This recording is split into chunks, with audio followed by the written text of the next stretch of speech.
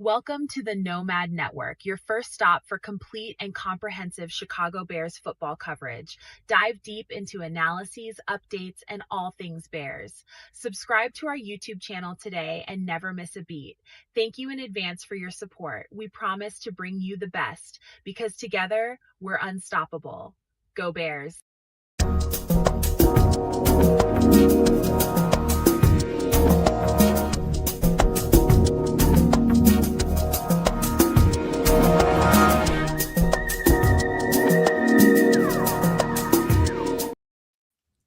Yo, Nomadiacs, welcome into another edition of Some Extra Sauce. And boy, do we have an entertaining show for you all tonight. Perfect off-season content, man, to keep everybody engaged, keep everybody talking, man. And, as people start to trickle in, man, I tell you, I've had a week, man. I'm starting to do some other things on social media accounts and different stuff like that. And then kept me pretty busy all week, plus doing some of the reviewing some players, man. I got a guy that you seen on that thumbnail. That's John Franklin Myers from Denver, man, who's going to be probably a free agent if they don't sign. He is a free agent. They have to sign him back to Denver. But I am telling you guys right now, that football player would be an immediate impact on the Chicago Bears defense in more ways than one. I mean, absolute violence when it comes to his play style, man. His hands are, oh my God, I just can't get enough of his film. Just been watching different guys from college, putting guys out there, a couple here and there, but that's going to pick up. The momentum of that's going to pick up here coming up soon. But having a good week, man, doing some stuff. I want to talk a whole lot right now, but Keds and Trips, man, let's go on around the bend a little bit. Trips, since you up at the top, man, let's just start with you. Yeah, Coolin, I would recommend that anybody who is not subscribed already to the Nomad Network, go ahead and do that. Who's not subscribed to Keds Canuck or Sports Chicago Style, also known as Triple SCS. Shout out to Chef Trips, Coach Tripping, and Trip. But then a shout out to myself. Yeah, that's right. A shout out to me, as I was a whole vibe for the Super Bowl as I held that down with the live call. It's the last game of the season, and I was like, might as well call it. And then it was just a sharing session of a queso dip that was delicious. It was beautiful. Of some thoughts about how to fix the Bears, some thoughts about the Bad Bunny Rabbit and the music, and I saw Jessica Alba. Hey, boo. I saw you, boo-boo. And so it was just the whole thing. And so go back, watch that. The game was boring, because by the end of the fourth quarter, I had my feet up, laying back in the chair like, oh, the game's still before on. You get into all that, we're gonna definitely talk about the Super Bowl here. Oh, yeah, but just watch the video, and it's a entertainment that you can find not many other places. So Sports Chicago Style at Triple SCS. Check it out. Kids, go ahead. Before you go, kids, I'd love to see all the new people jumping up in here, man. Please hit the subscribe button. It's totally free. Nothing, because we got some great content for you all. We're here to entertain tonight for sure, and you guys are going to enjoy the show. So thank for all the people that's jumping in on their cell phones, everybody on their computers, man. I see you guys in here, man. Thank you guys for being here. Go ahead, Chris. Yeah, what it do? It's Wednesday. Welcome to Some Extra Sauce. Big shout outs to the White Ghost out there, Ralph Love, Sicario 3030, good to see you. Temperance Reagan or Rogan. Either way, shout out to all you guys for jumping in and representing with us tonight. Be sure you like, share, subscribe if you have not done so thus far. Big ups to my guy Triple R, man. I didn't realize that you were gonna do the big dance. So I might have jumped on with you, showed a little representative. Y'all some punks, man. Y'all didn't want to do the show over here. I didn't really want to do it at all. I'll be honest with you. I had a good time, except I'll be frank, I probably would have had a better time doing it with you guys because the game was kind of booty. Save it. Booty. We're gonna open up on that, man. But just, truth be told, I did it through the YouTube Studio, Mm-hmm. and so it So only wasn't one license. I StreamYard, see what you mean. I know what you're saying. Okay. so I didn't really know how to do all that. Okay. All right. And so I didn't have worries. any art. I didn't have any storyboards. It was just moi. But the camera does love moi, so it was all good. Man, Funny, but yeah. Anyways, we'll leave the game alone. We'll get back to that shortly. Big ups to these gentlemen here. Big ups to a historic Bears season, and welcome to the offseason, y'all. that's where we are, man. Hey, listen, let's just get right on into it, man. I opened up the show, so I talked a little bit. Let's just be human for a second, man. What's been going on with you the trips this week? Anything good happen? Anything bad happen? You healthy? You happy? What is it? Yeah, everything's good, healthy and happy, and sometimes wise. Yeah, just hard with the nose to the grindstone. Everything's good. Got some family coming in town in a few weeks, so looking forward to that. Or a couple weeks. So yeah, everything's cool, kids.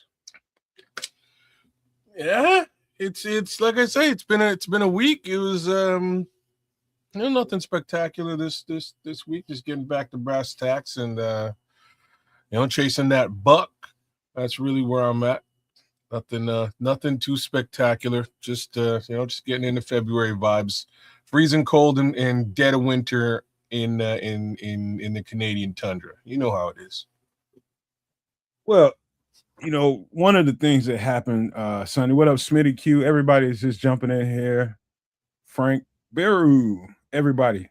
Thank you guys for being here, man. Listen, there is some let me start off with a little bad news, man, because like I told you guys before, my girlfriend, she works with dementia patients, and if you know what I know, then it's going to be a season where they lose a lot, and you work in an environment like that, you become attached to the people that you work with and you work for, you service, and all the things that you have to do to be there for those people. And she came home one night, a couple of nights ago, and she was like, hey, I went to visit one of my residents. I left there. She was doing fine. She was having a good time. They was playing beach ball, volleyball in wheelchairs with the old people and all this kind of shit.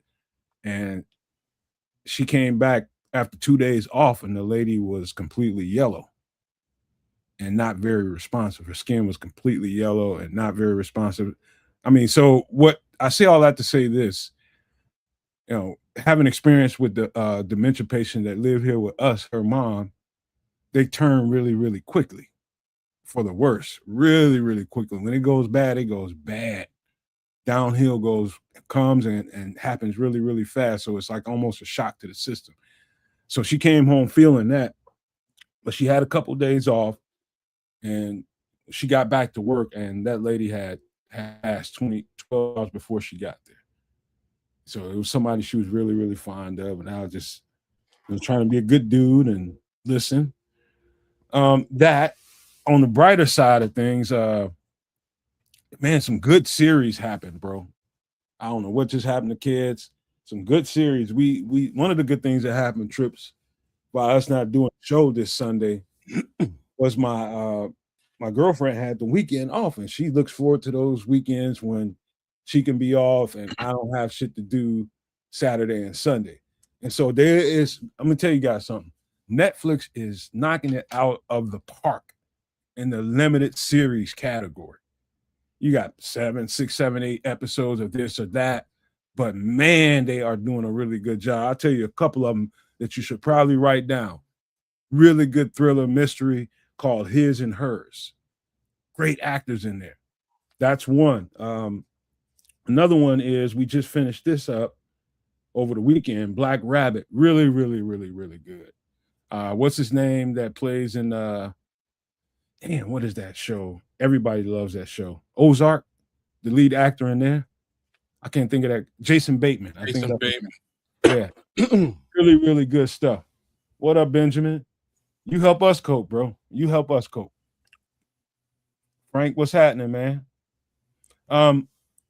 Crimson, shout out to you, bro. I'm finna reach out to you really, really soon, man. Got some good news to share. I want to make good on some stuff we've been talking about before, but I'm going to reach out to you in the next 24 hours, I think, 48 hours. Hopefully we get something done, but thank you for being here, my guy. Yeah, limited series, kids and trips. Should look into those. You should look into those. They must have a studio or something. They bought some land, but they are knocking it out of the park. If you like thinking. Let me put you on timeout. So, yeah, they got a studio. They also, I'm not sure if this deal has gone through, but they're trying to buy out Warner Brothers. This is how big Netflix has become over the course of the last few years, like since COVID. That doesn't surprise me, kids, because remember when we used to joke around when I say the new Bear Stadium is going to be YouTube Stadium, and it wouldn't surprise me if it was Netflix Stadium, because they are morphing, bro. Like, and when I say Warner Bros., like basically the vast majority over the past 20 years, media has sort of been stockpiled and split for the most part between two entities. Entity A, Disney. Entity B, Warner. If Netflix does come across all of this Warner Brothers intellectual property, we're talking about all of the DC, Superman, Batman. We're talking about HBO, which is by proxy owned by Warner Brothers, which means Game of Thrones and the new one, Night of the Seven Kingdoms, like crazy stuff, y'all. This is why the Penguin, I never figured this out, but this is why the Penguin is on HBO, because Warner Brothers owns HBO. I didn't really realize that. But yeah, this is what's going down behind the scenes. They're trying to and you were wrong about AOL. Crimson. But yeah, this is what's going on behind the scenes. There's a big bid, I believe, between if I'm correct, I think it's Paramount is the only other player, right? I think it's Paramount and Netflix that are going head to head for all of the Warner Brothers intellectual property right now, and Warner's willing to sell out. So we'll see. I think Paramount is coming with the big cash offer and the hostile takeover, because the part of the bid is also Jared Kushner and the people, the Affinity, rather, the video game people, the Saudis with all that gas money. Oh, okay. And so that's part of where they're getting the cash for that bid. Wow. And you know what? I gotta say, man, the Penguin really surprised me, because I started thinking, when I started seeing the promos of it and hearing that it was coming out, I'm just like, what are they gonna do with that?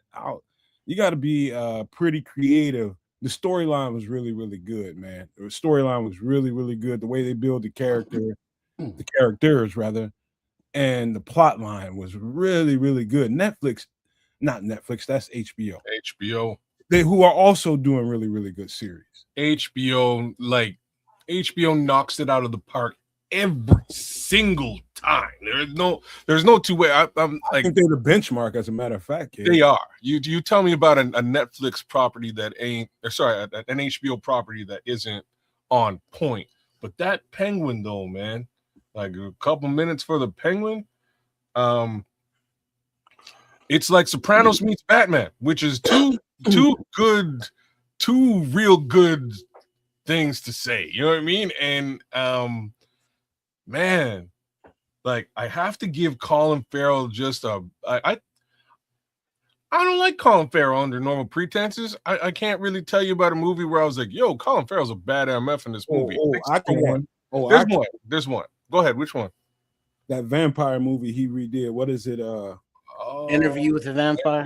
No. What's the no, it's like a 80s, 70s, late 70s, early 80s movie he redid. I thought that was the one, no? Interview with the Vampire. Yeah, come on, Chad, help me out. He was a vampire in what is it? Oh man, but he tore one that. more time, Jeff. Interview with Vampire? No. I'm like 90% sure that's what. No, I wouldn't. That's what I thought it was too. Yes, he made phone booth. Fright Yeah, Night. that was There you cool. go, Crimson. Fright Night. Oh, Fright okay. Night. I mean, he Fright tore Night. that role up, bro. I seen the old school Fright Night, but this Fright Night is actually frightening. McDowell. It's frightening, bro. He's not like. Don't get me wrong. He's not a bad actor. There's actually no SWAT fans. There's actually which one? SWAT? Yeah, with LL. SWAT. Yeah, SWAT was like tables. It was really just it was just a film, just 90 minutes of life that I could do other things with. But there's a couple movies he's good in. Not to knock the actor or anything. I'm just trying to say that when I watched the Batman the first time around, I was like, who was the Penguin? And then I clued into who the Penguin was. I was like, Danny DeVito?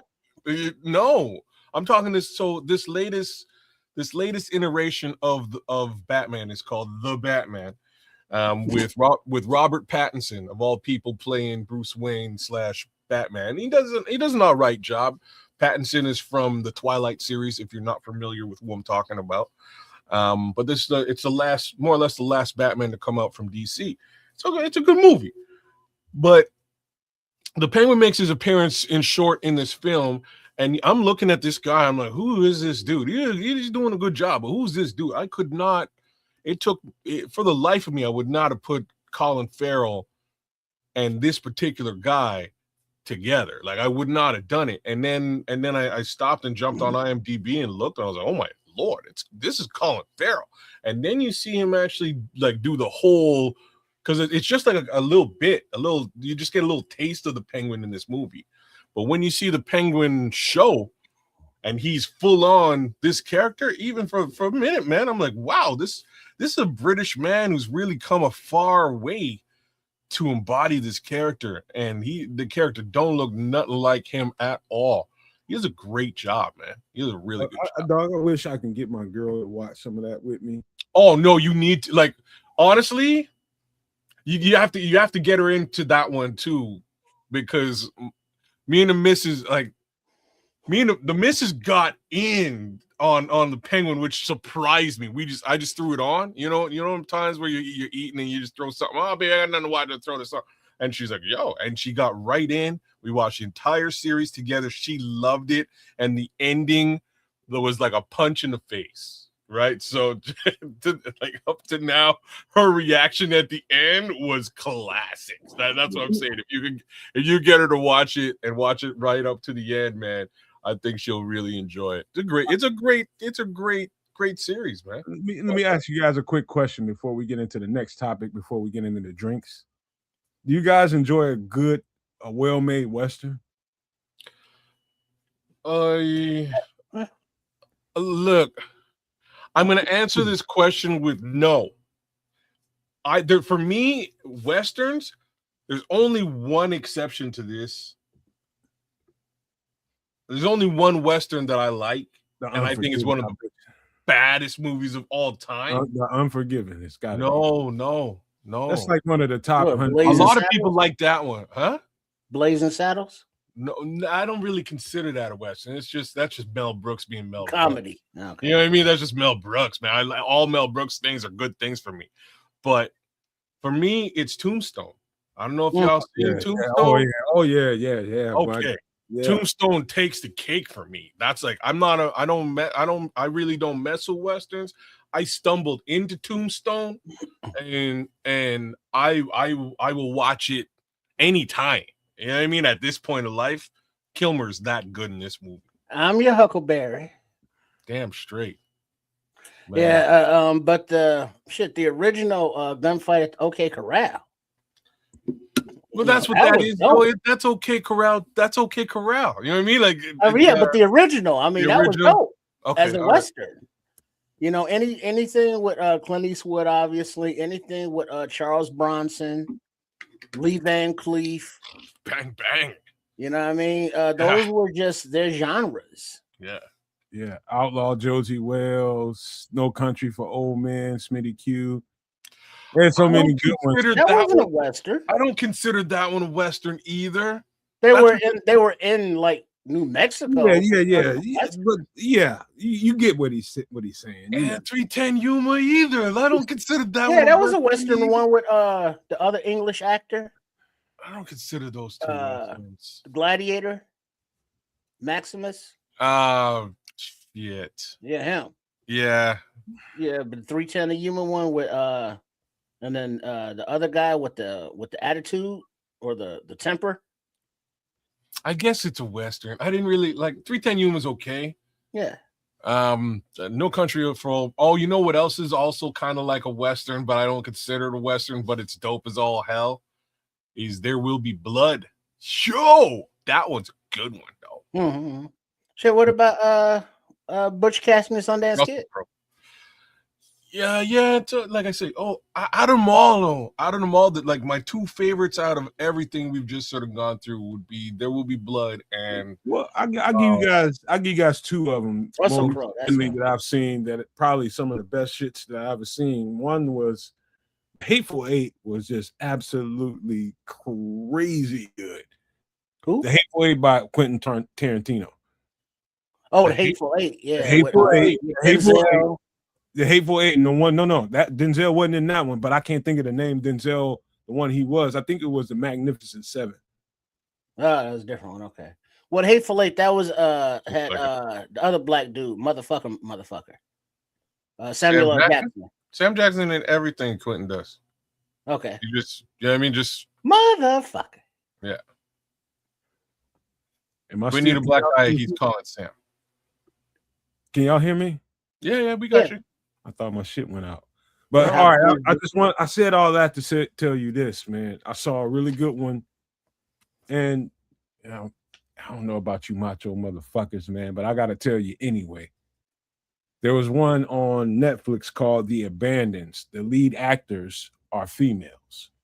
So they're giving you what the Wild West was like through a female's perspective, a female landowner, a female baron, against a female who had a little ragtag bunch of people helping her keep her little situation together. That they were orphans. Really, really good story called The Abandons, man. It's really good.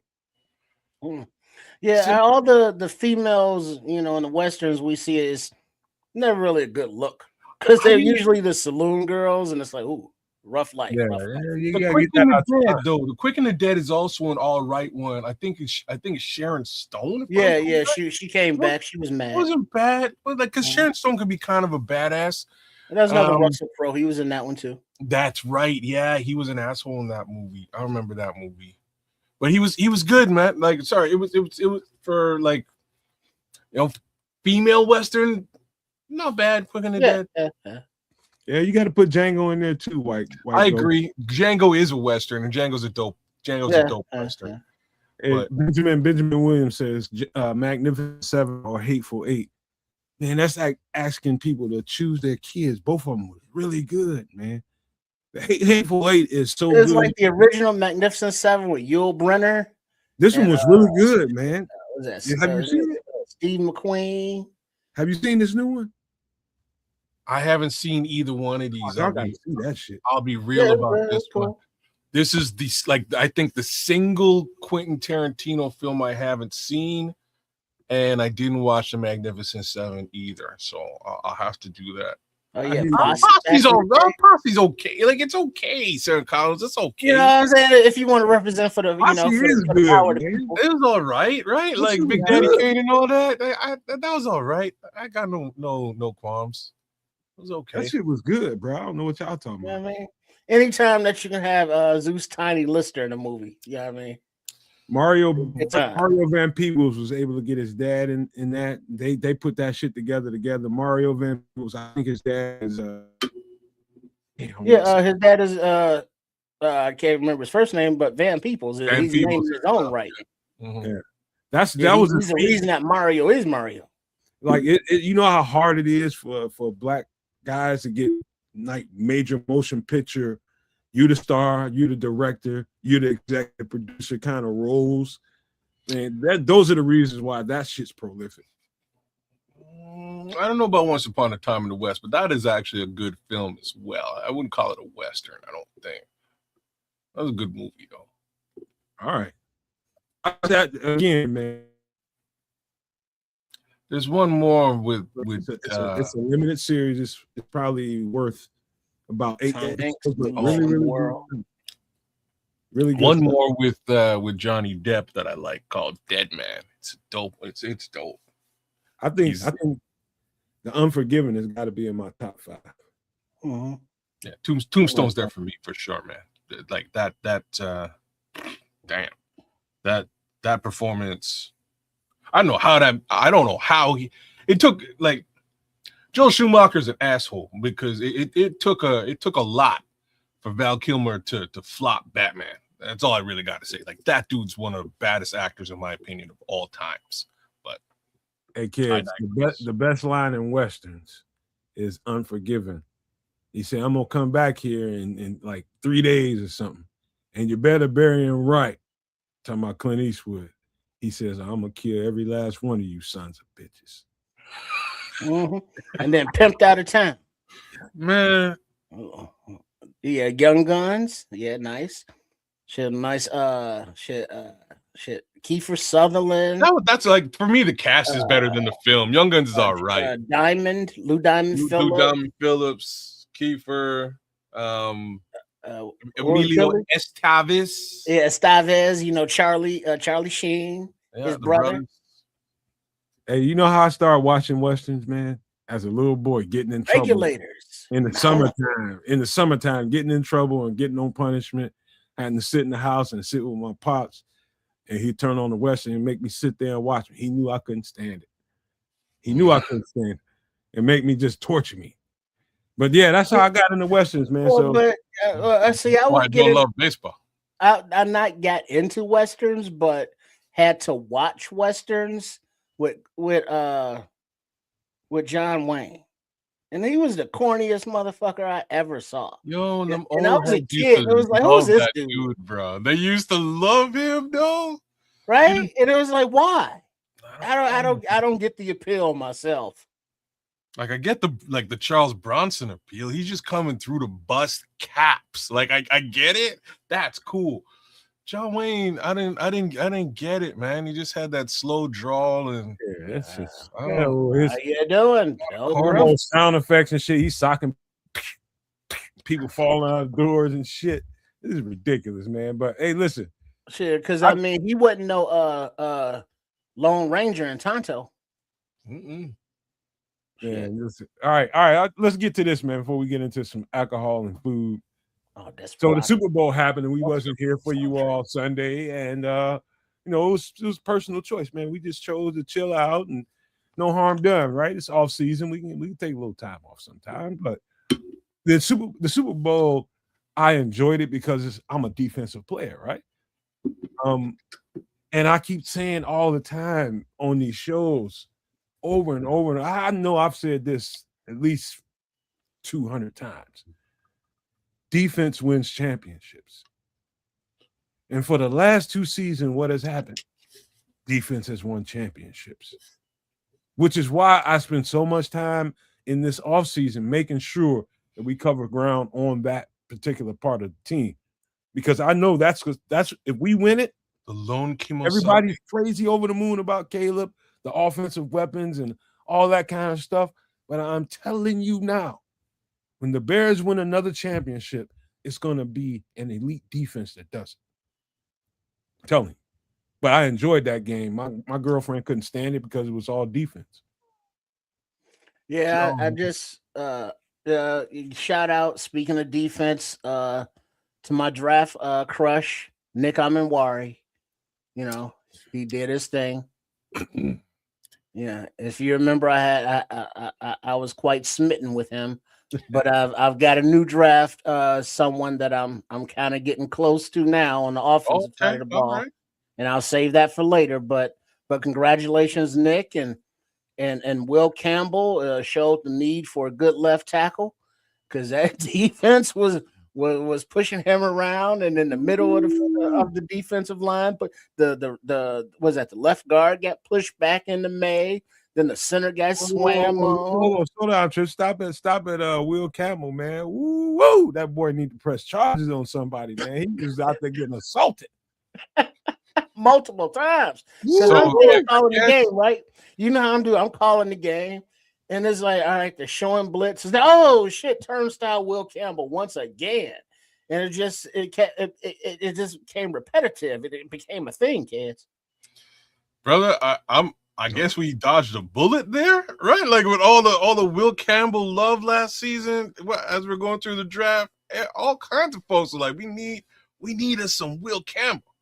Well, man, I guess we kind of lucked out somehow in not going down that road. So thank goodness we did not go down that road.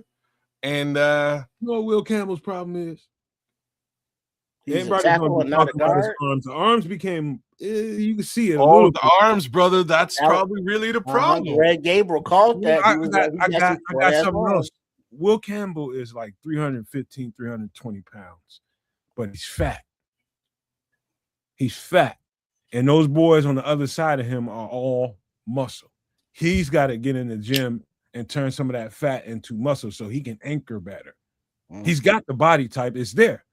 The body is there. He just got to turn it into muscle. He's mush out there. This is walking him. They were walking him back. You're right. He probably does need to put on some a little bit of strength. But I think the arms might have also had a little bit to do with things because they not only were they walking him back, the speed rush was working. You know what I mean? It was like sticking to the face and go right around him, bro. It was not a good look for Will Campbell. He's too short to box with that guy. Yeah, he's gonna have some he got some work to do. Big shout out for me as far as Super Bowl is concerned to Christian Gonzalez. I think Christian Gonzalez might have played the best football game out of anybody out there not named Kenneth Walker or Seattle defense. You know what I mean? But I beg to differ with that. I'm just saying, I think he had a fantastic game. He had two monster plays, big time plays that basically took 14 points off the board. So you're right, kids, in that regard. But I'm telling you, a guy that I put a short out on, a rehash short, was Craig Woodson out of California, rookie safety. He played well as well, actually. He was all over that motherfucker. He played well. Why I bring up Christian Gonzalez is just because Jackson Smith and Jigba was a non-factor, and we're talking about a guy who's putting up 100 yards a game. Well, doesn't he go out concussion protocol later in the game? Yeah, he does. Like kids, they did the Belichick rule: take the head off the snake. Well, they took the head off the snake, but it was mostly Christian on that snake. Is really all I'm saying, man. And I had to give the kid a shout out. He played granted. Not to take anything away from Mr. Gonzalez, but a couple of those balls were just short as well. And he was in position, you know, but if the ball was out there further, he wouldn't have got those. Once he got rattled, the balls were starting to come out erratic.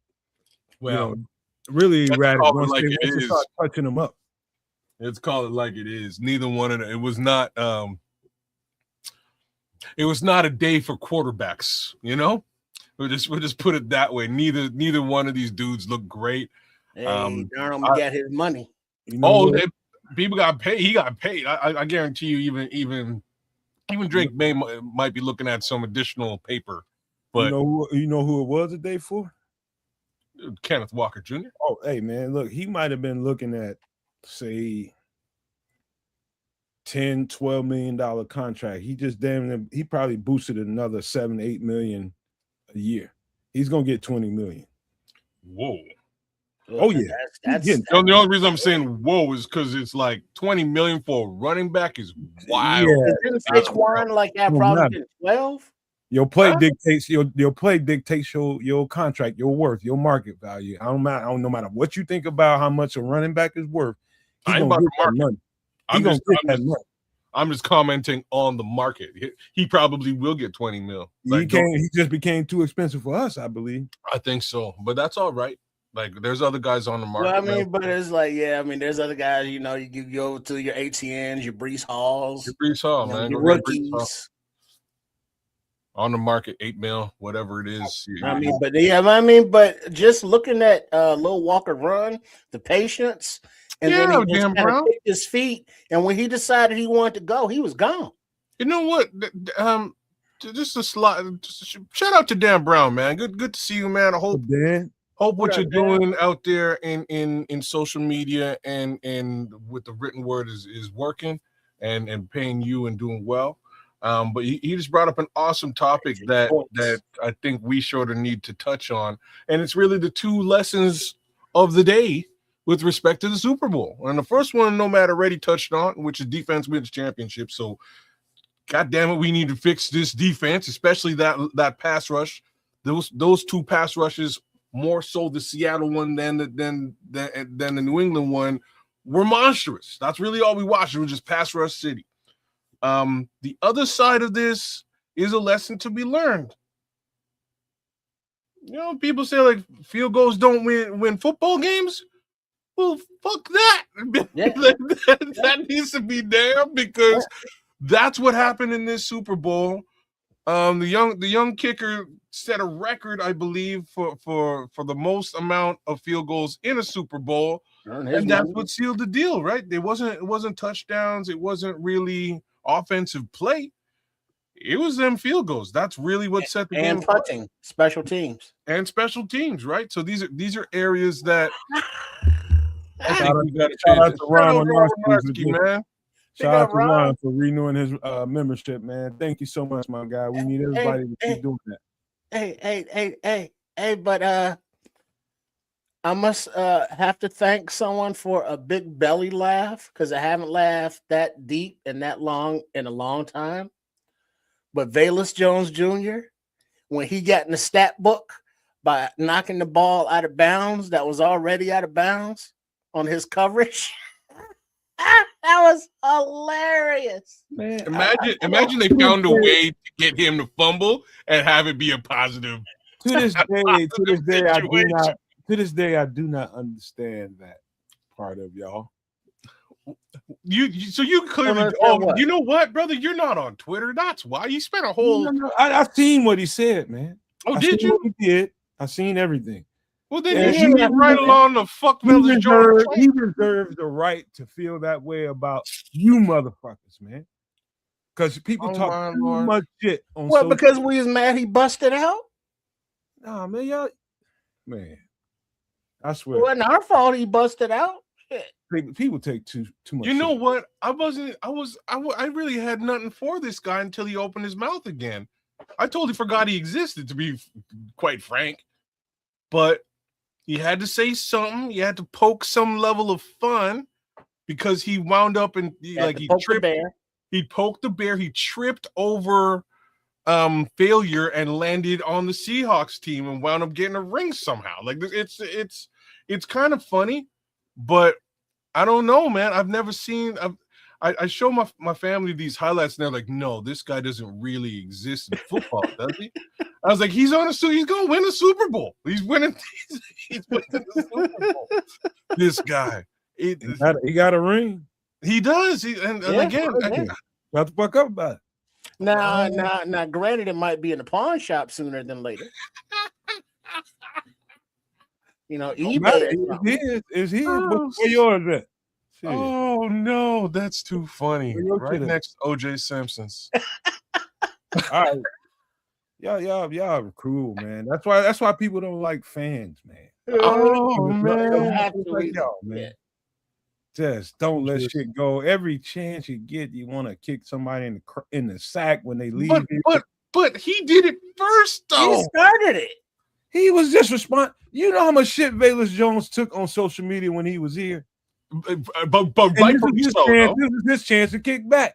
Rightfully so. You cannot. You cannot drop every pass. He can't kick you back. You can't drop every pass and fumble every kick that comes to you and get away scot-free. You can't. I've never seen a Velus Jones. You deserve your get back. You got your back. I've never seen a worse football player. Congratulations. He can say I'm a Super Bowl champion. I guess People we on have social to give him media talk too congratulations. much shit, He's a and they champion. fat ass can't play no football. So He F said, "Shit, what'd you do in the day? What'd you had? Touchdown? Like nah. So what you had? A couple runs? And like nah. He's like, shit, that I helped that ball go out of bounds. That was out of bounds. Hey, all that being said, listen. Last thing I want to talk about, we just talked about Kenneth Walker, but Nice. word is Reek Crimson. Woolen, the corner from the Seahawks, might be available. I don't know. I don't know if I don't know if his stock went up a little too much too. Well, I got a competing offer. I would prefer Jude. What's the other Josh Jobe. Job? Yeah, him. Because he was nice. He was very active in the run support. He was bringing the wood on those tackles, and he was good in coverage. Well, two different caliber of football players. Well, yeah, but both supposedly free agents. There's a lot of free agents, on that team. Yeah. And we may be looking at cornerbacks, so it's like Tyreek Woolen or Job. Both of those cornerbacks are like possibilities. Success brings all of that to your team. You're going to have to basically call your team and keep building from the draft. And that's the last thing I wanted to talk about was building in the draft. And, you got the draft. People talk about this stuff every year. It's one thing to have draft capital, which Trips just absolutely his manhood grows just talking about draft capital. He don't want to give it up. He don't want to give it up. Whoa. Here's the thing about this is the thing about draft. Where's the show going? Hold on, man. Let me finish before y'all get to the joke. This is the thing about draft picks. They mean absolutely nothing unless you know exactly what you're doing, getting those players, and having the right people in the facility to develop them and turn them into what you saw today. The other day with the Seahawks. Those guys made some really good choices, and it didn't start with the new coach they got, McDonald. That started when Pete Carroll was there, and they They just continue to draft young guys, young talent in the middle rounds, and turn them out. That's the key. They draft them in the middle rounds, sometimes late, but in the middle rounds is where they ate at, man. And so you got to give respect to, I think it's Snyder is the GM on that team, man. But really, really good job executing those draft picks, man. That young draft, those young draft picks won that game. Yeah, that's what gives motivation. That is like, man, a couple free agents, like the kid in the thumbnail that you mentioned. Well, not kid, but player. In the middle of the defensive line, then you draft well, and if we have the confidence in the coaching staff in the development of young players, like last season's draft, that was more so on the offensive side of the ball, but now the opportunity for Dennis Allen to get his groceries so he can make his Allen stew, and we want to see those players. So we have encouragement as Bears fans that the defense can be flipped into a more aggressive, more faster unit. So seeing the Patriots defense, they spent a little money and drafted well. Seattle spent a little money and drafted well. As long as we can replicate that, spend the money smartly and wisely, and have everybody stay healthy, and then draft well and develop those guys, we should be all good. I just don't know if they can do that because which one? All of that, like just the really, it's got more to do with the spend money well, and I think they've made a couple of relatively large cap heavy mistakes that they can't shed. And I think they got to sort of find a way to work around that. And you know exactly who I'm talking about. I'm talking about both those guys very specifically, not the Tremaines of the world. Tremaine, you're at a point where you can you can do things. But those two guys eat up a lot of cap room, and you're kind of stuck with the production that they give you over the course of the next little while. So I'll even raise you one with TJ Edwards. well, TJ, yeah, okay, I see. Well, hold on, we straying into the Bears conversation. Let's hold that. Oh yeah, all right, go ahead. We got food and drink to do. You know what? I'm gonna go get myself a drink. You start up food and drink. I'll be right back. Yeah, we gotta do drinks, but see how we get. Good job, Nomad. My bad. It's okay, man. That's what we do, man. We excited about our team, so we stray into those conversations before we should. But let's get into the drinky drinks real quick, man. I don't know. This one I like, man, because it's vodka and everybody likes vodka. Not everybody. Well, you don't like white liquor, man. That's all. Just the liquor. All right, Maduri sour. Ingredients: lime juice, Maduri mixer, lemon juice, cherries, club soda, ice, and vodka. It looks bitter and kind of tart. We're gonna talk ball. Don't worry about it, Crimson, man. But we're gonna get into some drinky drinks and shit first, and then we're gonna get into the ball. Get into a little food after that. But I like, okay, so Trips, if I'm gonna get a mixed drink, right? I'm not gonna want something that's got too much sweet in it. Don't like sweet mixed drinks. You know, I don't know. I've been at a couple jobs where they like to go out for happy hour and do all that kind of shit after work. And usually you got those happy hour mixed well drinks. I don't know if you ever heard of those, where they got them things all set up for you at happy hour, you know, just cheap ass $2-3 drinks and shit. And maybe that's what really spoiled it for me, is drinking those cheap ass drinks like that was really, really sweet and I couldn't stand it. But if I'm gonna drink a mixed drink, I would like to have some twang to it to cut the little bit of sweet that's coming in that mixer, right? And so that's where the sour comes in. You gotta love that part of it. Oh, not me particularly, but sure. This isn't. See, I'm not nothing in like I'll eat a cherry. And like if I'm at a bar, you know, I'll do the thing where you tie a cherry stem in a knot with your tongue. I can do that. But like lime is like this. Midori is like really sweet. And then lemon is like just too much for me. I'll eat the cherry and then in the club soda and ice, but the vodka, I can't do that. So there ain't nothing about this except for the cherry, the club soda and ice. That's all I can mess with.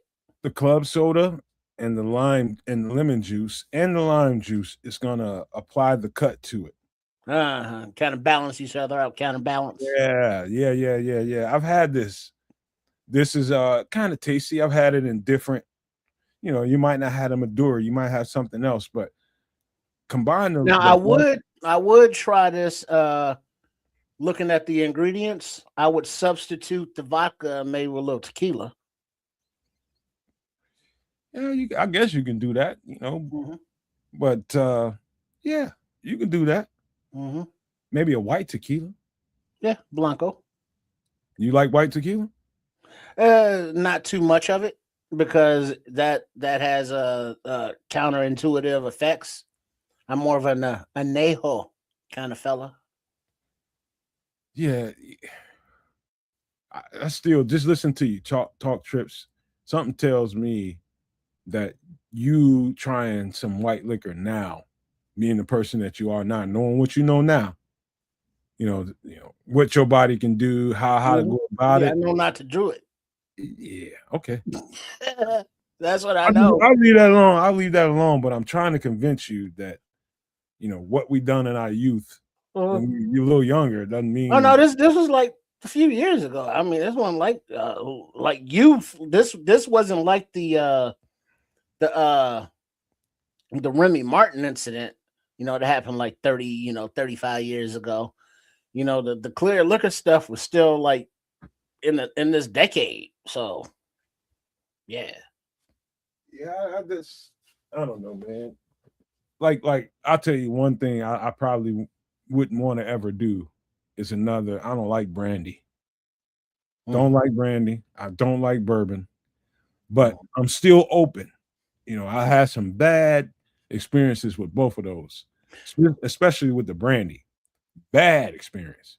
I've had it's different and it sounds weird, but bourbon and brandy both have versions that they are made into a milkshake. And it's a spiked milkshake. And you can have either one. I've had that. And it tastes weird. And it's like you can taste the brandy, you can taste the bourbon or whatever you're using, but it's mixed in with the milkshake flavor. So it's kind of like, huh. It's kind of like a Irish coffee or a Kahlua and cream, but different. It's pretty nifty. See, you one of them people that you have a different kind of stomach. You got like a cast iron stomach when it comes to dairy and mixing liquor and dairy products and stuff like that. Like I had an uncle. He likes a vodka and Kahlua. He liked the vodka and Kahlua. He's not here with us. Like what is that? White Russian? Yeah, basically. It's basically exactly what it is. Every time when I used to go and do part-time stuff for my uncle at his bar, he come in there every single day after work and get 2 White Russians. I mean, not you call it vodka and Kahlua. Teaching me how to make the drink, while I'm doing it. And no. Do it like this, do it like that. Measure. But you got to have a certain kind of stomach, man. You can't like freaking dairy and liquor for people like me. You don't mess around with it. Yeah, I mean, because like I've looked up eggnog recipes just to make eggnog not in the holiday season, just so I can have it spiked. Because I like spiked eggnog, but they only sell it during the holiday season. They only sell the eggnog and you spike it yourself. Well, they do sell spiked, but they don't sell that all year long either. But it's like, yeah, so like spiked eggnog, I can sip on that. Make me a nice milkshake with throw some use leftover coffee. Throw that in the blender. Shit, a banana, a little cinnamon, a little vanilla, and then a little liquor, and then some ice cream. Mix all that up. Yeah, it's like a cocktail, but a shake. Man, you weirdo. A dessert cocktail. There you go. You weird. Yeah, it's delish. And it's like you can get your little buzz on. I mean, it's like an ice margarita, except it's ice cream. Man, you just said use coffee. Well, I mean, like a coffee ice cream, coffee flavor. Use coffee? Yeah, coffee, banana, ice cream, ice. I mean, it's like coffee and whiskey or coffee and bourbon or, I don't know. I know there's such thing as use coffee. Oh, yeah. Let me say in the morning, if you make a pot and you only drink a cup, you use that coffee. Coffee ice cream. You ain't never had coffee ice cream? Coffee milkshake, iced coffee.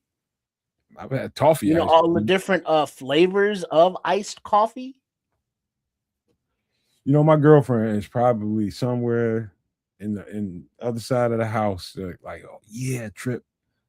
She loves coffee in anything. She just loves coffee. Yeah, I don't like coffee like that. I mean, but like iced coffee. How often do you make iced coffee at home? Never. Exactly, but people will make hot coffee, every day, and then go out and buy an iced coffee latte or milkshake or a smoothie or something. And it's like, no, you just make coffee, let it cool down. Obviously, that's why it's old or left over. And then you pour that over the ice and then the ice cream and you mix up your own thing. Brother, I'm going to tell you something right now. My pendulum doesn't swing coffee. I'm just telling you right now. Doesn't swing dairy, but like you turn your nose up to white liquor and white liquor mixed drinks like this, Midori sour. I feel the same way. But they got flavors of coffee too. I will try it, Trips. I'll tell you that. I'm not gonna be rigid like you, and I'm not never doing. No, I'll try it. Well, I mean, hold on. Let me, because it's what the hell is it called? Hold on. Oh. What? This is what the hell? He about to go get something and totally. Because I had this, I want to try it. Hold on, here.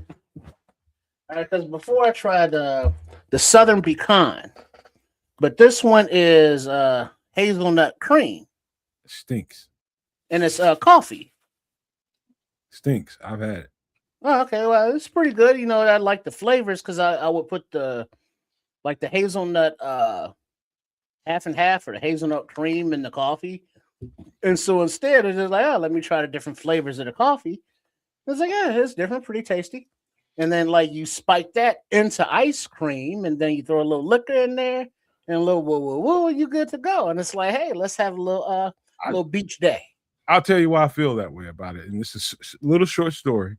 My brother, again, who passed away from drinking himself to his demise, used to when I moved to Columbus, Ohio to stay with him. He got up every day. He worked at a car dealership, so he's up at 4:30 in the morning getting himself ready. He's out the door about 5:30, gone. And every morning, all you would smell is that hazelnut coffee, and it stinks.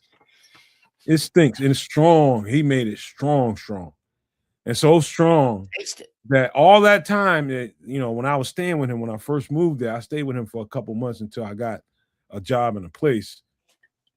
All I smelled every morning was that hazelnut. And so fast forward to a little while later, when I'm getting ready to move out of there, a couple months later, his wife came up and told me, she's like, you know how strong that hazelnut is in the house when you smell him making the coffee? I was like, yeah. She's like, you know what he's doing, right? He's making it really, really strong because he's pouring like a half a fifth in there. So he's got this big steel coffee mug. Nice. He's got this big steel coffee mug, and he's pouring like a half of a fifth of liquor in there and pouring the hazelnut on top of it to hide the smell, to mask the smell. So he's putting that down the entire ride to work. And I had no idea. You had to get right. I was like, man, you just fucked up all day. I was like, dog. That's what you call a functional alcoholic. He was. That just reminds me of one of my bosses, man. I remember just, go to check out my boss. He's like, hey man, do me a favor. Go in the kitchen there and put a coffee on for me, man. Put a couple coffees on for us. So I'm all right. Fucking come in, bring him his coffee, and he just reach in his cupboard and pull out a thing of it was Sheridan's at the time, and I'm like, yo, what's up with you? You just holding up in here with a little bar stash? He goes, come over here. I look, he got a whole bunch of bottles in his big drawer at the bottom, man. Moving forward, I would just reach up and hey man, I'm gonna make some coffee. Just come back. He blessed me up with some good stuff, and that was the morning ritual for quite some time, man. It was those were good mornings back in the day. No. But wait now. So what is Midori mixer? Midori is a mixer. It's like a liqueur. What does it taste like? It's like a sweet mixer. Okay. It's got a if you wanted to give it a taste, to me, it's got more of a strawberry or a cherry to it. Oh, okay. Which is why you would garnish it with the cherry. Okay, makes sense. I'm sure you've had it, man. It's very common. I haven't had this. The only sours I've had Midori. You've gotten it in something if you had a mixed drink. Maybe.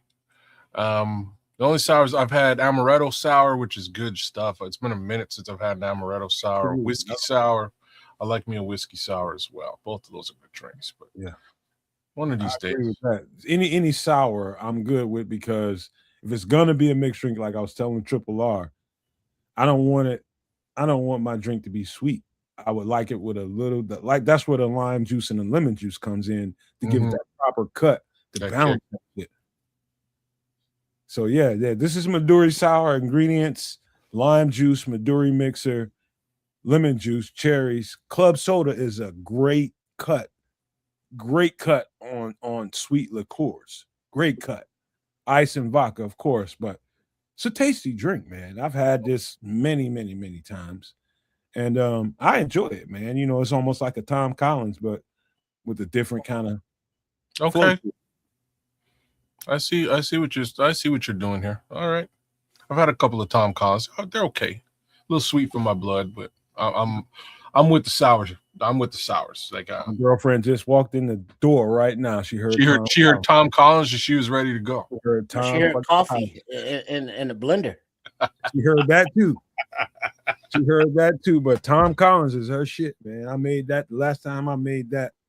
Well, just saying, Georgia, I made it here once, maybe once, but I made it in Georgia with her and one of her girlfriends, man. I made them for them. Put it up with the shaker and shit. Put the cherry in that thing. I make a Tom Collins a little bit different. It looks like a Shirley Temple when I'm done with it. Okay. But it tastes like a Tom Collins, but just better. So I do my own interpretations of any drink that you see on the screen. I'm going to do my own stuff to it, which leads me to the next drink. What do we got? I think you're going to enjoy this, kids. Who? Right for me. Oh, no. Punch you in the face.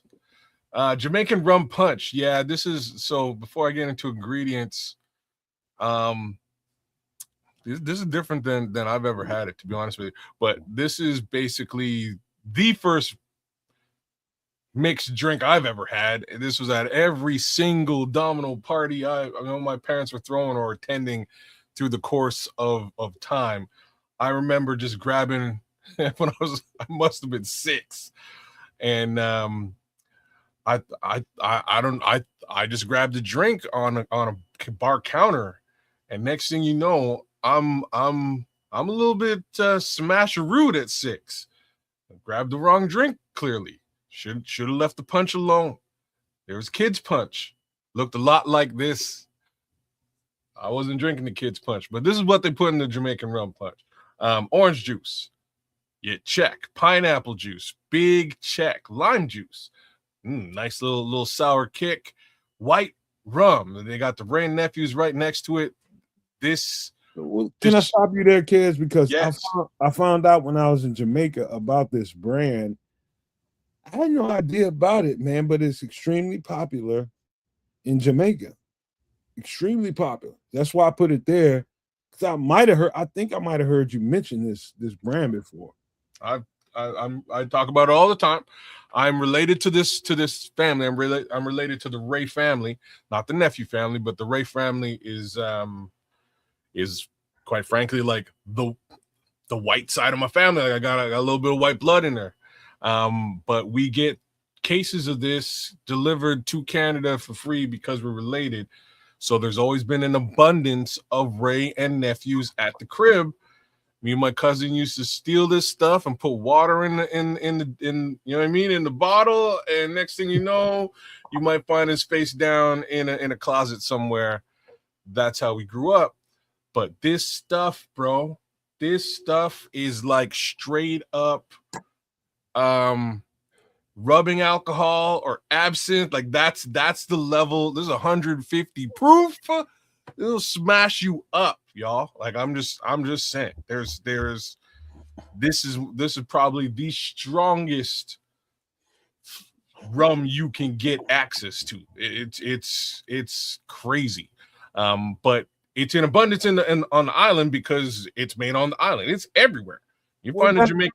That's where I'm coming from, kids, because when I first got there, like my first experience on the island was getting off the plane, getting in the charter. I mean, not in the charter, getting in the shuttle and stopping at, the little, huts on the side, man, little shacks on the side that had, food, drink, and they're pouring it up for you. I'm just oh shit, what the fuck is this? Bruh. And that's when I heard the name.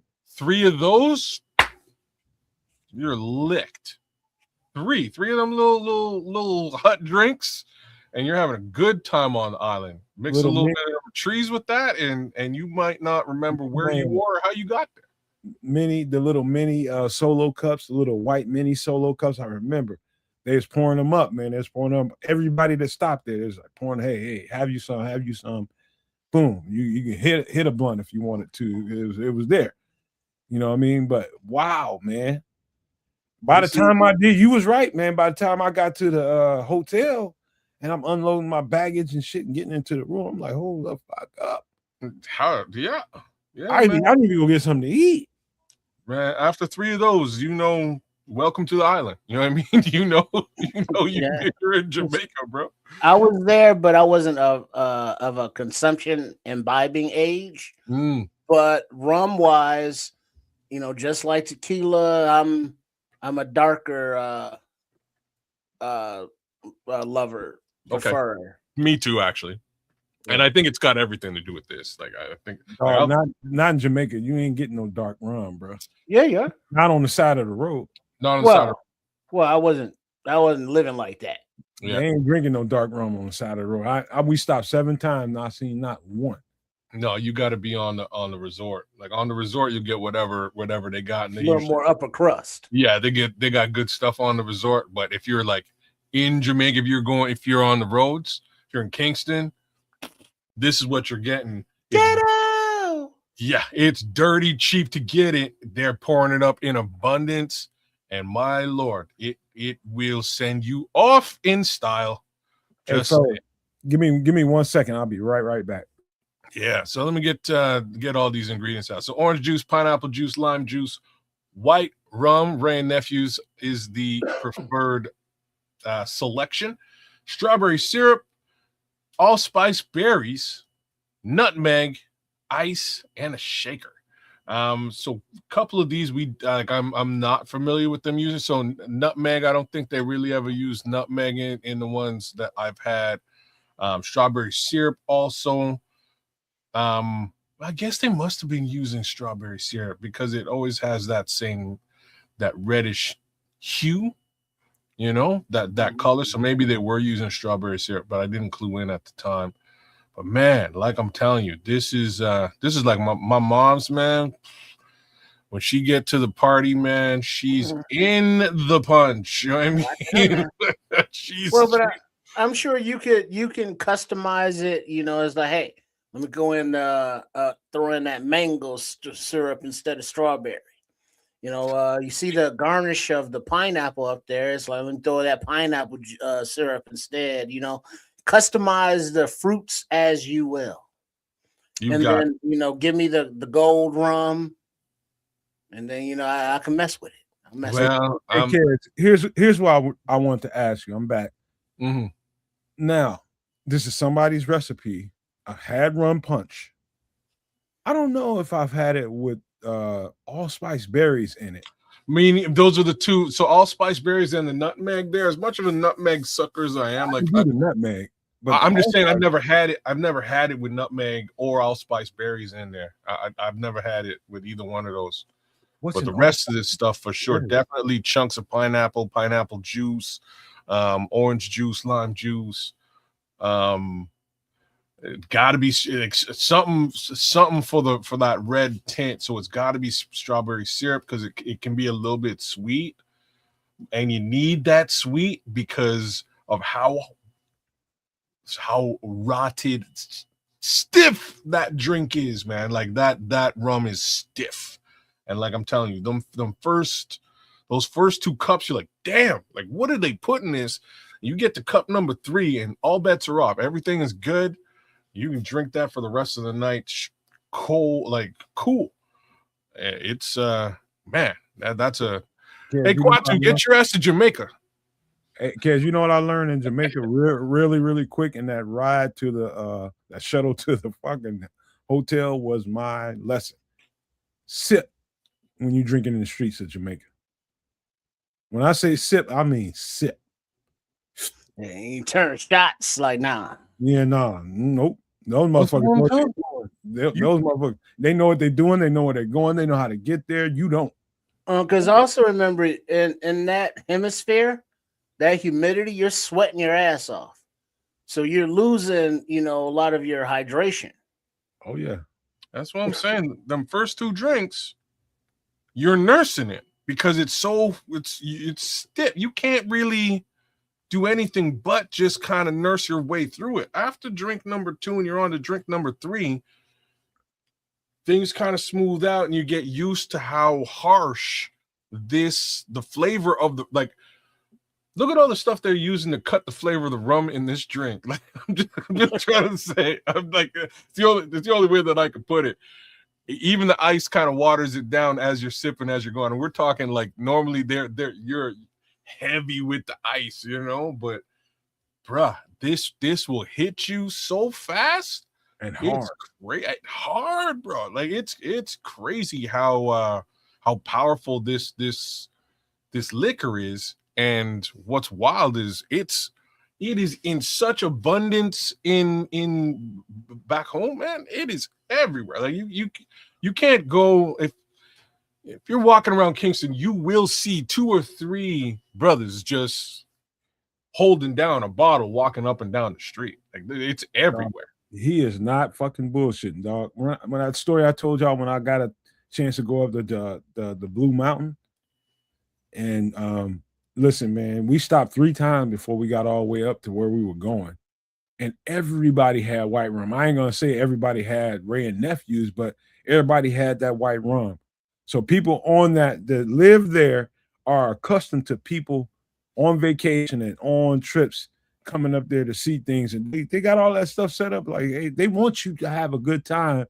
Like when you get in that part of Jamaica, I realized real quick, you better be somebody that they respect or they like somehow, because you in Neverland. When you get off that beaten path, and I was never what you got on my 40. I was never scared, but I was just like, I let's just say I gave in to the fact that this can go any way it wants to, and I'm just here. And yeah, I just you turn the wrong behind the wrong hut. And you got a group of fools with machetes looking at you. The people that were with me knew that, you know, one thing they told me was take that diamond out your ear. I took the diamond out my ear and put it in my pocket. Bro, like you catch a rogue yardie with a bottle of this and a spliff, all bets are off. That's all I can really say. And that's at least in, like, for me, it's a bit different because I can at the very least I can chat patois with these guys and you'll get out of shit that, you know what I mean, that might be popping off. I talk my way out of things. Your regular random guy, good, like it could be problems, man. And this is why my suggestion: stay on the resort, y'all. You know what I mean? Stay on the resort, enjoy the resort. Yeah, don't do what I did. You know what I'm saying?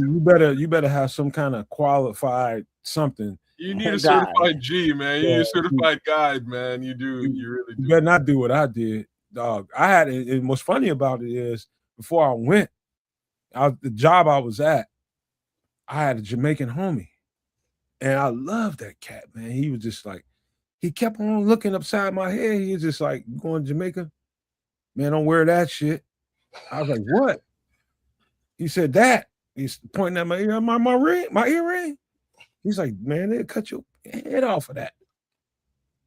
I was just like, man, I'm wearing my earring. And I wore it up until we got ready to go into the mountains when old boy told me. And that's why I took it out. Yep. Once we got there, and he said that confirmed it for me. I was like, they know what they're talking about.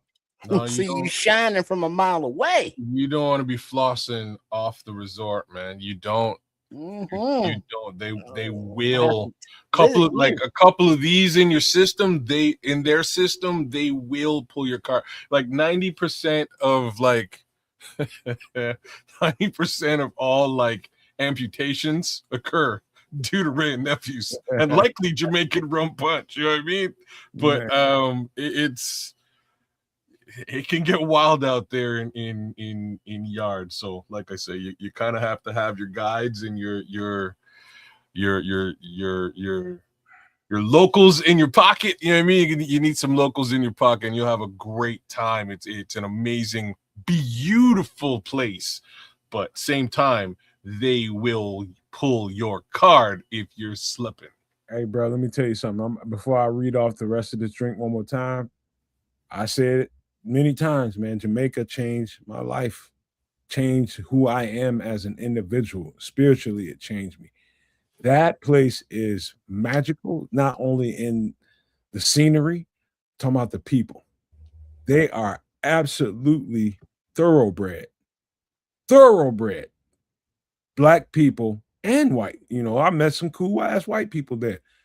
Met some Latinos there. I met, but the through line You ever was bumping any Jamaican Chinese? no, I did not. Bro, throw you for a loop, man. Bro, I was like, I was in another world and I enjoyed it. Every single bit of it. It made me into the nomad you guys get to hear today. I'm a much better person because of that experience in more ways than one. So Jamaica, I have nothing but absolute admiration for the people, the environment, and the way they conduct themselves with people that come there and wanting to learn. I was there. I was one of those people that wanted to learn. I wasn't a person that came there and just wanted to enjoy the beautiful sights and everything that comes with Jamaica. I wanted to learn about people in Jamaica, and they showed me. And the result of that is beauty, almost a little bit of tears, and at the same time, it was just like my people are so goddamn resilient everywhere. And Jamaica is a perfect example of it. This drink, this rum punch, which I had many times. And kids, I was hoping you was going to be able to give me a little clarity on the allspice berries because I don't know what that would have done to any of those punches I had. But I can imagine, I guess. So like allspice Pretty is strong. allspice isn't just like, I'm not surprised by it. I've just never seen it done here. Allspice is in everything Jamaican. It like allspice is jerk chicken. You know what I mean? Like it's in, they put that in everything. So I'm not surprised by it. I think that I differ with that. I think the jerk chicken is in the wood. It's in the pimento. No, I think you so. like you would be surprised what I'm saying. So allspice is made from pimento, bro. You know what I'm saying? Add more pimento. Yeah. You like if you're using real legit pimento, it's gonna give it more of a sauce, but you can do it dry without the pimento, and like allspice is like dried pimento. That's basically what it is. Imagine what that flavor explosion must have been like for me the first time tasting anything pimento. Bruh, I had no idea what pimento was. Bruh, the first time I had it, it blew my mind as well. Like I truly have to say it, and I was like, shout out to Fishy. So my sister's dad, he's a chef, and he made some jerk chicken for the first time. So he has, my family has they have 3 different Jamaican restaurants, 3 different sides of the family here in town. But the first time I ever had it, he was over at the house and he was like, yo, I just copped this recipe from back home.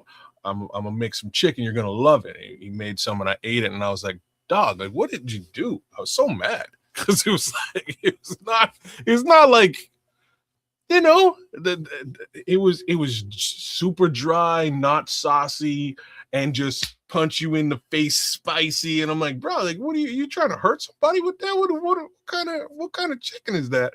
And when you're done, you're like, wow, this was, I'm not sure if I love it or I hate it. And then you get some more, you're like, you know what? Yeah, I love this. This is super good. So like initially I was cussing him out saying it sucked.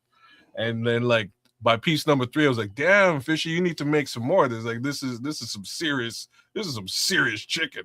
This is a bomb ass chicken. He's like, I know when I open my restaurant, I'm gonna sell all kinds of this. And like down the road, he opens a restaurant and they sell mad jerk chicken, mad oxtail and curry and rice and peas. He's got a real nice little thing going on. He's had it for about almost 20 years now, at least. Nice. Jamaica. Hey, as the expression goes, you don't know what poontang tastes like until you do.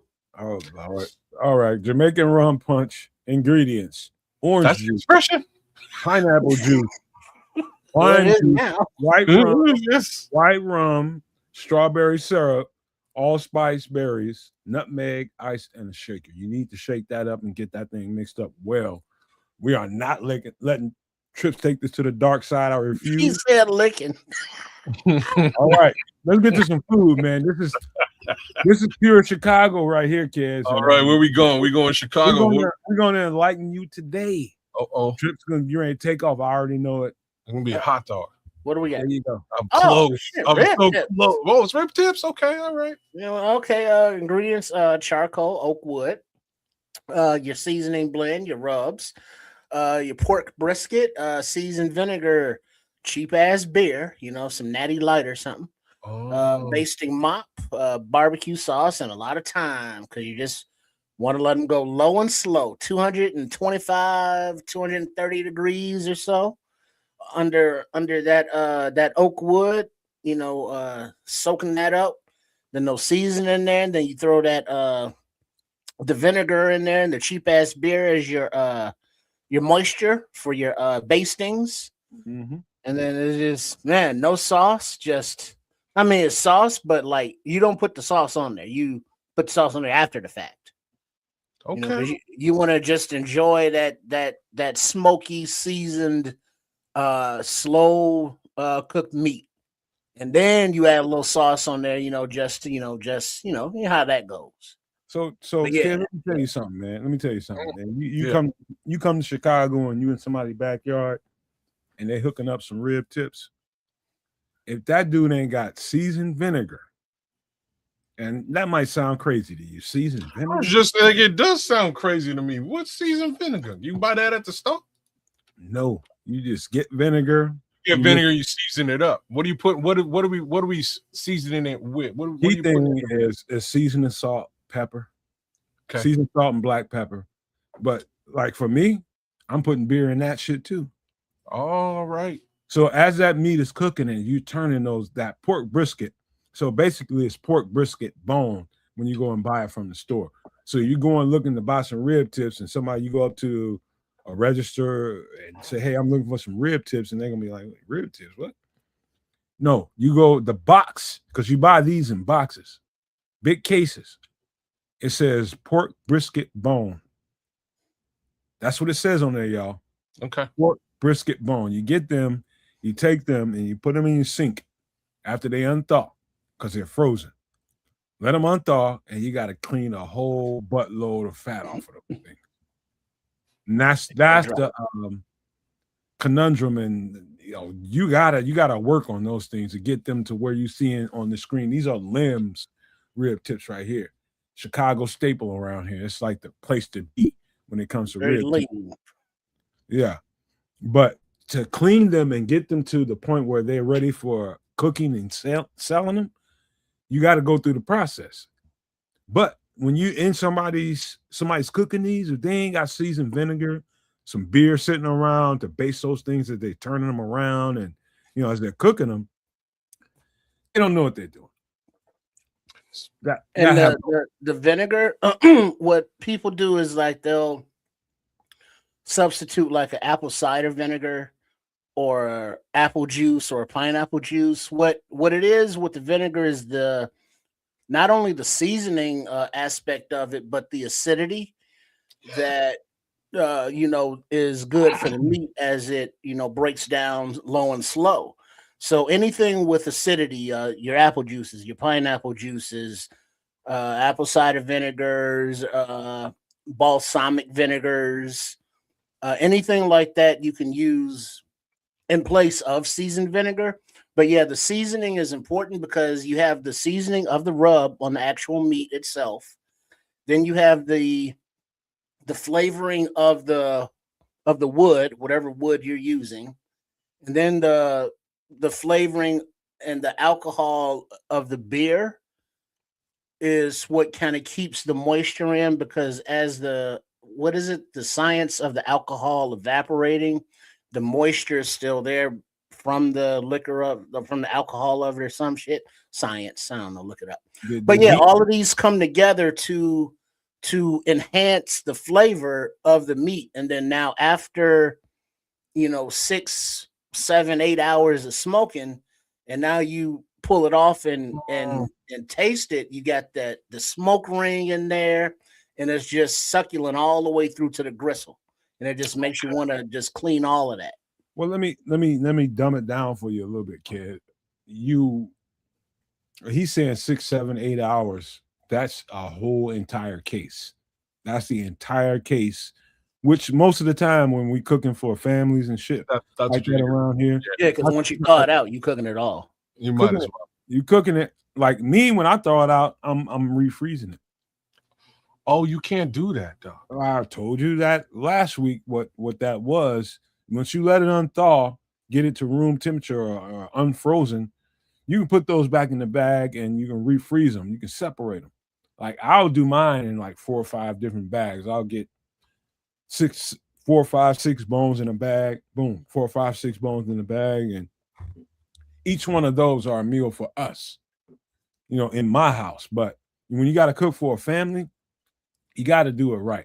And the seasoned vinegar and the beer mixture is absolutely, when we start talking about people in your neighborhood coming up and be like, hey, what y'all over there doing? What y'all cooking? That brings people that you don't even know to your yard. You don't even like, man, where's you, man? How you get in my yard, man? What is you doing back here, man? Let me get some of that. That smell when you pour that on the meat and the fire hits it, kids, and the aroma it gives off in your vicinity is going to attract people like roaches. Yeah. But certain yards people just don't be walking up in. Cause raid. No. You need to get yourself a dog. Hi, sir. May I enter, sir? Announce yourself. Hey, kid, it's like a kicker. It's like an NFL cookie. Like, who are you? How you getting? What you doing here? Right. That's three room for special teams. 3 more questions, and then we'll get asked. Wow. They would get asked after the fact. Okay, like I'm gonna have to give this a shot this summer. Oh you do. My boy's he's got like a smoker, and he loves stuff like this, man. So we'll have to. Well, what does he smoke up there? Like moose? I don't know. Well, he sometimes, but like that's not really what he's trying to. He's usually just doing ribs. He'll do like a straight up pork brisket. It's a little bit different than this, but it's fall off the bone when you're done. It's delicious. Yeah, that's usually what he does. He'll also like, man, bro, he smoked a prime rib in there, and he had that thing in there for about 8 hours, bro. It was nice. You got me at prime rib every single time, but it was we spent a good I don't know, about $100 just on that, just a big dirty slab of prime, and smoked that thing for the whole day. We played we're out in the backyard playing dominoes, and we just let that thing go. The scent was like, bro, can we eat it now? He's like, no. You know what I mean? No, we still got 4 hours to go. Are you kidding me? Damn, I gotta sit here and smell that for 4 more hours. Ow. You gotta know what you're doing. This right here in particular, it's a Chicago thing. Everybody does it now because it's become popular. You go anywhere in the country and people be talking about you got rib tips, and that came from here. The thing is this: when it comes to the basting mop, you see that down in third from the bottom, the basting mop. Like if I'll do this 2 ways.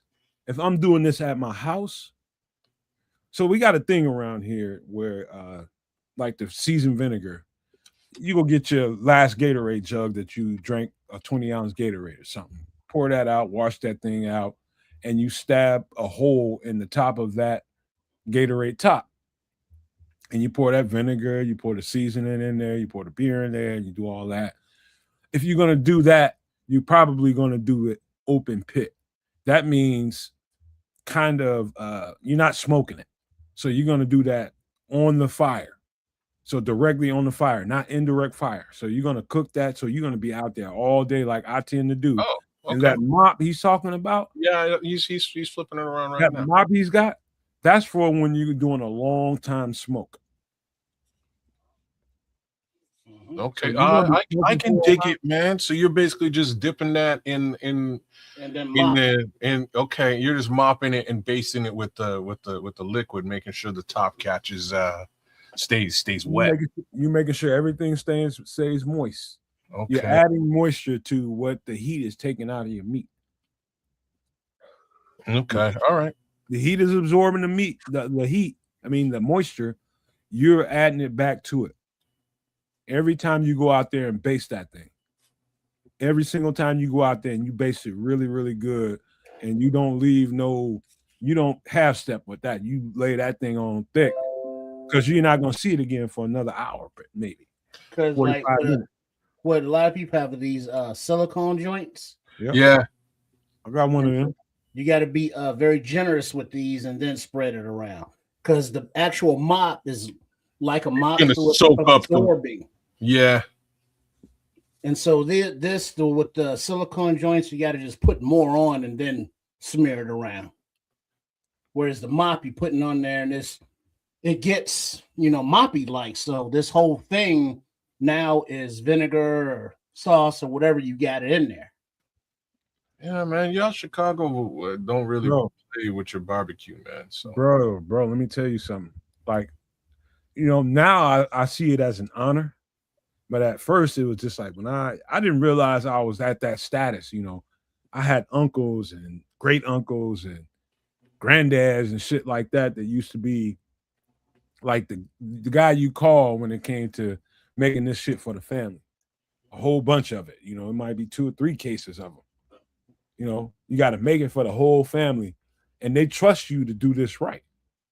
And guess what? I don't know how I became this dude. I ain't that fucking old, but I am this dude in my family. Oh, that's a rite of passage, my friend. You know what I'm saying? It's a rite of passage. It is, man. Over time, I'm not sure what it is, but at some point in life, you will just become the barbecue don, and that's just how she goes. Like, my boy. Big Lou, yo, we should sell Big Lou barbecue sauce off of this channel, man, with this stuff. My boy Big Lou makes some dangerous sauce, but let me tell you the 2 things. Like real talk, I should get the chef and Big Lou connected because Big Lou makes 2 things that will it will knock your socks off. First off, Big Lou's ribs. I've second to none. Like his ribs will defeat. You can put his ribs up against anybody's ribs. I don't care. They are fall off the bone, delicious. But the second thing he makes, man, that caught me, man, was his sweet potato mash. Oh no, Big Lou, it is so good. But yeah, man, I totally forgot about Big Lou, man. Like if I'm hosting in like a jam or a joint, whatever, I'll holler at Big Lou and be like, "Yo, bless me with some ribs and some mash," and he always gives me like a 50% deal on the food because me and Big Lou go back to like 1990, like we're old homies. But yo, man, one of these days, I have to bring Big Lou on to do a little side joint with the chef. Let me tell you guys before we get out of this. I want to give you guys a tip on what a rib tip is. I think people will relate to it better when I say it this way. So when you go in the store and you go and get a rack of ribs, St. Louis, that's what they call them in the stores. They call them St. Louis ribs. It's not a baby back. These are St. Louis ribs, the big ones in your store. And you get one of them that's really untreated, uncut. You can get them like that. They're really big. And that's where you're going to get the rib tips from. Or you can get them already cut and sliced and they're perfect size to throw on your grill and you got to do nothing. Excuse me. You ain't got to do nothing to them. All you got to do is season them up and put them on there and you're good to go. You get them untreated, uncut, untrimmed, they're going to be huge. You put them on the grill as is. When you're done, that top layer of the of the rib, that you're like, oh shit, man, what am I going to do with all this? That's what they're cutting off to give you what you're getting in the store when you get the perfectly cut rib in the store. That's the rib tip at the very, very top of that bone, which is why you see all the gristle and all that. nobody wants it because it's pretty fat up top there. Nobody really wants it, but we've turned it into a delicacy. That's what it is. That's what you get in the very top of your rib.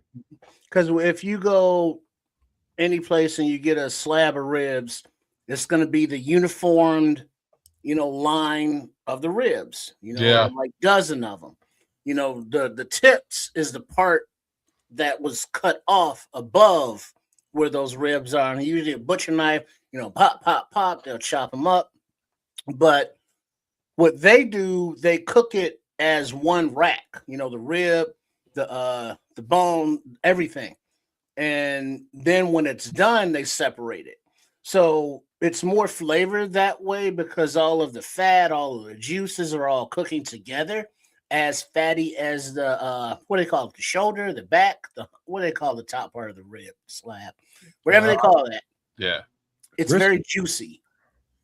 And that keeps the interior, of the meat juicy and moist, whereas when you're mopping the outside, it's creating a shell. So there's going to be a little toughness to the outside, and then tenderness on the inside. Yeah.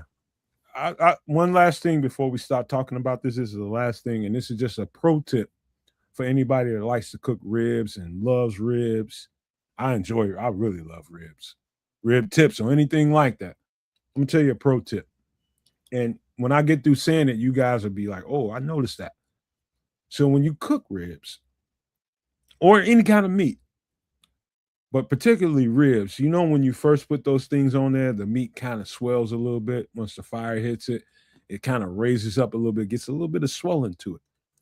And then once it starts to cook down a little bit, they kind of gradually kind of decrease in size. The pro tip is that's time to take it off the direct heat and slow your heat down.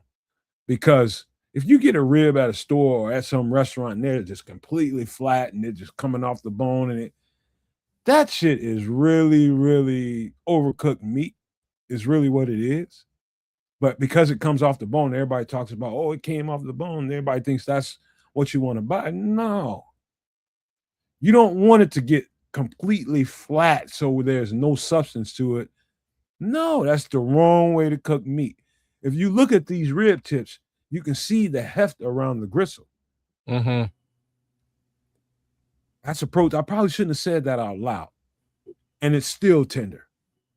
You don't want to cook it so long so that all of everything came out of the meat because you're so busy trying to get the fall off the bone stuff that you forgot you need flavor. This shit's gonna be dry.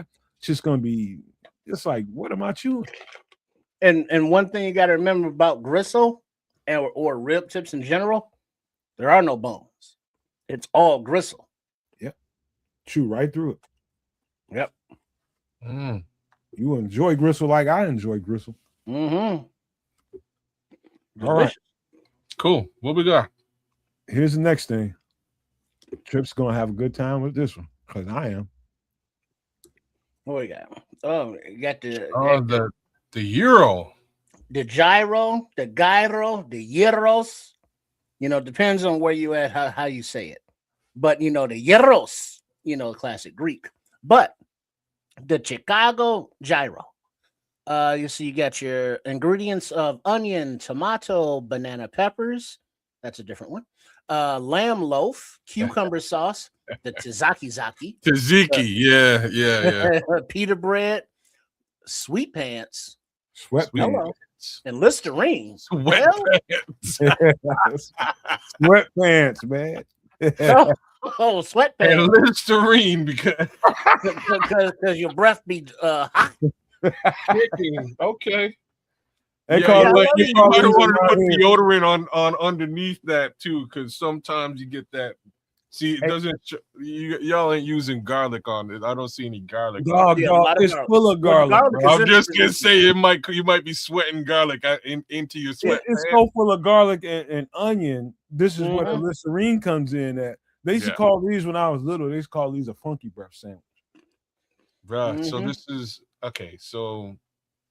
Yeah, but you order it, you got to get it on the grill because then it'll toast up the pita bread a little bit, and then you add cheese, on the inside, and then you get your French fries with your barbecue sauce on the side, and get you a 40-ounce. You're good to go. Hold on, Trish. I'm finna let you fuck this all up. I'm gonna tell you how this shit goes, man. Because you start adding shit and talking about doing other stuff. Listen, the ingredients I'm gonna explain. Onions, you can see clearly on the picture. Tomato, you can see clearly on the picture. That's not necessarily something that I want in my gyro. It's called a gyro. I get kind of my stomach start hurting when I hear gyro. That's Chicago shit. It's a gyro. I hear gyro, and all that kind of stuff. It's gyro. Banana peppers. So where that comes in, if you get this order, so it would come in a sandwich. Put maple syrup on that shit. Listen, this will come in a sandwich, or it will come in a plate. So in a plate, so you would get the separated gyro meat. You would get the bread, the pita bread on the side, the gyro. You would get the banana peppers and all that stuff separately, onions, tomato and all that stuff. That's where the banana peppers comes in. If you get that kind of meal, but I get the sandwich and the fries.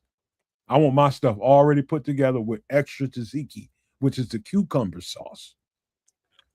Man, the pita bread, the combination of that, like the loaf of lamb, I do believe it comes with a little bit of chicken and pork. Shawarma. You can, yeah. So, man, I'm telling y'all, man, like you guys would be real surprised with the food out where I'm at, because it is very, very similar in many respects. So, you can get pretty decent Greek food here. I love me a Greek salad at this point for some strange reason. I'm not a big salad guy, but a Greek salad, I'm in. Let's go. Some Greek chicken. The lamb loaf, they do a great job with the spices, etc. The way they spice that up, it is a very specific flavor platform. Where I'm at, there are a couple of different versions of this same sandwich. So one is a shawarma, as you guys may be familiar with from good old Avengers, and the doner, right? So we do the doner. Doner is big where I'm at because there's a very large there's a very large Lebanese community here, and always has been, because of French language. French is a very mainstay language in Lebanon. A lot of Lebanese folks speak French and English. So because of my proximity to Quebec and French, there's a lot of doner here. So I've been up on a doner for years before I ever had a Euro gyro, call it what you will. Same thing with a shawarma. Shawarma is just another take on the exact same sandwich. Major differences.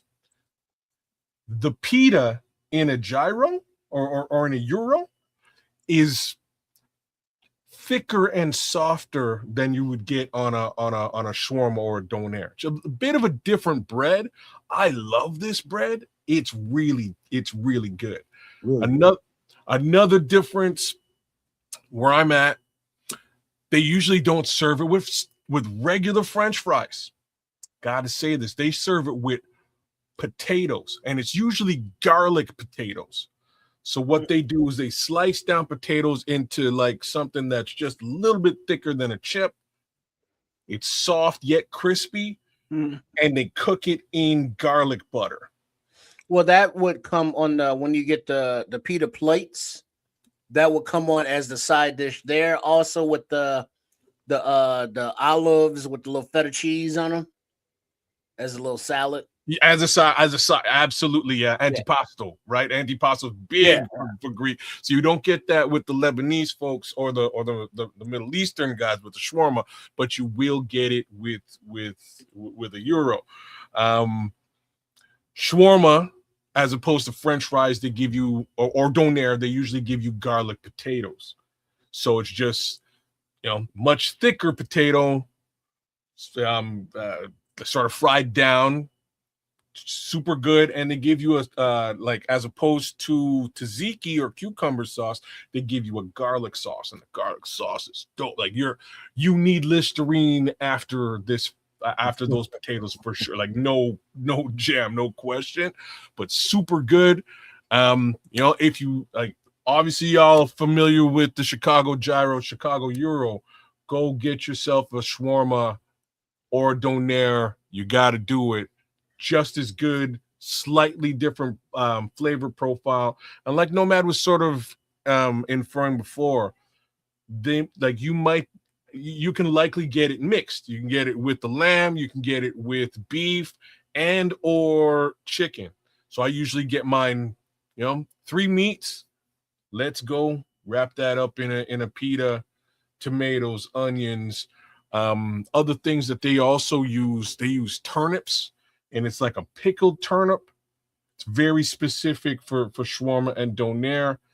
The first few times I had it, I'm like, I'm not sure if I like turnips, but because of like the vinegar content in it, because it's pickled, it has a very specific flavor profile that has a good crunch and a good kick as you go through. So don't shy away from the pickled turnips.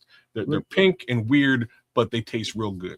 Let me say this, man, and I'm gonna get completely all in on this Chicago gyro. Ingredients again: onion, tomato, banana peppers if you're getting the meal or the plate, lamb loaf, which is the meat that you see on this sandwich, cucumber sauce. Around here we call it tzatziki. Well, they call it that everywhere. I just put cucumber on there so it's relatable to everybody.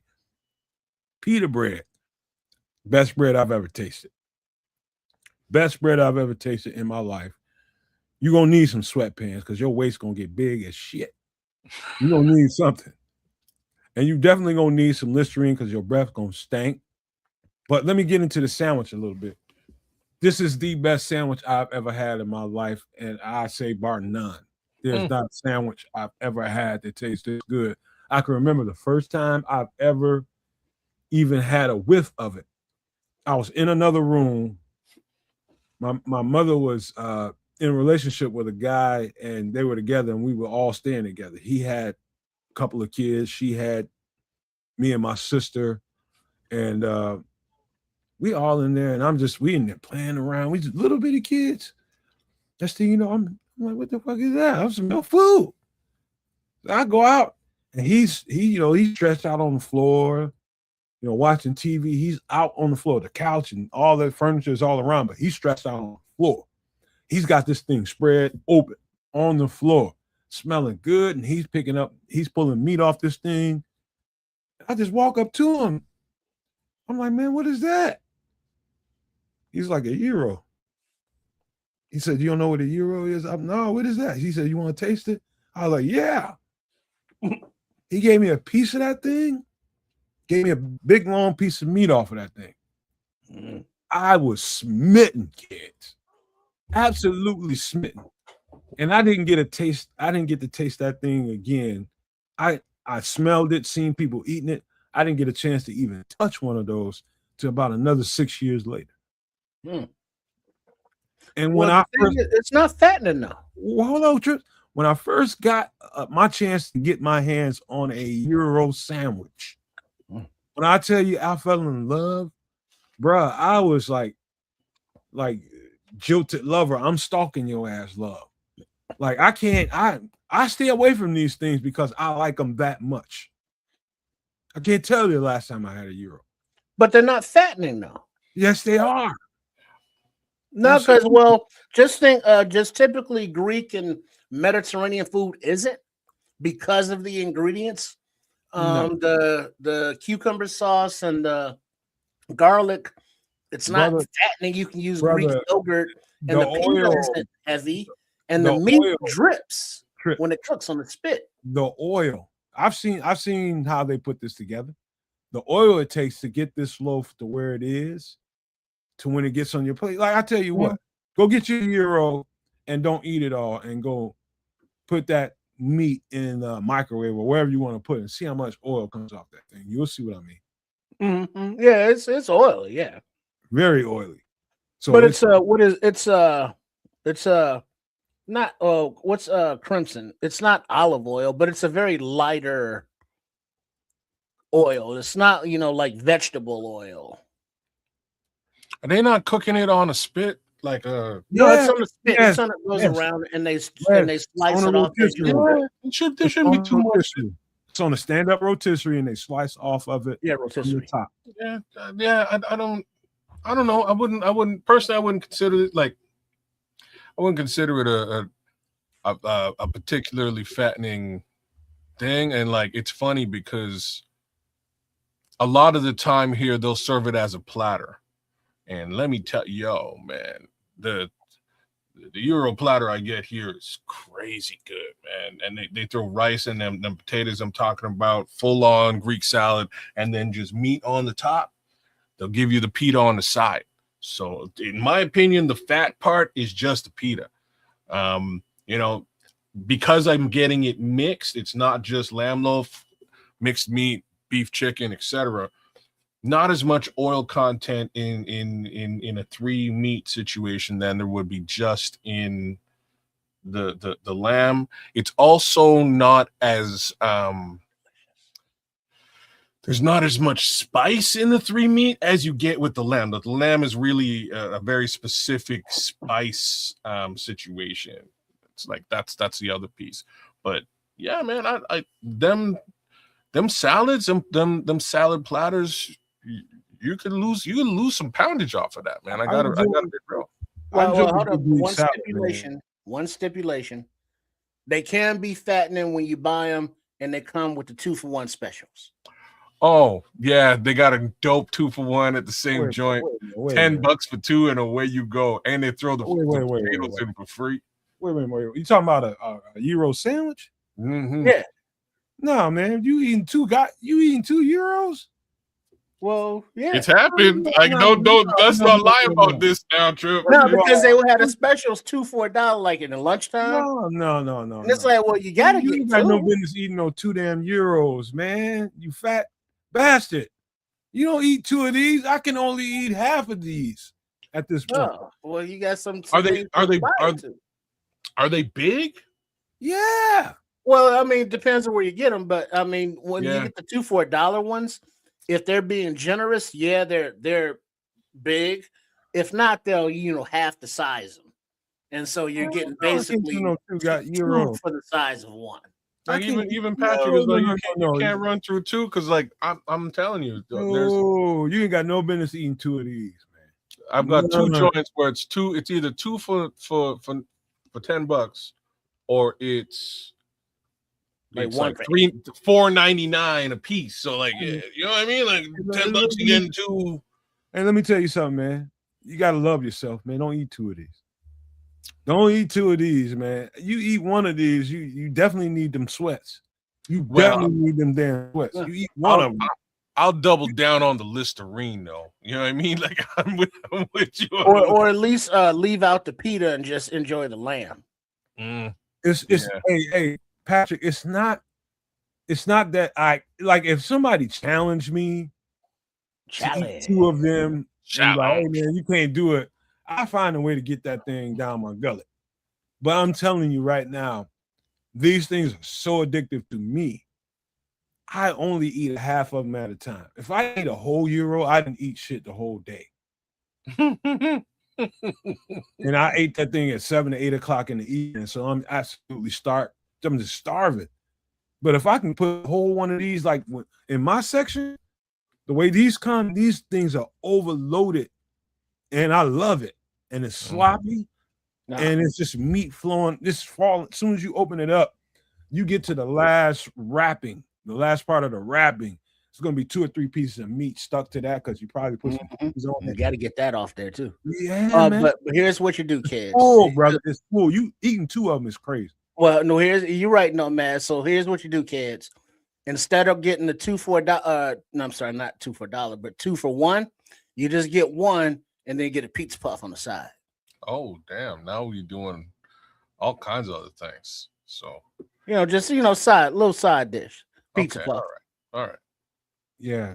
My favorite, it's 3 things It's 3 things that I got to have: Chicago pizza, wings, and a gyro.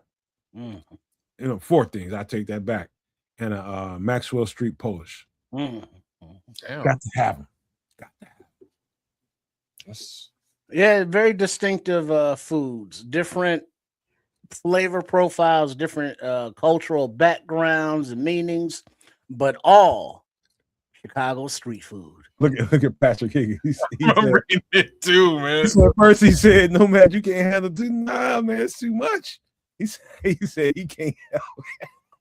Yeah, I know what you're doing. Like hit his last one, man. He said it's probably why I'm 280. I'd be 320 if I lived in Chicago with all that great food. I'm so with you, 350.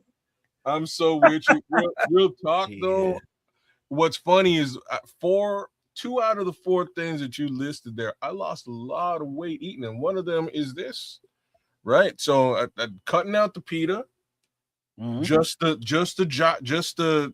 Euro meat and salad, cutting out the potato and rice, throw that on a salad and chicken wings here and there. Those two items and specifically dry wings, no sauce.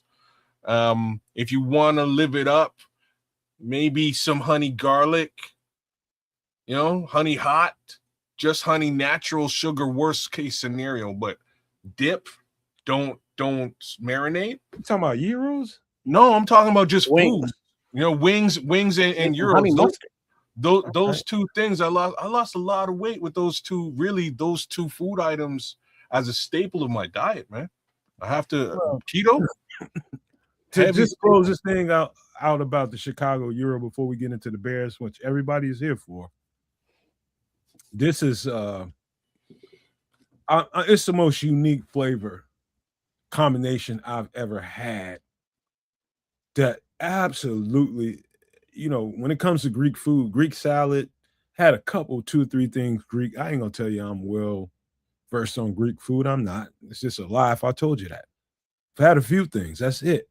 But the flavor combination of raw onion, tzatziki sauce, cucumber sauce, the pita bread, and this garlic loaf is so absolutely done well in the Chicago area. I've been to many different places. I've tried them. You get back to here, you'll notice the difference right the F away. It is so good here, man. And you're talking about getting your money's worth in a sandwich. You can't get a more filling sandwich than a gyro in this area. Maybe that Rico Beans. I keep hearing about it, man. I got to get one of them when I come, man. Yeah, man. Also, if you want to actually experience authentic Greek restaurant food or Greek food from a restaurant, Greek Town, which is a few blocks in Chicago that specializes in Greek restaurants, and they have all the original menu items and things like that.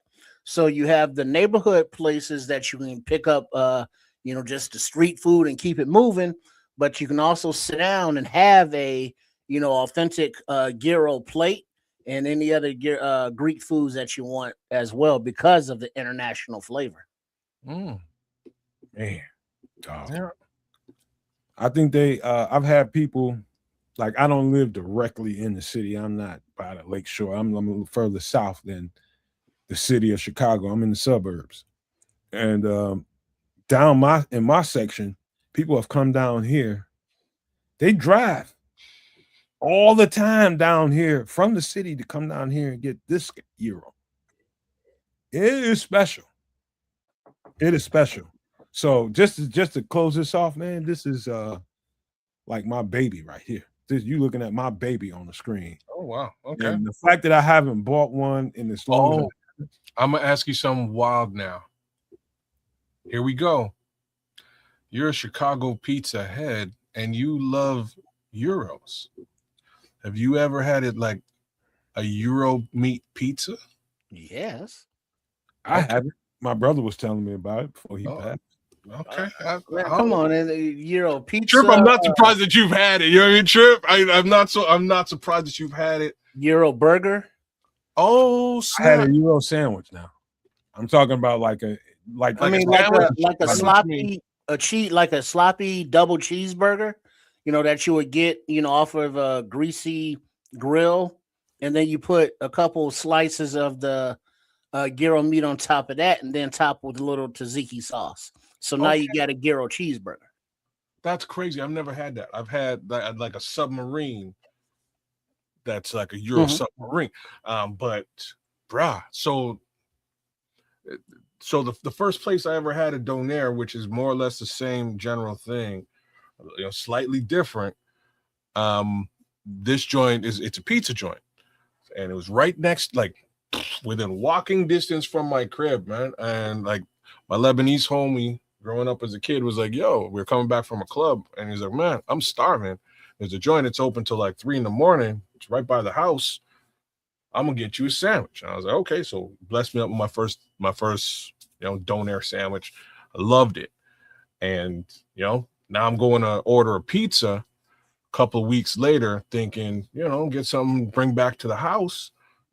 And I see donair out there as one of the ingredients. And this is not a regular ingredient for pizzas, period. But this joint had it. So I was like, you know what? I gotta test this out. And like, let me tell you, man, top shelf, man.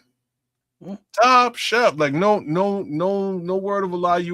If you like that meat, that flavor profile works so well, you would be surprised. I'm sorry, Crimson. This is a punch in the face to the Italian community. And let me be honest with you, what's surprising here, the Lebanese community has bought out a lot of the pizza joints and done their own thing. Like they've taken the traditional pizza and they've done their own thing and run with it. But it's fusion. It's a whole vibe, and I'm just saying, I'm telling you, bro. I'm telling you, you got to test it out. It's just basically you're swapping out pepperoni for donair. And it works. All right. I'll tell you what, because I think I know these two guys well enough, and I definitely know me. We're all foodies. We all enjoy food. I think everybody enjoys food, but for me not to be a big guy, what I mean? I enjoyed it, and I put food in its place over the time, you know what I mean? Because shoot, man, anybody can overdo food, man, because you enjoy it so much. You're an adult. Nobody's there to stop you. You can just be like a freight train and just run over all the food that you want anytime you want. And that can become a hamstring in your life, health-wise. And so all the food that we do on the show, especially recently, please be mindful of your moderation. Self-control, self-discipline, and love for self is important. I'll just leave y'all with that. But my Euros, maybe a couple, 2 or 3 a year. That's it. I'm not gonna eat them that much, man. It's just, not good for the body. But anyway, man, let's get into the Bears conversation. For the conversation, let's just stick to one thing at a time before we move down the line. Let's talk about Bears free agency, which is the first thing that's going to happen sooner rather than later. It's going to be that before the draft. We can get into the draft conversation in a second, Kaz and Trips. But let's talk about free agency. And the guy that we have on the screen, that's John Franklin Myers out of Denver. Going to be a free agent, about 27, 28 years old. I've just been studying free agents a lot more than I have draft recently because that's coming first. It's not that I haven't been doing the draft, guys. I'm just focused more on free agency and some of the pieces that are out there. And he just keeps ringing in my head. The more and more film I watch on this guy, the better it gets. John Franklin Myers, Kaz and Trips. Absolute violence when he plays. Absolute violence. Now, he's listed as an edge. He's like 6'4", 6'5", about 288, 290. So he's a tweener. He's in between one of those guys that's an edge rusher and a D tackle. You ask me, he's a D tackle. based on all the film I've watched in these last couple of weeks, I like him at D tackle. It's not to say that he can't get off the edge and give you hell. He's going to be held off of any position. So what I'm saying to you all is, if there's a perfect guy in free agency, as far as a D tackle goes, that you can use as an edge in Dennis Allen's system, it is John Franklin Myers. He's exactly what Dennis Allen would want. Exactly, to the T. Yeah, I think he's like 29 years old, and he was a force to be reckoned with in the middle of that Broncos defensive line. And he was disruptive, getting pressure, eating double teams, good off the line, very disruptive. And that's something that we want, into the face of a quarterback. And that's something that we do not have right now, unfortunately. And, obviously it depends on price and other teams bidding for his services, but he shouldn't be hugely expensive, shouldn't in quotes, but he would make a huge impact immediately, being a veteran and being a day one starter, instant producer. So yeah, I would enjoy him being a free agent signing indeed. I'm gonna have to look more closely at this particular player. What I will say is that Denver defense is stout across the board. No problems on that line, that's for sure. So if this is a guy coming off of that line, it's probably an upgrade to what we have today. 29, not a bad age case scenario for this guy, and I don't suspect that he's going to be commanding a very hefty price tag, a price tag nonetheless, but not he ain't free. Nobody free, right? But he's not going to be like Myles Garrett money. So it really, I'm interested. Let me take a closer look. I don't know what the stats are, which I could pull up here. Hell with that, man. You got to watch the film. Well, you got to watch the film, kids. And I got to emphasize that. Looking at somebody like that football player, looking at his stats, you're gonna be like, oh, okay. But it's not gonna be okay. I'm looking at his stats now, and I am like, yeah. So you're right. I think I would have to. This would have to be a film study situation. It's this. So what I need to look. When did allow me to embellish while you're looking? Yeah, I'll tell you why he's to me top tier in free agency. As far as the free agents go, you got Trey Hendrickson up there. You got, talking about free agents, we're talking about Kenneth Walker, we're talking about Breece Hall, guys of that ilk. I think he's right there as far as, and I'm gonna put this in frame for the conversation. I'm gonna put it in context. For us, I think he's right there at the tippy top. Even with Trey Hendrickson on the board at 30, I don't know how old he is, 30 something. Really, that really doesn't matter to me. It matters to Triple R, not me. It's about the play on the field. But I'm talking about, this is why I say this. I think John Franklin Myers, let's just say we don't go spin wild on an edge rusher like everybody wants them to do. The truth is they're going to do what the Bears think they can do. I'm making an argument for not spending that kind of money on an edge rusher. And if you don't, what's the best value in free agency for the Chicago Bears and Dennis Allen's defense? And I'm making the case to you right now that John Franklin Myers is that football player that can really, really unlock the interior of your defense with his pressures and the way he gets off the ball, his disruptiveness. His hands are absolutely violent, and which is why that's the key to his play. It's his get off and the violence in his hands and his urgency. Like, there's like, life is urgent. Water, food is urgent. To him, football and violence is urgent. You can see it in his game. And so what do I mean by him being the top of the echelon, right there at the top of the echelon of the free agents? This is why I say he's more valuable than Trey Hendrickson. It's because you have an emerging Austin Booker who really, really came on. I'm not saying that Austin Booker is going to end up being Trey Hendrickson. He's definitely never going to be great. I mean, what's his name? Myles Garrett or any of those guys. What I'm saying to you is how they may be evaluated inside Howard Saul. They may think, like, we can go in the draft and back Booker up and get somebody else and make sure he's got somebody to really, really compete with. But they may think the D tackle is the better value for them in free agency, while everybody is so stoked up and geeked on the edge rusher. I'm telling you right now, don't be surprised if that's their first move, because they could be thinking exactly the way I just broke that down. So the way that you broke it down pains me, but it ain't to say that you're wrong, right? The reason why it pains me is that, like, that exact formula is kind of how we got here.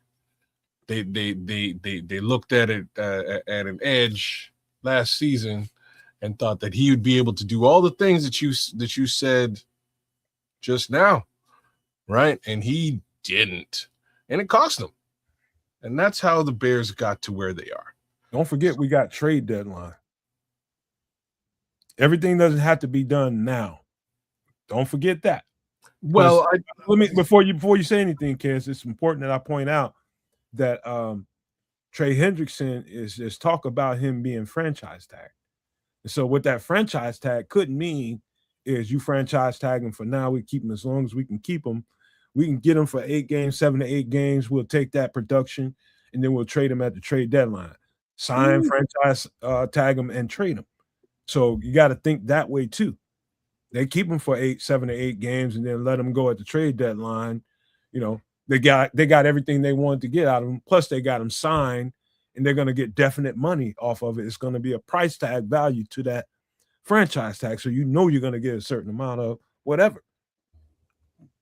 Can they even franchise tag him? Yeah, you can tag and trade, bro. Man, okay. Like, I'm surprised they didn't do that last year. They should have. That would have been the perfect time to do it, but I think somebody is very stiff and difficult in Cincinnati. I don't know. Well, it's got less to do with stiff and difficult. It has more to do with the mouths that require feeding in Cincinnati, right? Like, they had to pay Chase, they had to pay Higgins, they had to pay Burrow. Like, those are 3 very hefty price tags. Something had to sort of give, but they found money somehow to pay Trey for the year. So I don't know. And the one thing that I will say is it didn't really help them get to the playoffs. So it was just resistance, kids. That was just resistance. They were just resisting and using the power that they had. It's interesting. I would be almost shocked if they turn around and tag him just after the season that they had this time around, except for the fact that tagging him means they get something out of him leaving, right? So maybe they do tag him. Back to how we got here, right? So I can't argue with your stance, because I have a strange feeling that that's the stance that is actually going to occur as well. Ryan Poles has been strangely to be crystal clear, this is not going to be Ryan Poles' call. This is going to be some Dennis Allen shit going on. I think he takes priority, because who got priority when Ben Johnson came here? Ben Johnson did. He got what he wanted. Now it's time for Dennis Allen to get what he needs to take that defense over the top. This ain't going to be a Ryan Poles move. This is going to be all Dennis Allen. So yay and nay, right? So budget dictates.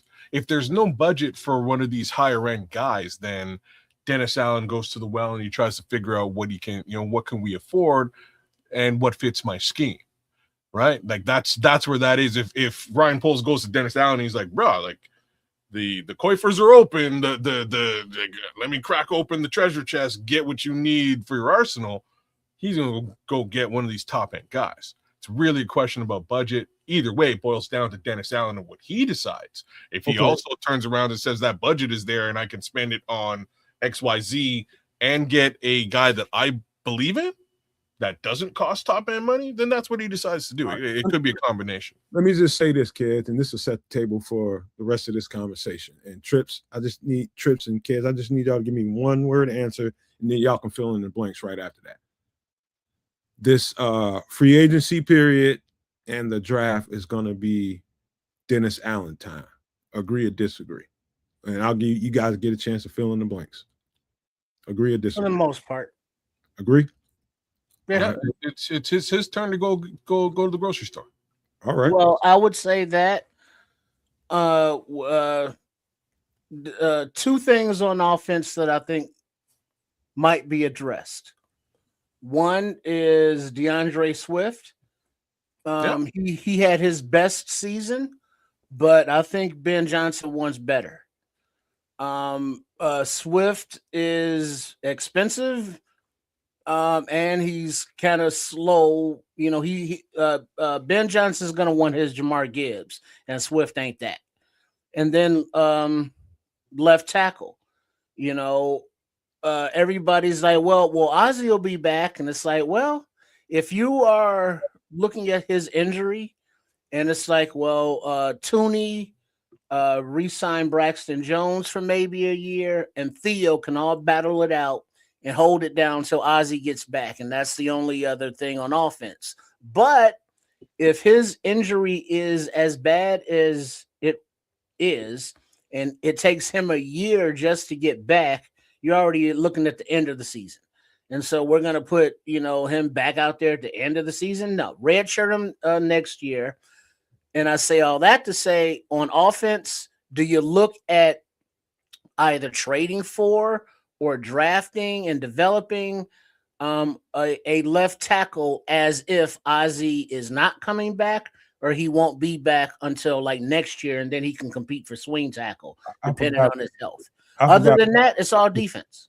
I forgot we're talking to Trips. You ain't gonna let me get to that. I'm trying to stick to the defense, man. And so you believe that this is going to be a Dennis Allen offseason? Yeah, I think it's going to be defensive all season.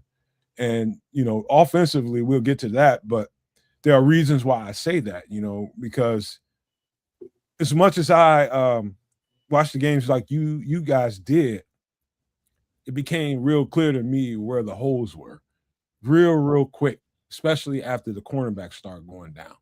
But not only that, the linebackers start to show some weaknesses. They were leaking. The defensive front was especially just really non-effective. So what I think is going on, so roll with me when I tell you this.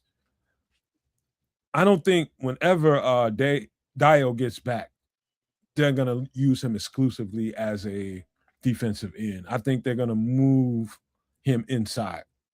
Most of his snap and reps will come from the inside. So look at Dio moving forward as probably one of your guys that's going to be looking at the role of a 3-tech and all that kind of stuff. I think, and I told you guys when I watched him, when we got him, those are his best reps was from the inside.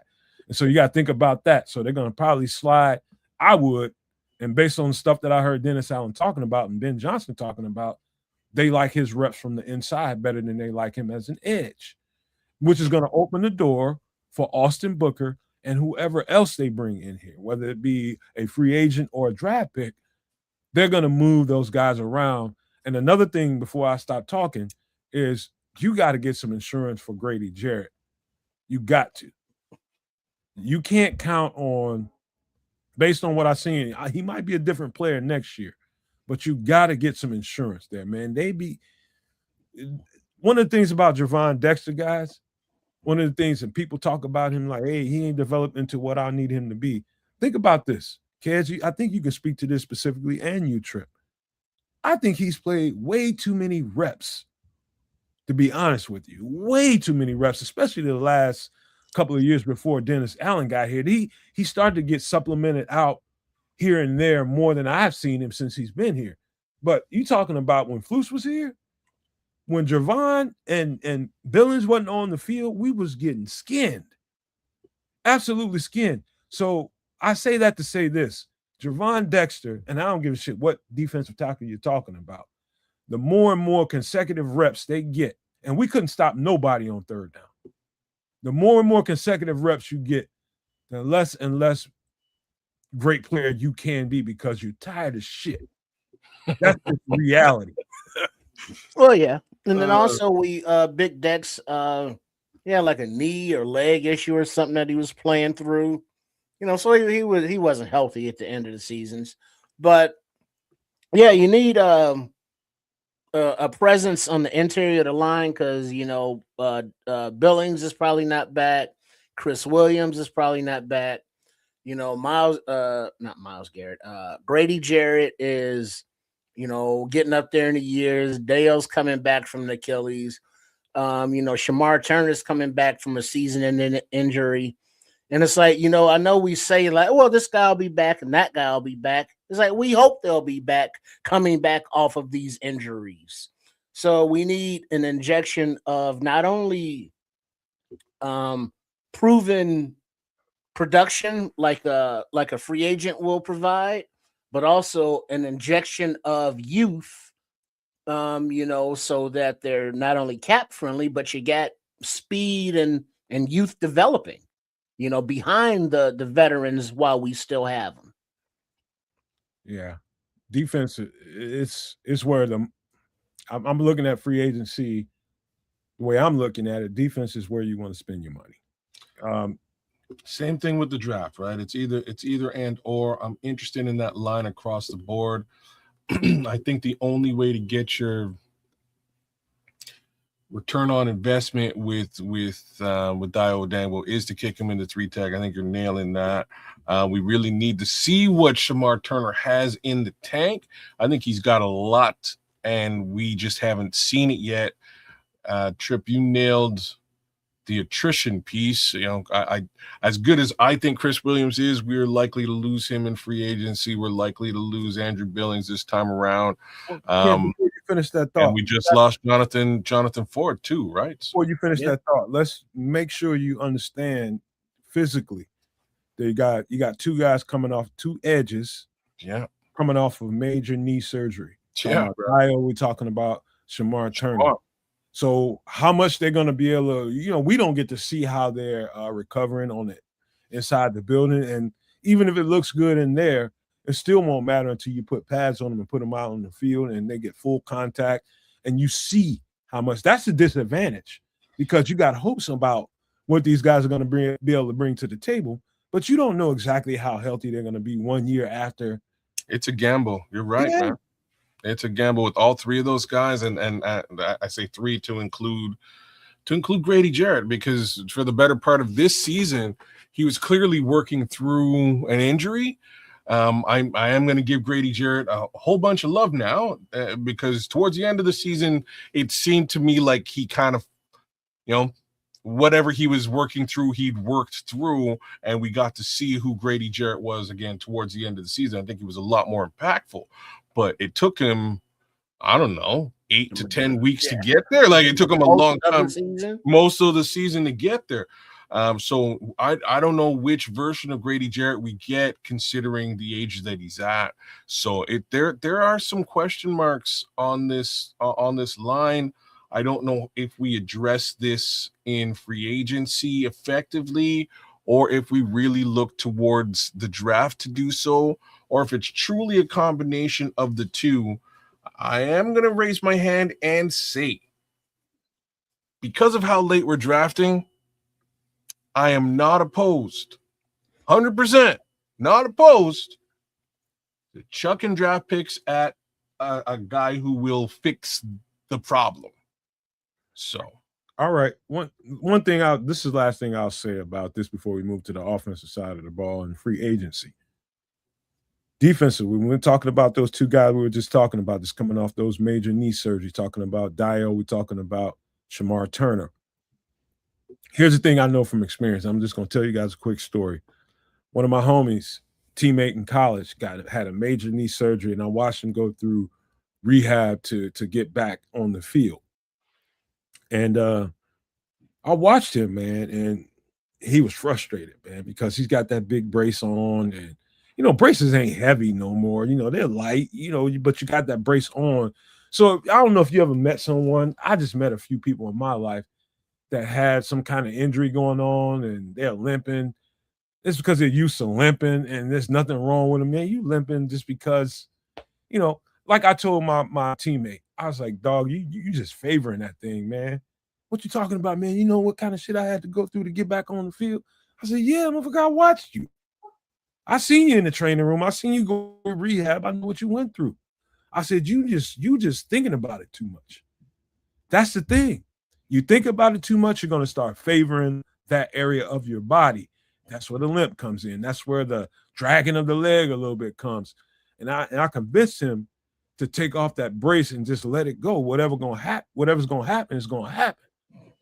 And he took that thing off. It wasn't the next day. It was like 2 days later, 2 practices later.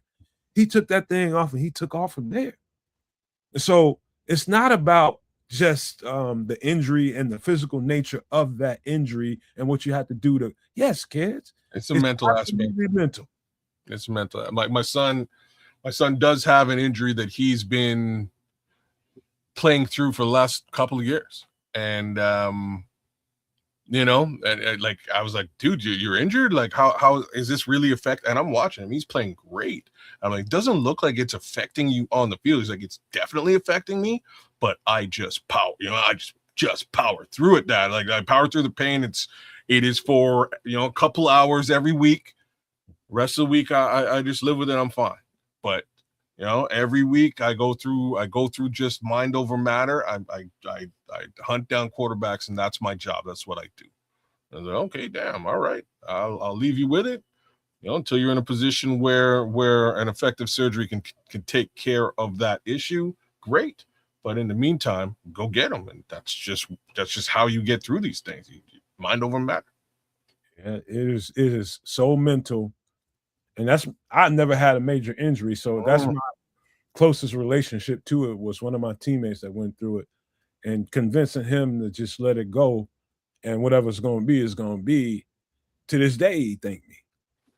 You know what I mean? Because it was always in his head about, and that's the same thing with Dio and Shamar.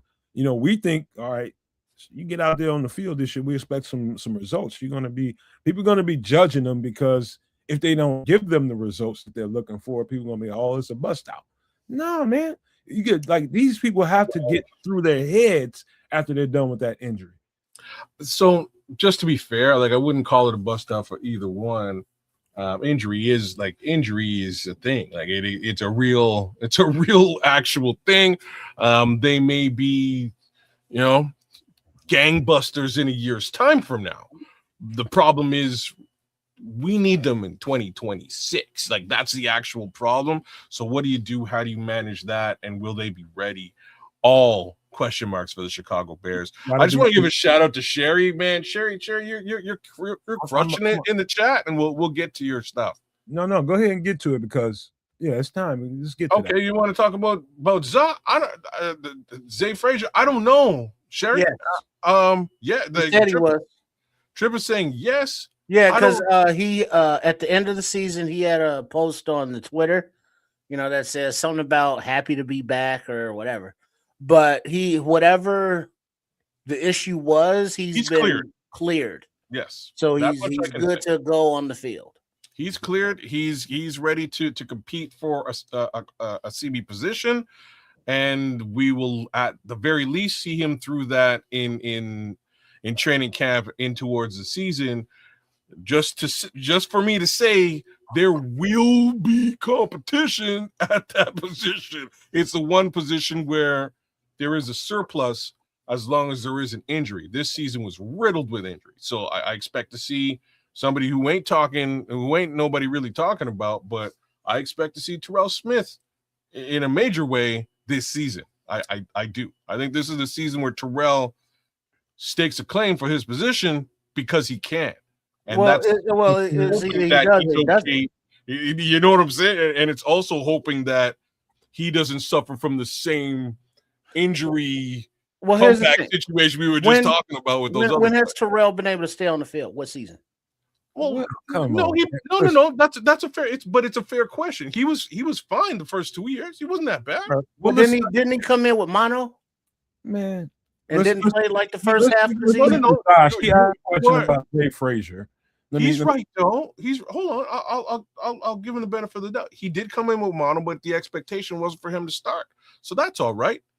You know what I mean? So you're able to nurse your injury behind the scenes without affecting the starting case scenario on the team. Well, it's not a Terrell Smith thing, even though it is Nomad. It's when we say that, well, we're good at cornerback.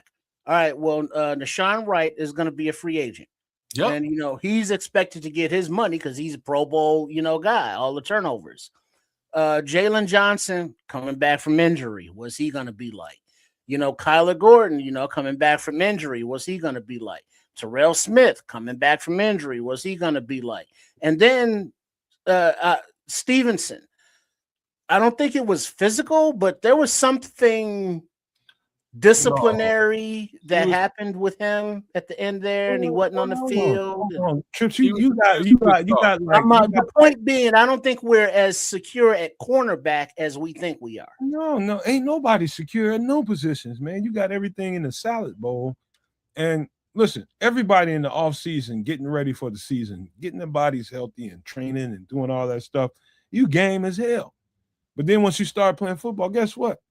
People get nicked up. They get nicked up. You got a 17, 18 game season. Well, yeah, but I mean, just look at the comparison. Nashawn Wright played 98% Wright next year, Trip. That might be Nashawn Wright that can't stay on the field next year. Right, but he hasn't been able to stay on the field his entire time here. Terrell Smith or Noah Sewell. That could be anybody. Yeah, but the thing is, it has been them. So it's like, how long do we give them? They're coming into their last years. What you gonna do? Well, in that and a different defense. No, Trip. In that respect, you give him the year, right? That's really what you need to do because of the price tag associated with this final year. You make your decisions in November 2026. Like that's how that's going to work. If Noah's hurt again, it's a problem. We got your brother. Maybe we'll play your brother instead. I'm just being facetious now. As far as Terrell Smith is concerned, Terrell Smith should be fighting for that CB2 position. Whether he gets it or not, I don't know. But we'll see. Worst come to worst, he's CB, 4 behind Kyler Gordon, playing backup for CB2 in case of injury. I'm with that. I think that was really the expectation this season, except he got hurt in preseason. We lost that situation, and then Jalen went down, and then Tariq went down. Major problems, right? If I don't mind, allow me, because Sherry did Zay Frazier. Let me speak about Zay Frazier. And I'm going to tell you, Sherry, cornerback here, the thing with Zay Frazier, I don't know exactly what it was that was going on with him. I don't think anybody does. If they do, holler at me through an email or something. Send me an email. Here's the thing. Taking a year off, and this is another thing that I don't know. How much were they able to get in with him on the side? Was he able to practice? And we don't know. I don't know any reporters that said that they saw Zay Frazier in practice. So I'm thinking he didn't even. He didn't even show up for the first few weeks, but it was excused. Ben Johnson addressed it and said that there's a thing going on and he won't be at practice. But he was not. There was no reports on him through training camp at all. He missed all the training camp. Okay, speaking from somebody who played it, I would imagine for me, a year off of football, then getting thrown and thrust back into football. It's going to take basically repairing a lot of muscle memory and getting used to the speed of the game, which is the most important thing that tends to happen at any level, is getting used to the speed and getting used to the repetition. The speed that some receiver has, lining back up and doing it again, lining back up and doing it again, the multiple reps that you have to have. Now it's about, okay, I've been working my butt off and doing everything that I can do off the field. Now it's about actually going and taking the reps on the field. The wind, it's the wind. How much do you have in your lungs? That's going to be his first challenge, getting back up to speed with NFL receivers, taking those reps and getting the win, which is, if you want to talk about on the level of things that you want to worry about when somebody hasn't played football, a corner hasn't played football for the year, it's at the lower end of the spectrum. Because that's easy. You just go out there and you just play. And when you get there, you get there. That's the only thing with Zay Frazier. Other than that, hopefully he's been in the weight room and making sure he's building up his body, because he's going to need that. He's a little slight frame guy, kind of like Nashawn Wright. He's built like Nashawn. Yeah. Just if you can get on that body while you got this time off, I'm pretty sure Ben Johnson was telling them, while you got all this time for yourself, get in the facility and get in the weight room and making sure that when it's time, you got your body built up, get that body armor on you. So that's the main thing with Zay Frazier. I think everything else physically will come to him in a certain amount of reps. It's going to take him a minute, but he'll get there. I'm going to layer on just a little bit as to where you're at. And the reality is, because he's like still technically a rookie at the NFL level, he's never lined up against an NFL receiver before. So he still has, you know what I mean? Like, given what you're saying, being a year removed is one thing. Also being a year removed from a brand spanking new situation or reality for him is a whole other thing. So he's got a ladder to climb to get to where he needs to get to. It's not. It would be different if he had some injury that he had to work through, but it was just, now it's about getting your body back right, getting the wind in your lungs, and getting your mental back right. That's all it is for him. It's an easy hill to climb for him. It's just about the amount of reps you can get. Yeah. I hope he challenges somebody, you know what I mean? And all what I saw on film was really, really good, man. So he could be a surprise story. I think also Terrell Smith can be a surprise story in this camp. I really do. Yeah, I don't even think he make it that far. I think they both do. I think they both do. I have faith in Terrell's. Because isn't Terrell more of a zone corner, different than like a man corner? Isn't Dennis more a man corner? This is a factual statement. Yes, he's much more of a zone guy. Many times, but I'm telling you right now, I've seen that guy play man really, really well. I've seen him take a lot of reps at man when Flus was here and play it really, really well. And I'm telling you, from the reps I saw and what he's going to be asked to do with Dennis Allen here, getting the full repertoire of what he can do, I'm telling you right now, if he stays on this team, which I don't think it's stupid for them to try to get rid of him, why would you? You're paying him peanuts right now. They probably won't cut him just because of the dollars and cents around him. But is he any good? Like there's always the factor of him coming back and not being any good. Like that could be the case too. I think he's gonna be one of the darlings of the offseason. If he's on this team, I think Terrell Smith will surprise everybody. I agree. I'm hoping so, because facts of the matter is, to me, we looked at this secondary, let's say last August, and we were pumped. And then September came around, and by the end of September, it was like, what happened to this secondary, right? Like it happened very quick. Everybody was hurt.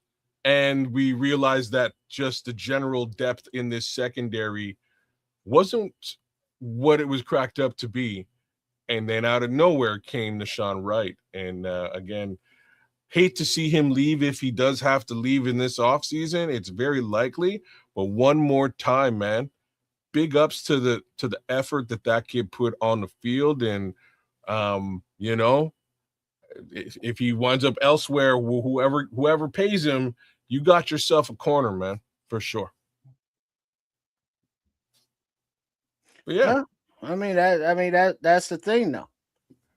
We believe in the coaching staff, yet we're afraid to let them do their thing and want to bring back everybody or any kind of veteran. And it's like, well, if we believe in this coaching staff, Let them find the young guys they want to bring in and let them coach them up and turn them into the next highest paid at their positions. As opposed to it's like, well, Hendrickson was with Dennis Allen like, 15, 20 years ago. Let's go ahead and get Henderson back with him. It's like, no, let's get the new Hendrickson. Let's let the team grow and not be afraid to be like, well, these guys were good, but can we get better? Trips, football don't work really like that. And I know you want to see all the people that's anything over Really? 14. So when anybody over 14 trips he didn't be like, yo, go ahead with the running backs, give me this rookie. Anybody over 14 on the roster. He just wants all young. He was like, get rid of not Laporta, but the tight end Hawkinson, and it's like, bring in me this rookie because this is who I want. And then all of a sudden that Detroit offense was like, oh shit, Gibbs and Laporta. Who is this Ben Johnson guy? And then you pepper in, the St. Browns, and now you are growing your team with young players that you are developing as coaches. As much as I love you, man, sometimes you only make trip sense. Don't be trying to cover for him. I'm just I'm not have to cover for both. Let me cover for both because you talk a lot of shit. He's an agent. I'm gonna chew his ass out, and you're gonna be quiet while I do it. Shut the fuck up, Trip. Everybody on the team can't be. Oh, you don't hate my draft. My offseason.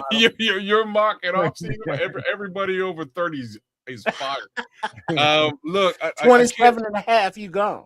I can't argue with the sentiment. There's a good sentiment there.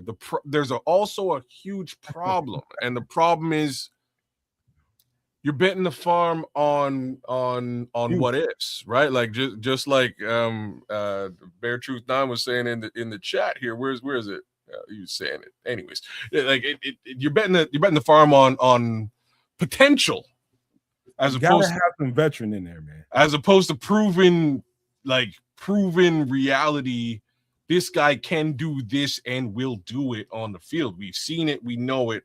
This is how this is straight from the tape that we've seen at the NFL level, right? It would be great if we could onboard somebody, draft him, bring him up to snuff, and release the hounds. Well, but there's the question. The last draft class of this past year, all of those guys contributed, that were healthy enough to play.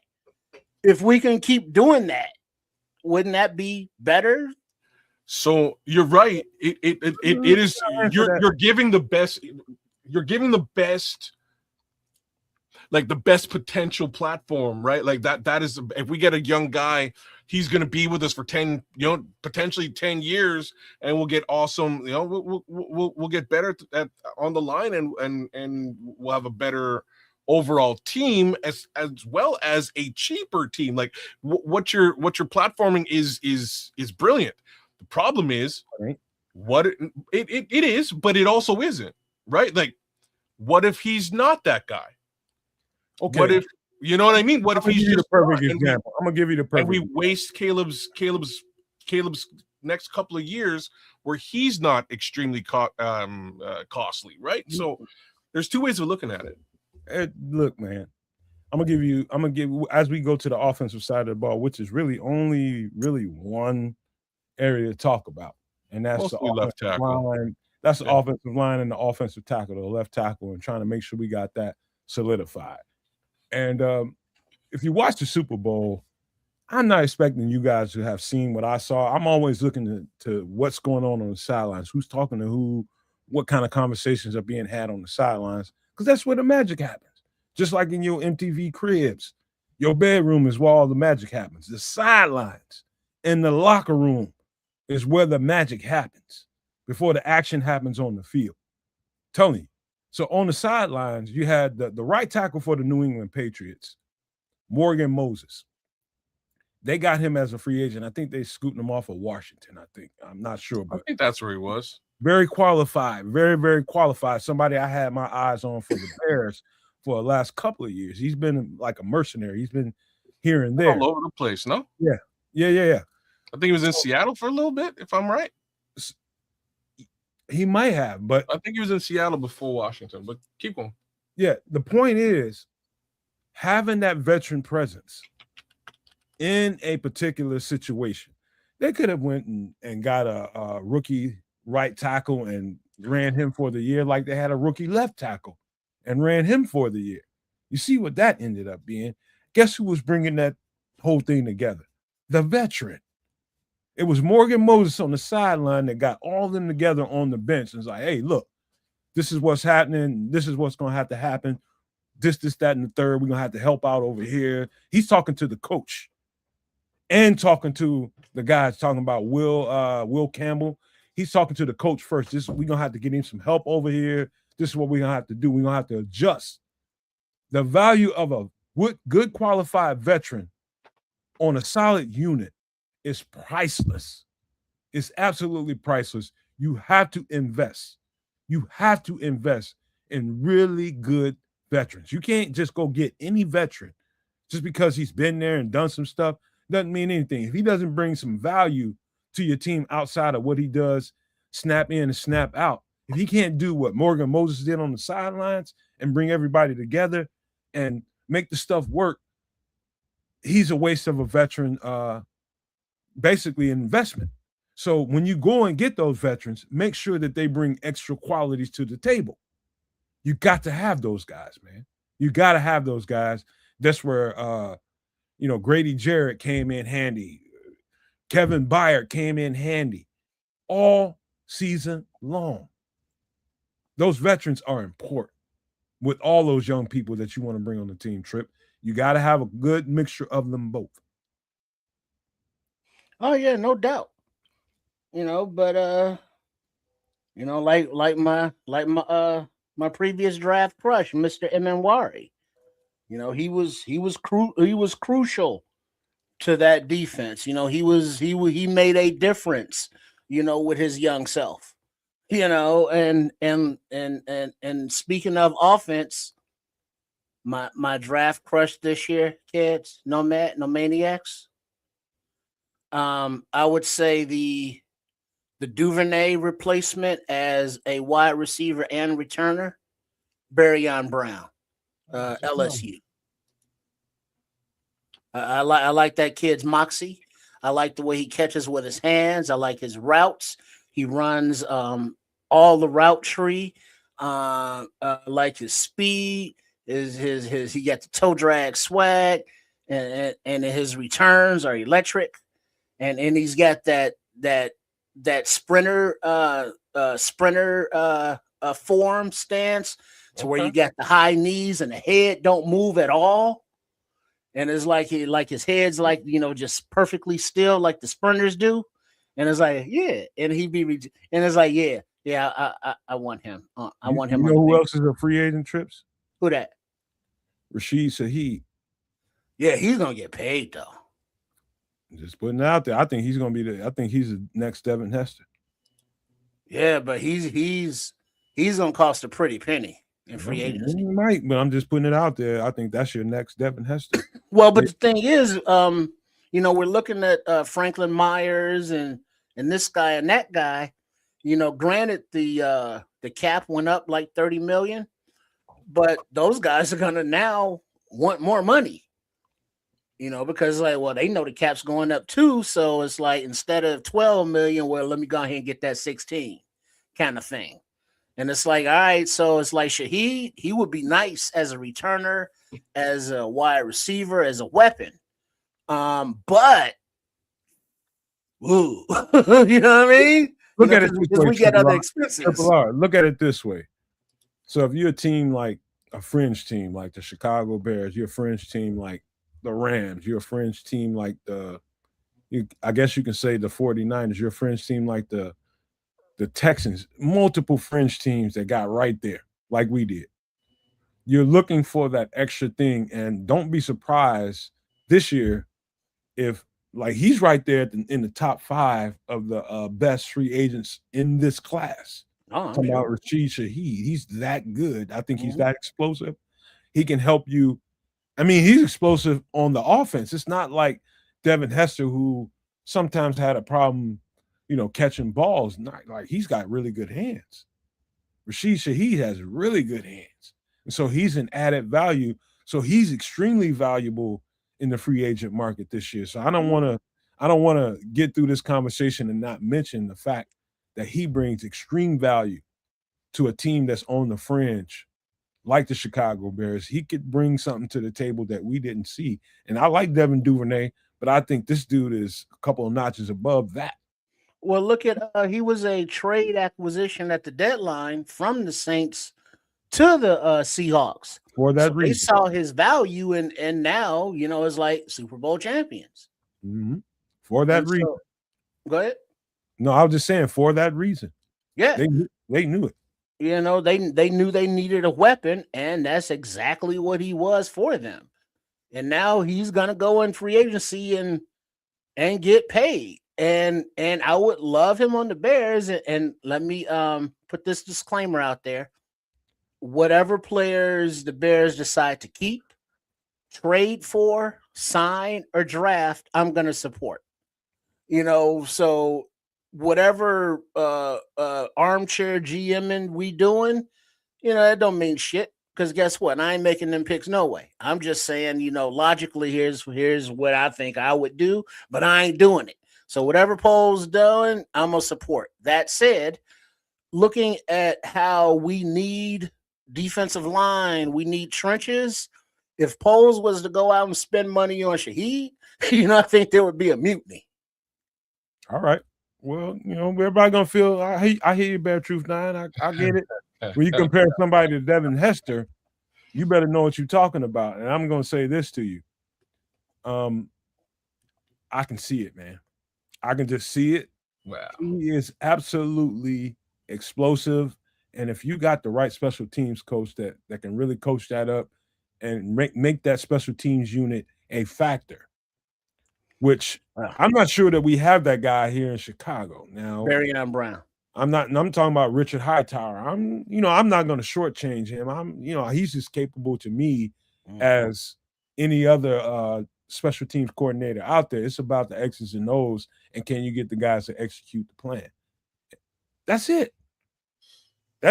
But that guy's one thing. But let me keep the conversation going, and let's talk about left tackle. We're gonna end it kind of there. Now there's a couple things that the Bears can do. We talked about this a couple times, Kez and Trips. We got the draft that we can talk about and what guys are in the draft, and I've seen them, and I feel firm about. I don't know that there's a tackle in the draft right now, a left tackle in the draft right now that the Bears can peg and say, you're going to carry us through this season. I don't know if he's there. Now, what about was it Alabama Proctor? Left tackle, Alabama? Caden Proctor. Yeah. He's going to be solid, but I don't know what he's going to be, whether he's going to be a tackle or he's gonna end up showing what he is once he gets to the league, because he's got guard size and shape, but he can play tackle. He's good. Now, can he with the right coach? We do have the kind of coach that can get him up to speed. He's got the power to really, really, really be dominant. But where he comes up short sometimes is just like any tackle. It's the quicker guys, the little guys that can get underneath you. 6'1", 6'2" guys that can dip and rip and really create havoc with their speed and quickness. Every big guy has that problem. He's a big guy. He's like 340 pounds. So the other one, Bowery, Jude Bowery, nice, Boston College, nice, very technical, but I'm saying this. Well, the question is, just hypothetically, go with me now.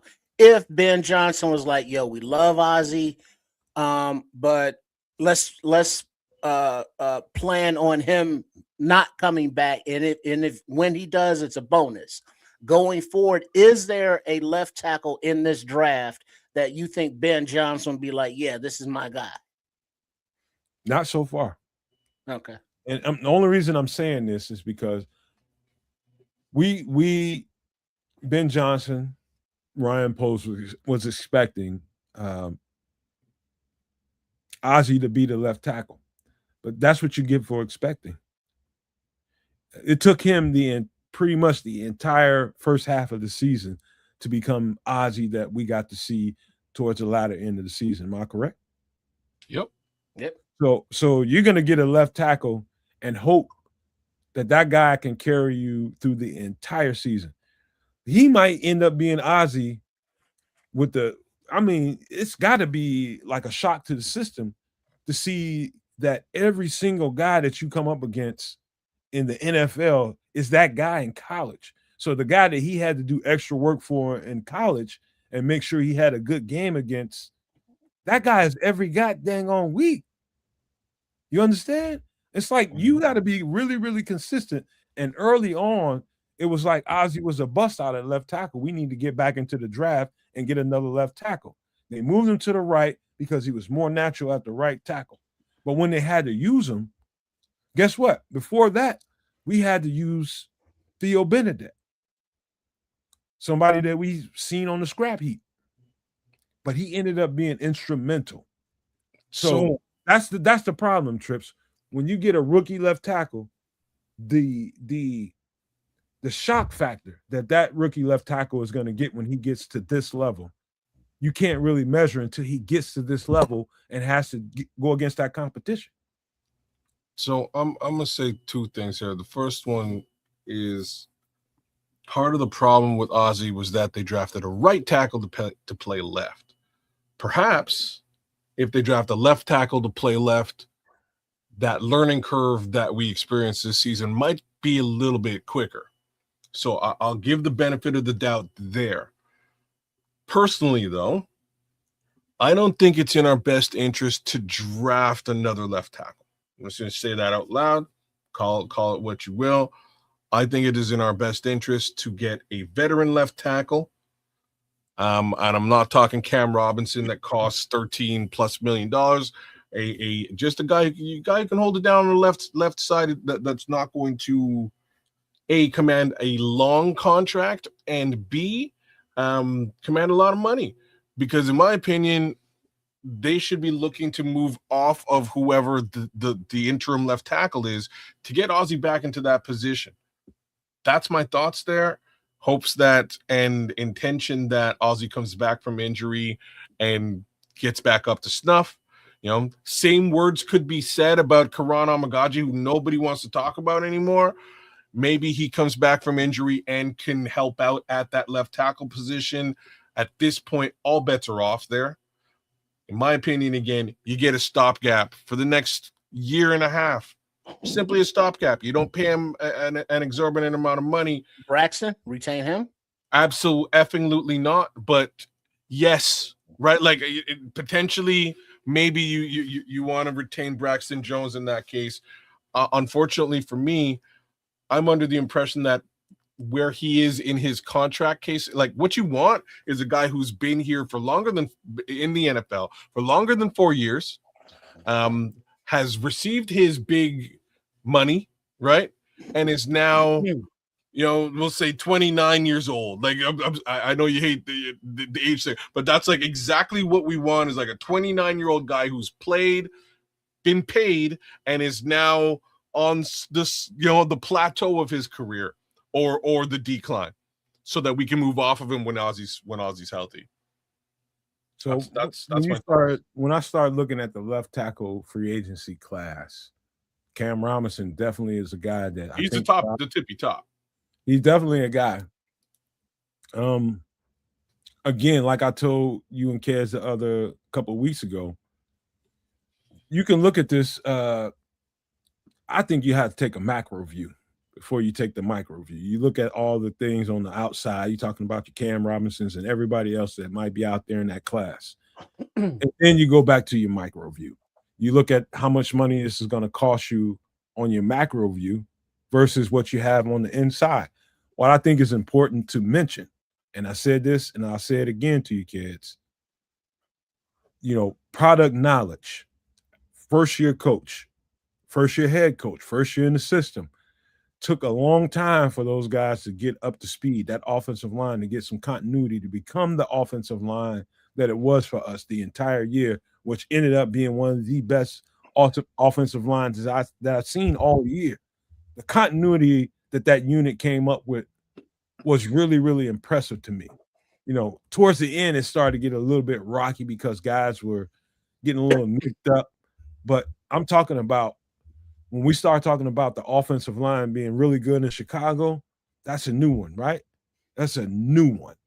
And that continuity and the coaching that was happening behind the scenes that we didn't get a privilege to see, there's a value to that. And the guys that were involved in it, whether it was Braxton, whether it was Theo, whether it was anybody else that we can talk about on that offensive line, and the value that brings leads me to believe that they may really look inside the building, micro view, to fix that left tackle spot. Well, so you're saying Karan and Theo? Karan, Theo, maybe Braxton. I don't know. Karan, I got no confidence in Karan, and I wonder why. Another question, Nomad, schematically, how is the Ben Johnson left tackle? How do you categorize that as far as left tackles schematically? Ben Johnson is. I think the conversation should be about Roshar. Well, no. Well, okay, Roshar, but he was working for Ben Johnson. So, I mean, Ozzy, is he there are classifications for offensive tackles, right? There's, your elephants that are more there, and then your more running guys. What do they call them? Hold on. But my point is, like, schematically, they're different tackles, right? Different types, yeah, exactly. So the research that I would like to know, that I'm sure that the pro scouting department's doing, is all of the teams that changed over their coachings and their schematics that have players that don't fit what their new coaches want to do. And if those players happen to be a left tackle, it's like, yeah, nobody gives away left tackles, but it's like, kid don't fit no more because we want to do this and we want him to anchor more. Whereas in a Roshar Ben Johnson offense, they want to pull more, or vice versa, whatever the case may be. So identify trade possibilities as well. Well, you just kind of, towards the end of what you were just saying, you kind of put your finger on it. And when you said, what type of offense are we running? Are we running a zone scheme offense? Yeah. Wide zone, inside zone? Are we running a gap scheme? Yeah, all of that. You got more pulling. So basically, are you looking for a guy that's more powerful than he is agile? And that description would be a Baltimore Ravens kind of offensive line that's going to do a whole lot of pulling. It's going to do a whole lot more power, running into people and plowing open holes for the running backs, because he's going from one spot to the next. And how fast can he get there from A to B? As a long arms and athletic. No, more stout and more powerful. So the thicker guys, your Cade. The Alabama guy you was talking about, I forget his last name, Caden Proctor. That kind of guy is perfect for what the Ravens used to do. They have a totally different regime now. We don't know what that's going to look like. But put that to the side. What I seen work here in Chicago is more zone concepts, more inside and outside zone. That's what I seen work here. Now, with having Darnell Wright gives you the flexibility to do a little bit of gap stuff in here and there, and you got Tooney who can move around a whole lot better, and you got the center who can move a whole lot better. So we've got the perfect kind of line that can kind of be an amoeba of both of them. You know what I'm saying? So you can do some gap stuff, you can do some zone stuff, and you got the kind of offensive lineman that can pull it off. Where Braxton Jones, where Theo Benedict, and where Kieran Amagashi come into that conversation is they're all probably less Kieran Amagaji than the other two. Those guys are mobile and they're strong. They got long limbs, except Theo. But you got guys that can really get shit done. So I think inside the building, I think our offensive line, as far as the tackle group, is better than advertised. I really do. All right. Well, just for all you draft Knicks out there, left tackle wise, you got Spencer Fano from Utah, Caden Proctor from Alabama, Caleb Lomu. We ain't talking about the draft right now, Trips. No, but I'm just looking at left tackles and Freeling. I mean, these are like the young guys that are possible replacements or the trades or the free agents. It's like left tackle is a thing. And I think I don't know. I think it's just so up in the air because of the options that anything's a possibility. I think they add to the group. I don't know who, but I think they add to the group, and I don't think it's going to be a huge major swing. I think they just add to the group because of Dan Rochar and how well he was able to bring that unit together. He's going to want to bring in another veteran to add to the continuity. At some point, they probably will bring in a draft pick. Where they get that draft pick is anybody's guess, but they're definitely going to bring a veteran into that room. How he fits into what they have planned for whoever they plan on keeping, it's anybody's guess. But I don't think the answer is in the draft whatsoever. But let's keep on moving, man. I think any last thoughts on the Bears conversation quickly before we get into other stuff? I don't know. I'm just not comfortable with like Tooney, at left tackle. I don't know if that's a thing. I don't know if that's a bad thing. No, I don't know. Let me just say this out loud. I would 1,000,000,000% rather that than Braxton Jones. Well, I'll just be real there. And the reasons for it is I think we have a couple of guards that are really stout. McFadden played very well in the one appearance that we saw. I think Luke Newman is a diamond in the rough waiting to appear. So I wouldn't be completely mad if that's how we entered the season because of the veteran gangster offensive lineman that Joe Tooney is, right? So I would not be completely let down if that's the case. Tooney's a better pass protector than he is a runner. Yeah, like Red Baron is saying, can't run the ball with him at LT. He's right, though. He's right. He's a better pass protector than he is a run blocker. You're right. Truth. It is a fact, right? So that will wind up hurting the run game, which in turn, so put it this way. So then we upgrade at the running back position. You put Tooney out on the left side and you leave it on a bit of the shoulders of the running back to get the job done, and you go get Breece Hall to do that or somebody along those lines. Probably still be cheaper than getting a Cam Robinson. Anyhow, I think Nomad and I are kind of line of sight on this one. I don't think you go to the draft for this season. I think if it's still a problem next season, you go to the draft. You go to the draft, Kaz, but you don't go to the draft with the expectation like we had this year of that one hot. Pick. Yeah, him coming in and having to be a starter. Yeah. I think you got a little cachet with the work that you've done this year and developed some of the guys that we had, and now you bringing in a guy that can sit there and develop behind these guys. I think the guys that we have are more valuable than we think. I agree.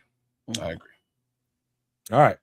So let's get into some other conversations, man. You guys got to ask you a question. No, I'm not going to ask you a question because it's going to take too long. But I do think so. I look at what I want to lead this off with is I look at a whole lot of trends. I'm not really involved financially in the economic market. I don't put my money there, and I got good reason for doing it. It's a long conversation to have, but I do look at trends markets, and different things like that just to see what's going on. What's this? What's that? What's up? What's down? What's really consistent?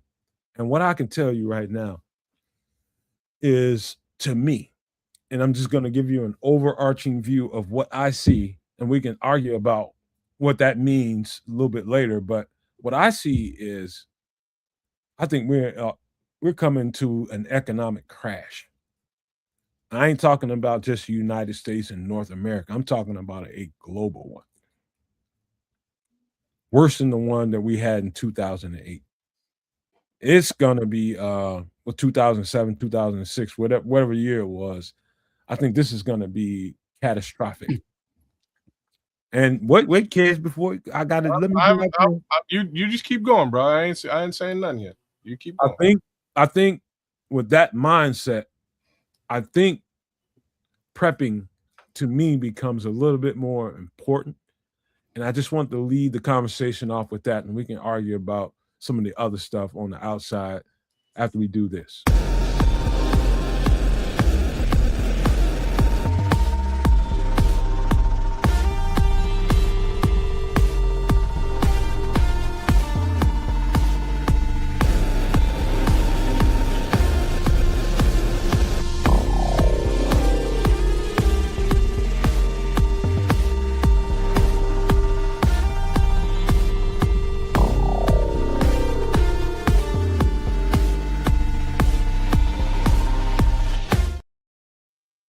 All right. So what we have here is something extremely practical. Trips, I know you usually lead, but let me do this. This is something I have something similar in my home. This is a cordless tiller or What is that? cultivator, tiller or cultivator. Oh, okay, I'm with it. Okay. Where I'm trying to get people to think, the way I'm trying to get people to think is the mindset that you may or may not have a power grid. God forbid that happens where we don't have a power grid and can plug things up and get electricity.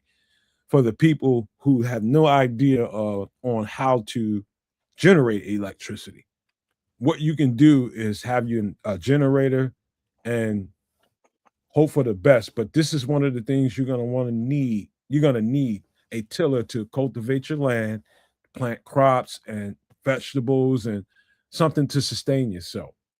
You're going to need this piece of equipment. It's very, very essential. And this is a cordless piece, man. I don't have this particular piece, but I have this brand. Trip, anything? Yeah, you done? Okay. Yeah, it's if you're gardening or something, you tear up the earth. There you go. If you're gonna be doing the gardening, I'm surprised you're not doing the worms as well for your compost and all that. But yeah, I don't garden, so I get it. I know the process, but I wouldn't use this because I have no place. I don't own a patch of land or nothing for it, so I get where it can be useful, but yeah, I ain't got one.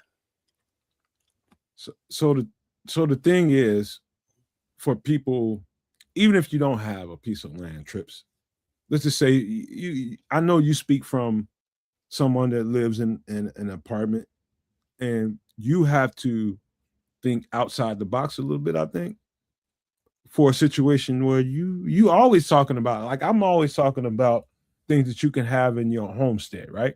Mhm. Things that you can have around the house to keep around the house to keep you good. And you Yeah. always think, okay, what if I had to put this in a bag? What if I have to move? You think like that because that's your reality. Yeah. And you will have to move at some point, but when you do move and you get secure location, something like this, let's just say you didn't buy it, but you came across it. And everybody's going to be cultivating land and trying to grow vegetables and trying to keep food coming in. This is the kind of thing you want to be looking for, something that doesn't have a cord. Oh yeah, definitely. And I'm sure that the rechargeableness you hook up to your off-grid batteries and such, but you're also going to have some place to store it. Excuse me. So you're going to need a stable location, with a shed or a basement or a garage, and you're going to need a patch of land that you can safely cultivate and grow for a growing season of, what is that, 6 to 8 months. So you're going to need a stable location with space. And, yeah, this is a good thing to have, but it's not something that you're going to be, toting back and forth. But it is something that if you are scavenging, you're going out looking for things, this is a cordless tiller. Yeah, because you need to sustain food and to sustain yourself by growing food. You need to till the earth and make a garden and all that, and there you go. What if you just got a bunch of hoes? Well, then you put them out on the strip and make a few dollars. How about a back? How about this, kids? When you think about it, I think doomsday survival sounds like some dystopian fantasy that most people have when they think about this stuff, and they think everybody's crazy, gunning each other down and shivving each other with knives and all this kind of stuff. I think totally different. I think there's going to be a certain amount of that going on, but I think situation is going to be stable on the ground more than we think it is, and it's about securing locations and cordoning off areas so that you can cultivate and you can grow and you can take care of a community and protect it at the same time. I think it's going to be more of that going on than people just running the streets going crazy like it's the purge. No. Well, people have more sense than we give them credit for. You did open up a bit of a can of worms before we got to the tiller, and that was with respect to the economy. And there's a couple comments in the chat regarding it. I'm going to say you're probably bang on right. I think we are more or less headed into an economic downturn. Whether that is going to require full doomsday survival action, I don't know. I do expect the world to move off of the U.S. trade dollar, and if that's the case, that affects the world. Just much along the lines of what Nomad was saying. That affects the U.S. in a major way, because the shift for the United States of America then becomes, how do we move back into a manufacturing country? How do we start to manufacture goods and sell it again, as opposed to consuming goods that are manufactured elsewhere? That's kind of what the orange gentleman is trying to do, but it's well, but the problem is it's a painful move.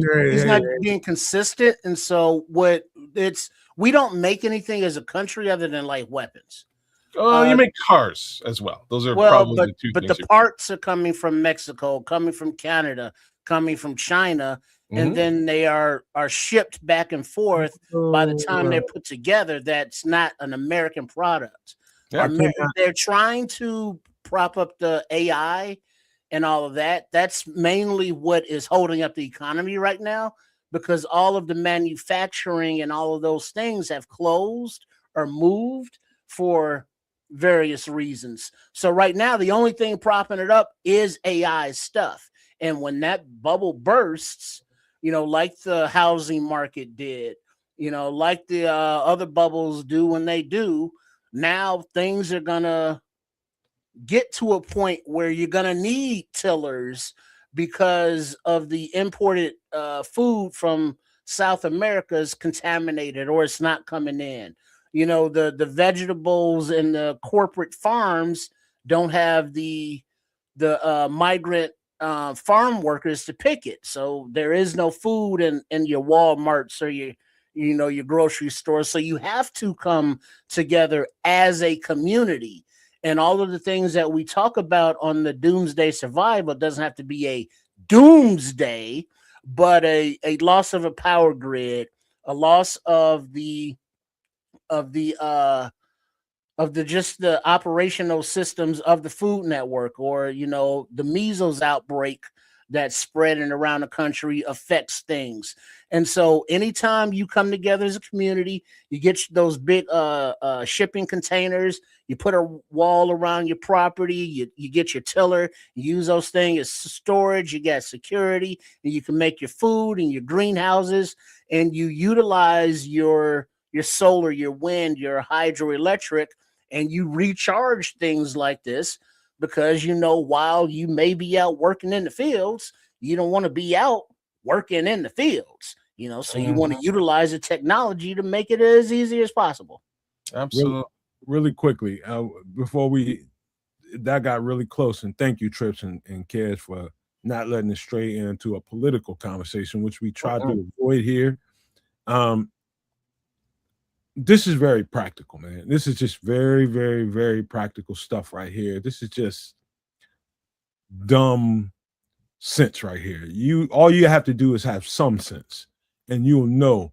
Just get up in the morning and look at anything going on, and this is practical right now. You know it. Whether or not you have the will to go out there and execute the plan and go and get that tiller or not is indifferent to me. But I'm telling you guys right now, you should start thinking. I'm not going to tell anybody what they need to do. I'm giving you suggestions. We're giving you suggestions. Start thinking about some things that you may have in mind, as things are pretty uncertain right now. Pretty uncertain at best. That requires practical thinking. What can you simply do to keep afloat, to keep family fed, to keep you fed, to keep your community fed? And I would hope that everybody's thinking, as they listen to this show and watching the show, that you're thinking community first, because whether you want to or not, you want to cordon yourself off and block yourself off from the world. Guess what? The world's going to come visit you, bro. They're going to come visit you. Do you have it in you to share? And this cultivator right here will help you set any ground up around you so that your community can be fed. Give me one day with this, and I'll feed a 5-6 block radius easily for a winter. That's how valuable this piece of equipment is. As low as $129.99, you can find them as low as $49.50, but don't go beneath the $79.99, because you're probably going to get some shit. You're going to use it once and you're going to have problems with it, and you're going to need pieces. That's some because you want to have it as easily maintained as possible, because remember, in these scenarios, it's not going to be as easy to get parts as running down to the hardware store, or just calling up ordering up online someplace. You're going to have to be able to fix a lot of this stuff where you're at with the materials you have. And these tillers can get eaten up pretty bad, the blades, because of what may be lying beneath the surface of the area you're trying to break up. Can I add to that, Trips? Because you just brought up, I didn't even think about that. Like, if you live in like in the South, a region that I lived in, it's got a little less, the soil isn't very, very, very fertile. It's sometimes clumpy. I don't know about rocky, but in particular, the people that live out west, like desert regions, like Arizona, New Mexico, places that have a lot of rock, brick, that kind of structure beneath the surface, you're going to make sure you get some extra blades. Get some extra blades. Like we here in this Midwest area and where Kez lives, pretty fertile, pretty fresh dirt. You got to go pretty deep to start hitting rock in this part of the country. If you live out west, it's very rocky out there. So if you get this piece of equipment, make sure you get some extra blades. But carry on, Trips. I had to say that. Yeah, because that red clay soil-ish in like Huntsville, Alabama, to like the lime deposits as you go out west, it makes a difference. And these blades will get ate up real quick. Yeah. And then now you're back out, with singing old Negro spirituals in the sun, with a handheld hoe, not her, and then tearing it up yourself. She holds your hand. Well, all I know, Trips, is what it does here. Like I've run into Rock here because my uncle that owned this place, he had a little driveway in my backyard, and he ended up burying it. And so as I'm getting ready to set my garden, I ran into pieces of his driveway that's underneath the surface. Yeah. And so since I've been here, I've been pulling up big bricks of it, and my tiller has hit it, and it's very similar to this, right? What you see on the screen, and it's durable. I haven't had to replace that tiller. It still does the job. But I don't live in the west part of the United States where there's a lot of rock and bricks and dry land. I don't know. What happens is, like in the East and Midwest, they're in the old timey times when they had the brick streets and the stone streets that got covered up by layers and layers of dirt and stuff. You could be tilling an area and not know that 6 inches down is brick, is a sidewalk or an old piece. And like, who is that? Patrick is saying he's got a half an inch before he hits limestone. Where you so at, he has to grow above that soil. So a half inch, that ain't deep at all. I know you told me before where you was at, Patrick, but hit me that one more time. But that's real. Crimson is saying some real stuff there too, man. And what he's saying is raised beds is probably your best move regardless. And why I'm sort of doubling down on what Crimson is saying is just the fact that a lot of folks don't actually own land. You know what I mean? Like there's that reality. You might not be able to really get out there and till the land so that you can. He's in Santa Ana. Okay, so that you can actually plant and get stuff done. So having a raised bed with soil that you can manage and replenish, probably your best case scenario. Put that in some sort of a greenhouse. And we've done doomsday survival chats on this type of stuff, right? Like we've had this type of conversation. But I think that might still be your better route of passage in these situations, just because now you got to buy dirt.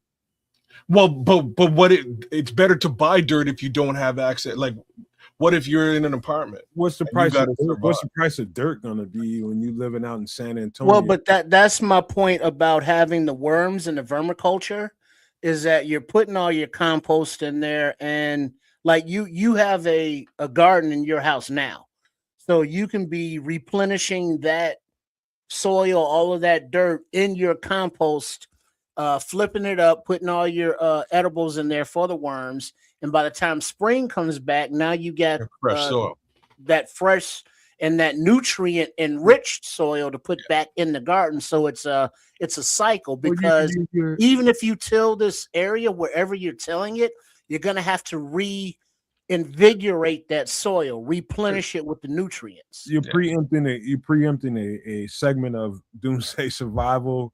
We're going to get there. Right now we're talking about what is and what you can do with the land you got. But Patrick, thank you for that information. Knowing the fact that you live out west, I don't know what that's like, and I would imagine that you're gonna have to do some things. You're gonna have to spend a little bit of money to be able to cultivate land out there, especially if you live in a really, really arid place.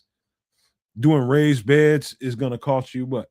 Thousands of dollars. So you have to plan around the environment that you live in. With 38 by 4 beds. I'm worried about Haru Gobi. I'm just saying. What are you doing? Well, it should be full of nutrients. Yeah, I was just gonna say definitely nutrient and rich over there, but I wouldn't want that human being flavor in my my produce. Tastes like chicken. All right, let's finish this up. This is a cordless tiller with batteries included. You get this piece. Make sure all of them come with an extra battery. But in my opinion, I think you should buy an extra battery to your extra battery. So And at then least have also three. get I think I don't know if it matters by brand name, but like drills, the tiller, anything electric can utilize these same size batteries. So you can take this drill out of your this battery out of your tiller and put it in your drill. No, you You can can't. take it out of the drill and put it into your next Mm-mm. device. Tried that. No, it ain't. So No, not exactly. he's Ah, damn. not wrong Yeah, per se. yeah. I got No, the shit. no. You may be able to find a brand that has Like interchangeable. the wall. You know what I mean? That has interchangeable batteries. You would just have But to you gotta make sure you buy research. that brand. Ushvan. It's not all the same, kid. They're not universal. You're right. Not across the board. You can't mix and match. You would likely have to work with one company and ensure that that company supports the ability to swap out batteries between different equipment. So keep that. See, Crimson is suggesting Ryobi might be one of those. I would believe make that. that kind of equipment. Ushvana, Wyobi, They do have that kind of equipment. Black and Decker. Yeah. Black and Decker. I don't trust that for a long term, but they do make like nice household. Like you need to fix some shit around the house. Anything outside of that, you know. So you talking about Craftsman? Damn. No, I'm talking about the yellow brand. Snap on. Yellow brand. If you want to really get serious about this shit. Anyway, any last thoughts on cordless tiller, its practicality, and why I think doomsday survival situation, this is one of your apex predators on that list you got to eat. Cool. All right, let's get to the next thing. Guess what, man? I don't know too many hunters. I know a couple. I don't know too many people that know how to trap when it comes to protein. I don't know too many. They're out there, but not your average person that you're going to walk up to in Walmart or whatever store that you're in is going to know how to hunt and trap. Guess what? What do you do to supplement your stuff? Give me a second. You if you can't hunt and trap, you forage for greens and veggies, fish. Is the next item a crossbow? Damn it. Fish. No fishing starter kit, that is. And in the picture here, it's a regular sized backpack, and the collapsible fishing rod is in one of the side pouches that you can carry on. And then it has a little tool, not bait, not what do you call it? Box, fishing tool box with little weights, little lures, hooks, the thread, all of that. Then you got various tools there. Looks like little pliers, a little crimping tool, maybe a little hook release thing. I don't know what that is. And then the extendable rod, and then a reel. Something that you just get you a little din, cook it up, and then keep it moving. So this is just basically a backpack, which I love that everything is collapsible and you can put it in there for. So it's perfect for someone like Trips that always thinks of it that way, where he can just pack it up and just keep on moving on down the road. It's got your lures down there. It's got your weights in the middle. That middle section where you see all that gray, those are little beaded weights. So it's got a variety of different lures that attract different kinds of fish. And it really leads me into a story I want to tell, but I'm just going to explain what this is. It's a great setup for somebody like myself who's not a fisherman. I am not nobody's fisherman. Nobody's fisherman. I grew up around people that do it all the time. Grew up around them. I just never was attracted to it. Thought it was boring. I went out there with them, here and there, and I just ate the sandwiches. There's a good miss. I was waiting for it. I was waiting for it. Hating. Stop, Minister Charles. Just think about it this way, Minister Charles. This is for people who don't know anything, like me, about fishing. You got to start somewhere. And why I say as low as $49.99 on this set. You don't want to go beneath that. You can go to Walmart right now and get you a $19.99 fish and start. Yeah, you don't want that. You don't want that shit. It's gonna break on you. First time you get something heavy on your line. You want to really start, to be honest with you. I put $49.99 on there to be like, you really don't want to be there, but $79.99 is about as low as you want to go. That, like, the weight, you got to think about the line that you have and how much weight that line can carry. And you got to think about the substance of the pole that you have in the water and how much it can carry. You know, you don't know what's going to bite your line, right? You just don't know. You know what you're fishing for if you put a certain kind of lure in there, right, kids? If you put a certain kind of lure in the water, you're fishing for something. You know, sunfish, you know, panfish, you know, across the top, you know, like your little carpies or, you know, your smallmouth bass or minnows even. Or if you want, you know, your bigger fish, you want more weight, you know, earthworms and such down deeper. You know, because different fish, different levels, kids. I'm with it. I can see the benefits of what you got going on here, because you're just rolling down the street and you can just, oh shit, I'm by a lake. I'm gonna just pull something out that lake and away you go. So I see the benefits. I think Minister Charles probably has a deeper relationship with all this than any of us three do. Well, he ain't here. We talking. That is the truth. You know, speaking of that, so the truth is hating. Oh, no, you ain't got to repeat what the fuck. I'll get into it later on. But I like I said, I like what you're putting on, what you're putting down here. This is something that you could just throw on your back and get the job done. The question is how durable and useful is it? That, in my opinion, I don't know.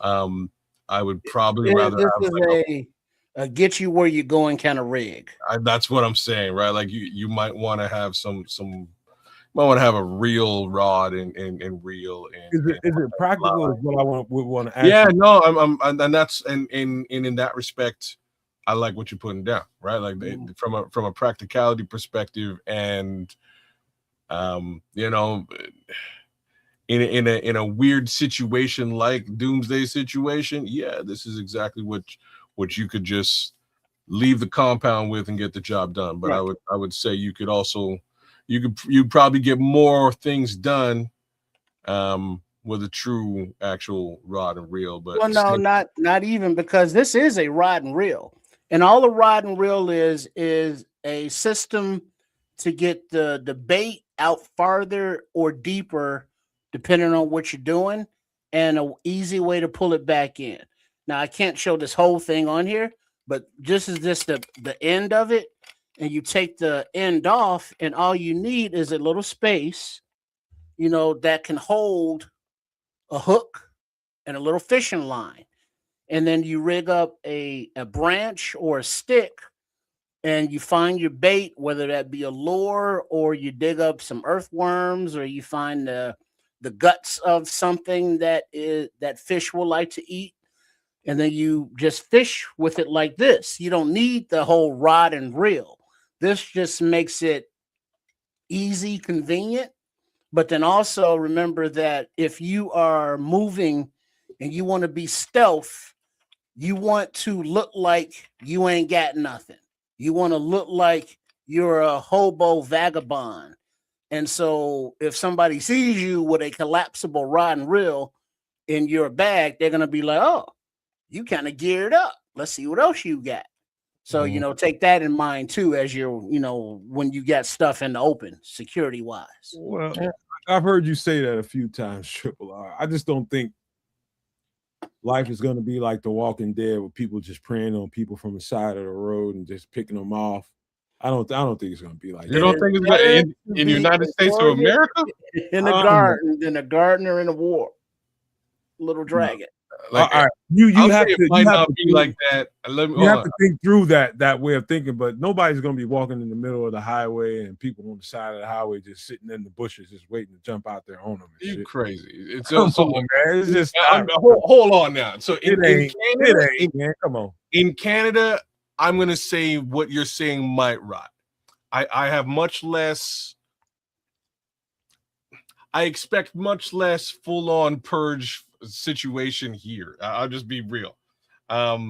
Mainly because of one simple factor: guns. Right? Like, so like that's the secondary piece to this is population. When you have mass population with mass access to guns, what he's saying is I would be surprised if it didn't go down that way. Like, you know what I mean? Like, I would be surprised if there You're talking isn't about let's just say let's just say 3 weeks into a power grid failure, Trips. And I'm talking to you because you're living in a certain kind of location and you might have to get mobile, which is what I was thinking about when I did this. In the first few weeks, you still got stuff going on. I'm not saying that what Kez is saying is impossible. No, it's very fucking possible. Do we get to that point? And if you get to that point, I don't think it's going to be what people think it's going to be, where people just going to be running up on people from the bushes, because it's going to be people walking down the street, down the road with their family and their kids and dog. I mean, nah, dog. Nah, it ain't going to be like that, man. So look, given the time frame you laid out, fair, because what in a 3-week case scenario, what you're gonna have is the mass public in a holding pattern. They're gonna be like, wait a minute, are the lights gonna come back on? Because if the lights come back on, I probably shouldn't, hijack this family. You know what I'm saying? Like, I will go to right. If the rule of law is gonna regain itself, no, I'm gonna go do some time if I step out of line here in 3 weeks. But if we're talking like year 3, oh man, all bets may well be off, and do what you got to do. So I'm being a real one here. I think the general Canadian public, shout out to Canada, I think y'all a bunch of wusses and you're unarmed. So I'll be fine here. You know what I mean? I will survive regardless where I'm at. What does that have to do with being a wuss, having an arm? No, I'm saying that Canadians don't have arms. So that makes them a wuss? No, not that makes you an easy victim. Not it does make for you to be an easy victim. It's just that you would have to experience society here. Just the general society here is a little bit more easygoing than general society with the immediate access to weaponry. Let me just say this, and this is to your point, Patrick. And I think this, man, in a calamitous situation, this is what I really believe. You're talking about people going to basic instincts. There will be people like Kids is talking about, Trips is thinking about, where they'll be totally lawless. And to be honest with you, I think those are to be the first ones to go.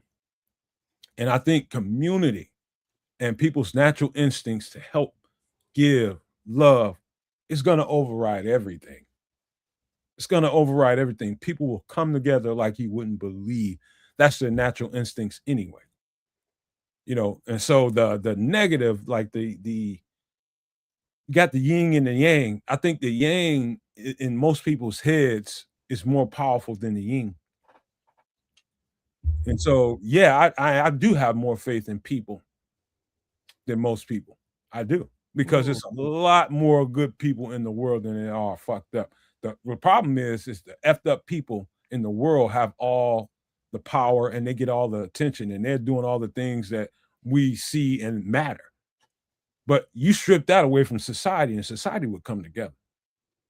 They will. And if it all depends, they'll have to eliminate some of those effed up people that will do the things that they're talking about. Well, but that's the thing, though. Who in a polite society, the people that it would take to eliminate the bad people aren't in polite society. And it, like, I look at myself and I try to here we go learn myself over time. It's like personality type. I'm more of a Sigma personality type, and emotionally, I'm more of a dark empath. I have some sociopathic tendencies, but I'm still empathetic. And so if you are a good person and is like, well, I don't hurt other people, I keep my hands to myself, and I expect them to do the other to me as well. And it's like, yeah, but I'm a realist. And it's like, yeah, people will try to take advantage of you as much as you let them. And so you have to be able to willing to do things back to them or do things to them first to make them not want to do things to you and then send a message to other people. It's like, well, you see what happened to this one, right? That's where your dark side. That's where your dark side kicks in, Trips. You say, oh, you said, right, but you got to have that though. That's you said all that good stuff. I'm from the streets, man. You said all that good stuff, but the dark side took the most power. But so you know you're an empathetic person, but you don't want to lean in that. You want to lean into the side of you that will, But no, man, that's steer from one neck side to the other without saying it the dramatic way. I'm telling you guys, and I'm challenging you guys to think of your better nature. No. So if you're from the streets and I'm from the streets and Trip from the streets, and we're all good people, natural instinct is for us to want good things to happen and turn the other cheek. It's just good-natured human beings. If you're trying to tell me that at no point in life you've never been just a good-natured human being and had somebody try you, you know what I mean? Try to screw you over for the sake of doing it, then there's a lesson for you to learn. You know what I mean? Like whether that was a woman in a relationship, whether that was a dude in some level of a deal, it's been known to happen. And that is the one thing that I have to say is at some point, being a good-natured and well-raised, awesome kid, somebody tried to test me. Somebody tried to test me, and I had to recognize that everybody is not above. It doesn't take a long-ass conversation to. It's about the carrot and the stick. It's about the carrot and the stick. I'm a good-natured person, but I do carry a stick. Like I will serve court right in the middle of the street in front of anybody. It's not that you're dealing with a naive, stupid. You're not dealing with that when you talk to me. I'm talking about people's inner nature, that most people are good people on the inside, but society has taught them to be, lean more into your dark side because of the people around you. I get it. You don't have to, it's not a long conversation. We're talking about fishing gear in a survival situation. I'm telling you, and this is my way of thinking about this. I see this stuff as you strip structure away from a society. And I think overall, after some of the stuff that you guys are talking about, some of the hurt and pain and the destruction that can happen to people will happen. But once it settles, I think you'll see the best of people, is what I'm saying. That makes any kind of sense? It does. But yeah, man, it's, of course, man, I'll put somebody's head on the ground. Yeah, but all I'm saying is in doomsday case scenario, you may have one shot, right? Like it might be a one shot situation where that person ain't just trying to test you. They're trying to do you in. They're trying to finish you off early before you get that opportunity to say, okay, well, now I get to turn the other cheek, or now I get to, respond in kind. Respond in kind. Thank you, Trip. You're going to be that TV show called The Last Man on Earth. Well, that was a great show, except it for was, Tandy. Except you couldn't get laid. Exactly. And there was two chicks there. You know what I'm saying? You know what I'm saying? So you're gonna let Boris Kojo come in and mess up your whole shit.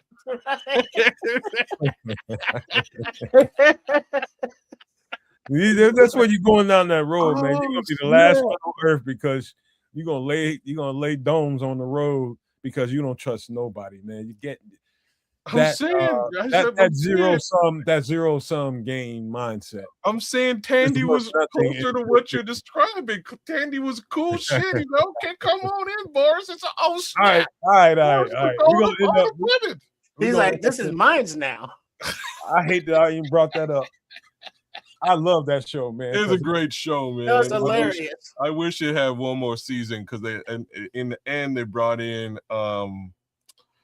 Kristen Wiig, and I think she's one of the funniest people on the planet. I think she's super funny, and she got maybe 2 episodes towards the very end of the show before they were gonna introduce her character, and then they cut the whole show. Man, I was so mad. Anyways, love that show. Patrick Higgins probably brought the best chat so far tonight. We had some really, really good chats, but this is probably the most poignant one for the conversation that we're having. I'm gonna read it off. Shout out to Super Nomadiac Patrick Higgins for this one. He says, any expert would tell you that in the first month of society breaking down, it's the most dangerous. Yeah, you're probably right. I just said it a couple seconds ago. 3 weeks into it, it's going to be a lot of crazy going on. Then that's going to settle. Again, it really depends on what, so we're just going to take COVID as a for instance. It could have been like that during the first 3 weeks. First 3 weeks, everybody was just trying to get toilet paper. And that's basically what happened, with the expectation that, you know what, like, the light's going to come back on, everything's going to be fine. It was fine much later. You know, if what we're saying actually happens, I think folks will be cool for a little bit and go, okay, well, we went through COVID, so let's just see how this plays out until they realize the play's already been made and you now have to survive on your own. And the powers that be ain't gonna come and help you out. Ricky, man, I didn't realize you were out in Dartmouth, man. Next time I'm out there, I'm gonna have to somehow connect with you, man. We'll hang out and we'll see why I wear the shades for sure. You know what I'm saying? One thing before we get out of this and get into the next conversation. Fishing is practical. I only have 2 reels in my basement. I have I got a story to tell y'all. I got probably $1,000+ tackle box kit that will cover an entire long, like, you went to a banquet, those long fold-out tables. This thing covers that almost. This huge.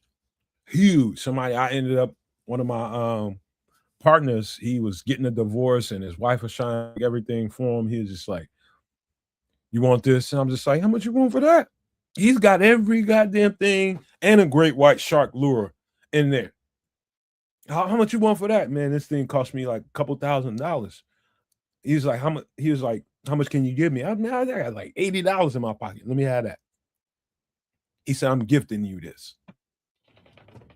I had to have 3 people help me put that in the bed of my truck. It's got that much stuff in there. And I ended up giving it to my uncle for nothing. It was just because he kept on irritating me about it. He's the fisherman around me and my family, man. He's the guy that's always at the bank and out there on the water. He's doing that shit. And I was just like, it didn't have nothing to do with money for me. It was like, I can sit there and hoard that stuff. I didn't really need it. I'm not no fisherman. I'm not going to act like I'm a fisherman. I won't even play one on TV. I gave it to the person that I know can get the most out of it, man. And so, that's my story about fishing. I got two rods left, and I got a couple little pieces out of there that make me a small tackle box. But to me, that's all I need. I gave it to the person that really does that stuff, man. So my advice to you all is this is very practical for your doomsday survival kit that you're setting up. Hopefully, as we keep having these conversations, it's worth it. 110%. Get you a couple of rods and a starter kit so that you can make sure you get some protein in your body while you're trying to get to the next moment in life, man. Any last things about this? Yeah, one thing is look at the different kinds of fish you could possibly be fishing for and familiarize yourself with how to clean them. because not all fish are clean the same. Well So said. figure that out. Well said. It is a skill that folks should go and get into. I wish I should probably go more frequently just to mess with it. Minister Charles, you said you went ice fishing recently. How did that go? Did you catch anything? Let me know in the chat. Walleye, trout, which you pull People out here go ice fishing all the time, wild and crazy. You couldn't if I have the ability to stay indoors, you ain't catching me outside freezing. Well, kids, like if you're on the ice fishing, and you're in one of those sheds, are you indoors or are you outdoors? If I'm freezing, I'm outdoors. If But I can't you're in the shed. if I can't turn the heat up, I'm outdoors. You know what I'm saying? So that's what I'm saying. It's cold as all hell out there. It's warmer because in most of those cases, you might be able to lying like a mother. He gonna be inside because that's Kaz is that dude that remember that game that you hit the button and it dropped the hook in the water, and then you pull it up and it's like you try to catch fish, and then you get like 500 points. The more you get, that's as much as Kaz that's is about doing. as fishing as I'm trying to do. Really, if we're talking ice fishing, I'll go out in a boat. You know what I mean? I'll go out in a boat. I'll do that in the summer when it's warm. You know what I'm saying? I can't stand Canadian winter. Y'all need to. Canadian winter is a thing. Anyways, you caught a few walleye and two small cats. Let's put that to the side so we can get to the rest of the content, man. Let's too funny. All right, cool. Do this thing, man. I'll start this conversation off with this. This is one of the top 3 or 4 most fascinating things that I've ever laid eyes on in a read or ever made witness to in a conversation or just having people talk about. It's fascinating to me. It's right up there with the pyramids of Giza, the Sphinx, the deep blue ocean. This thing is the best interesting thing, man. But let's get to it right now. 1 second.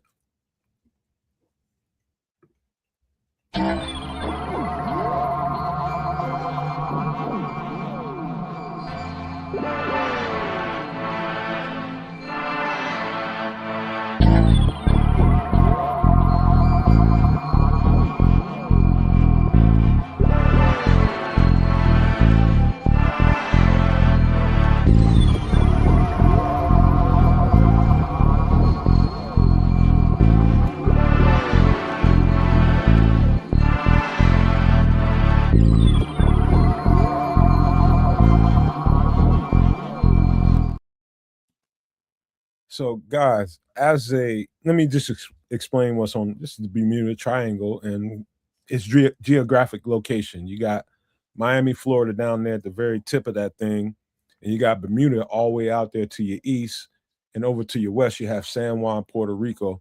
Sorry, I had to do it. That makes up the Bermuda Triangle, the Devil's Triangle, as some people call it.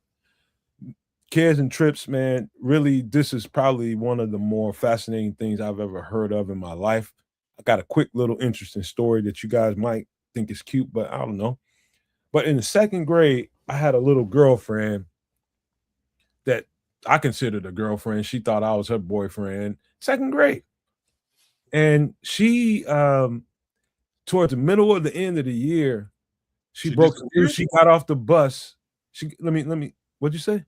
I said she disappeared? Let me tell you. It's interesting, man. She gets off the bus one day because I used to get to the school before she got there. We rode a different bus.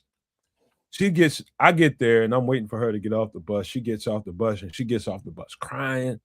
She's red. She's a little bright-skinned girl.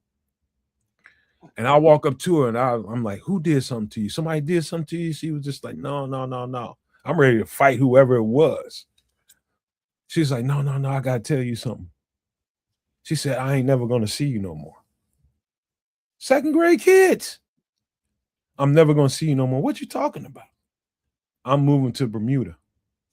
My dad took a job in Bermuda and we're going to leave at the end of the school year. You talking about crush, cares, and trips? Absolutely. No. As a little, that puppy love was just, oh my God. I'll never love again. Now this is me in the second grade finding information about Bermuda. In the second grade, I already knew what Bermuda was and the whole thing about the Bermuda Triangle, just from little books that I was able to find, little magazines, little stuff that I can find out and read. I knew something about the Bermuda Triangle. In my head, it's where people went to what Trips just got through saying, you disappear. And so anyway, long story short, they moved. I'm crushed. She's crushed. I didn't see her until years and years later. Oh, she came back. She didn't disappear in the Bermuda Triangle. She didn't. She never went on the water. I said the exact same thing as you. Never went on the water. Never went on the water the entire time she was there. All right. So, long story short, years and years later. Now I got to set it up this way so you can understand that I have a certain affinity for this subject because of the stuff that I've gone through in my life.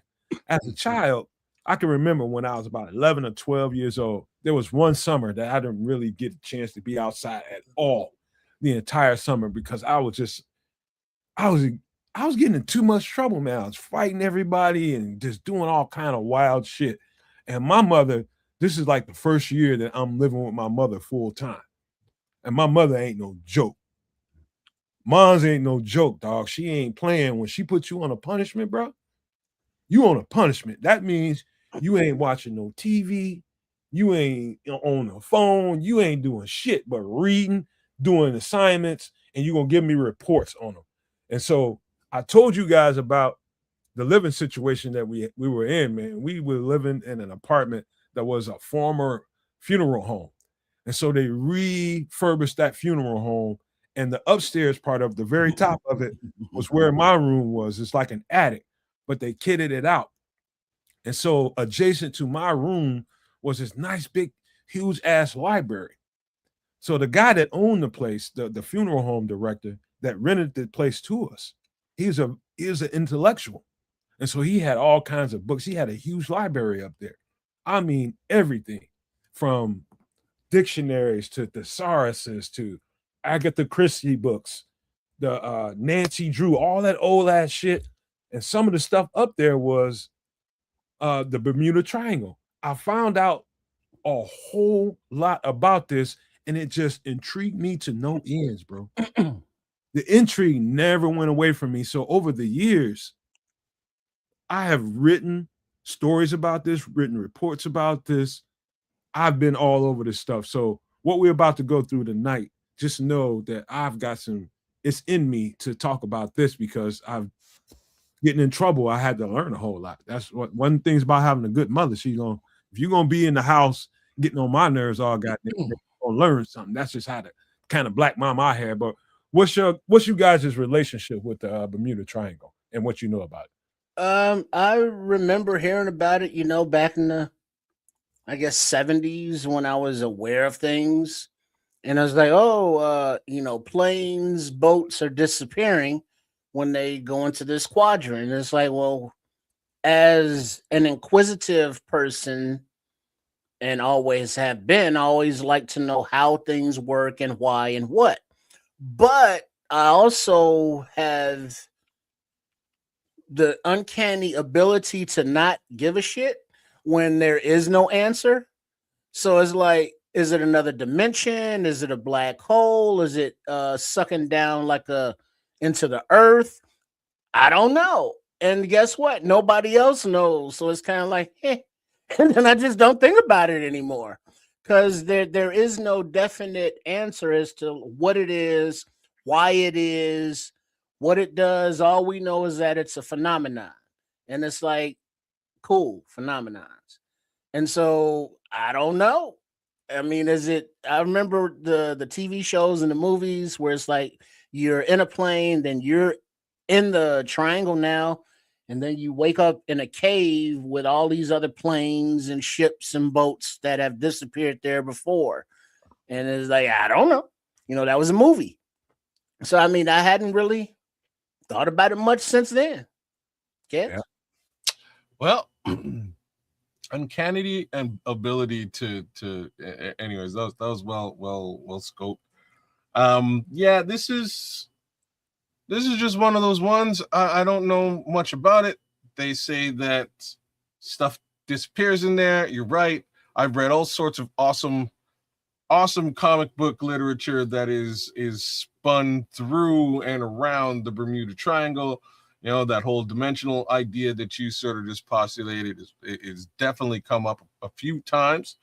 You know, I've also heard something, you know, around the idea of there being some sort of special magnetic field in this area that does funky shit. You know, I just don't, you know, it's one of those things though that was like in the 70s and 80s, you would hear about this frequently. And I would always ask, like, so like, why y'all keep flying into the Bermuda Triangle though? Can't you just fly around it?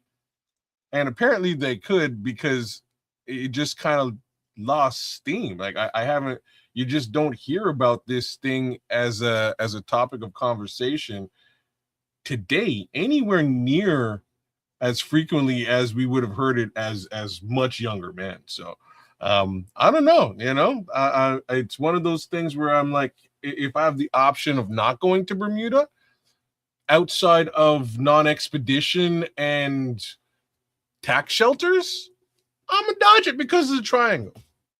There it is. All right. I'm gonna give you a couple of notes. I don't know that everybody knows that there's more than 1,000 people that have been in this triangle, whether it was flying, whether it was on a boat, or whatever it was. If you were in this area, more than 1,000 people have coming up, vanished, missing, no trace of them. Now, one little note I will point out, like right there in the dead center where it gets really, really dark blue there in this triangle, it's one of the deepest parts of the ocean. So you got to get submersibles to really get down there with some really good. Well, go ahead, kids. No, I'm like,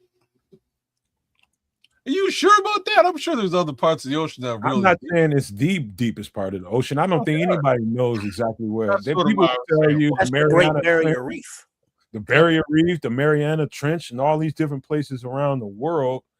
You know, it's people will argue about that, but guess what? Only 5% of the ocean has been freaking voyaged. Hey, kids, let me ask you a question. Mm-hmm. I know they call it fathoms or leagues beneath the sea. Beneath the sea, yeah. But what's the difference between 100 feet and 1,000 feet? Oh, you're asking me math? Yeah, I mean, does it matter? Is it feet or leagues? Oh, you drown in either way is probably exactly. I mean, as a human being, you know, without any apparatus, unless you're Michael Phelps, you know, so 10,000 feet, 50,000 feet, you know, there's stuff down there that we don't even know what it is, you know, not even specifically, but just in the ocean deep down there. And now you throw this triangle thing on top of it down deep. Does it just open up into like Mars? Or no, they got hurricanes over there too. That's not surprising, just considering how frequently, you know, most hurricane season in Miami is like most hurricanes form and come this direction. Okay, yeah, come from Africa, Cape of Africa, and then the Horn of Africa, and then end up in this direction. And so the stories I'm about to tell you guys tonight is, I don't know of any of them that had storm predictions, because most of these stories come from military vehicles and, you know, U.S., you know, they don't go out on the ocean if they don't have to, unless you're one of those kind of mariners that have to go out in storm-ridden conditions. They have like Coast Guard that does that kind of stuff. They go out there in storms and get information and bring it back to the government so that we have what we have. These are guys going out in routine missions, or guys, you know, we got stories way back from early 1800s. There's stories to be told here. And let's start with one. And this is probably one of the more iconic ones. This is the Mary Celeste back in 1872. Now, the picture you see here with the red arrow, this is the captain, his wife, and his daughter. I think it's a daughter. I believe it's a daughter. Captain's wife and daughter. So only She was a like handsome woman. 9 or 10 people were lost in this thing. But this was a basic cargo ship during that era. They were I guess transporting like 1,700 bottles of whiskey from, I think, somewhere off the east coast of the America, and trying to take it to Brazil or something like that. I'm not sure, so don't quote me on that. Or South America somewhere. And it just came up missing. And when it showed back up, there's nobody aboard the ship. The ship is totally intact. Now, there's everything on board. They had 6 months worth of supplies, food, drink, everything that you needed. They even had some other cargo on the ship. And this is the picture that's from the Smithsonian Institute.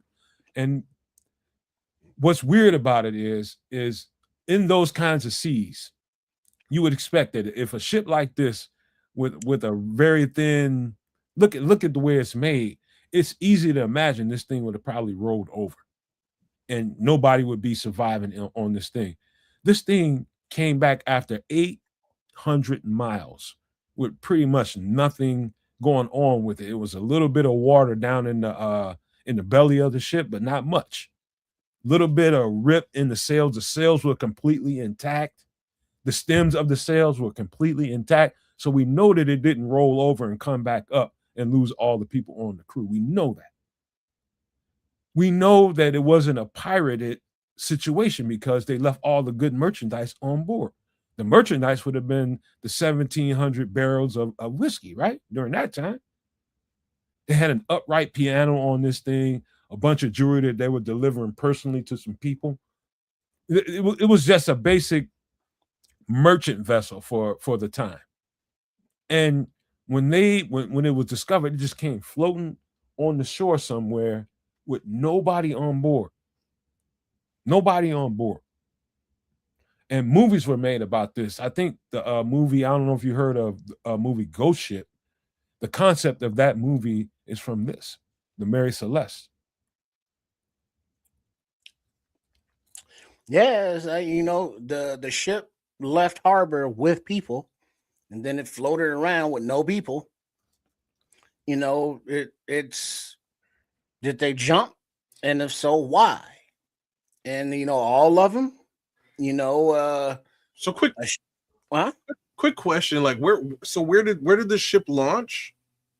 Somewhere off of the coast of America. I can't, don't quote me on that because I got a lot of information in my head. It's a good enough answer for me, because that just means that it's not like we're not talking long enough that these people could catch scurvy and you know what I mean? Like it should be a short enough trip that everybody would be of good sound health and should be able to make it without any questions. That's crazy. Mermen and women with the siren song, and instead of the ship crashing, just called them down to the deep. Who it's if you've ever been on the ocean or out there, it's a very it's weird.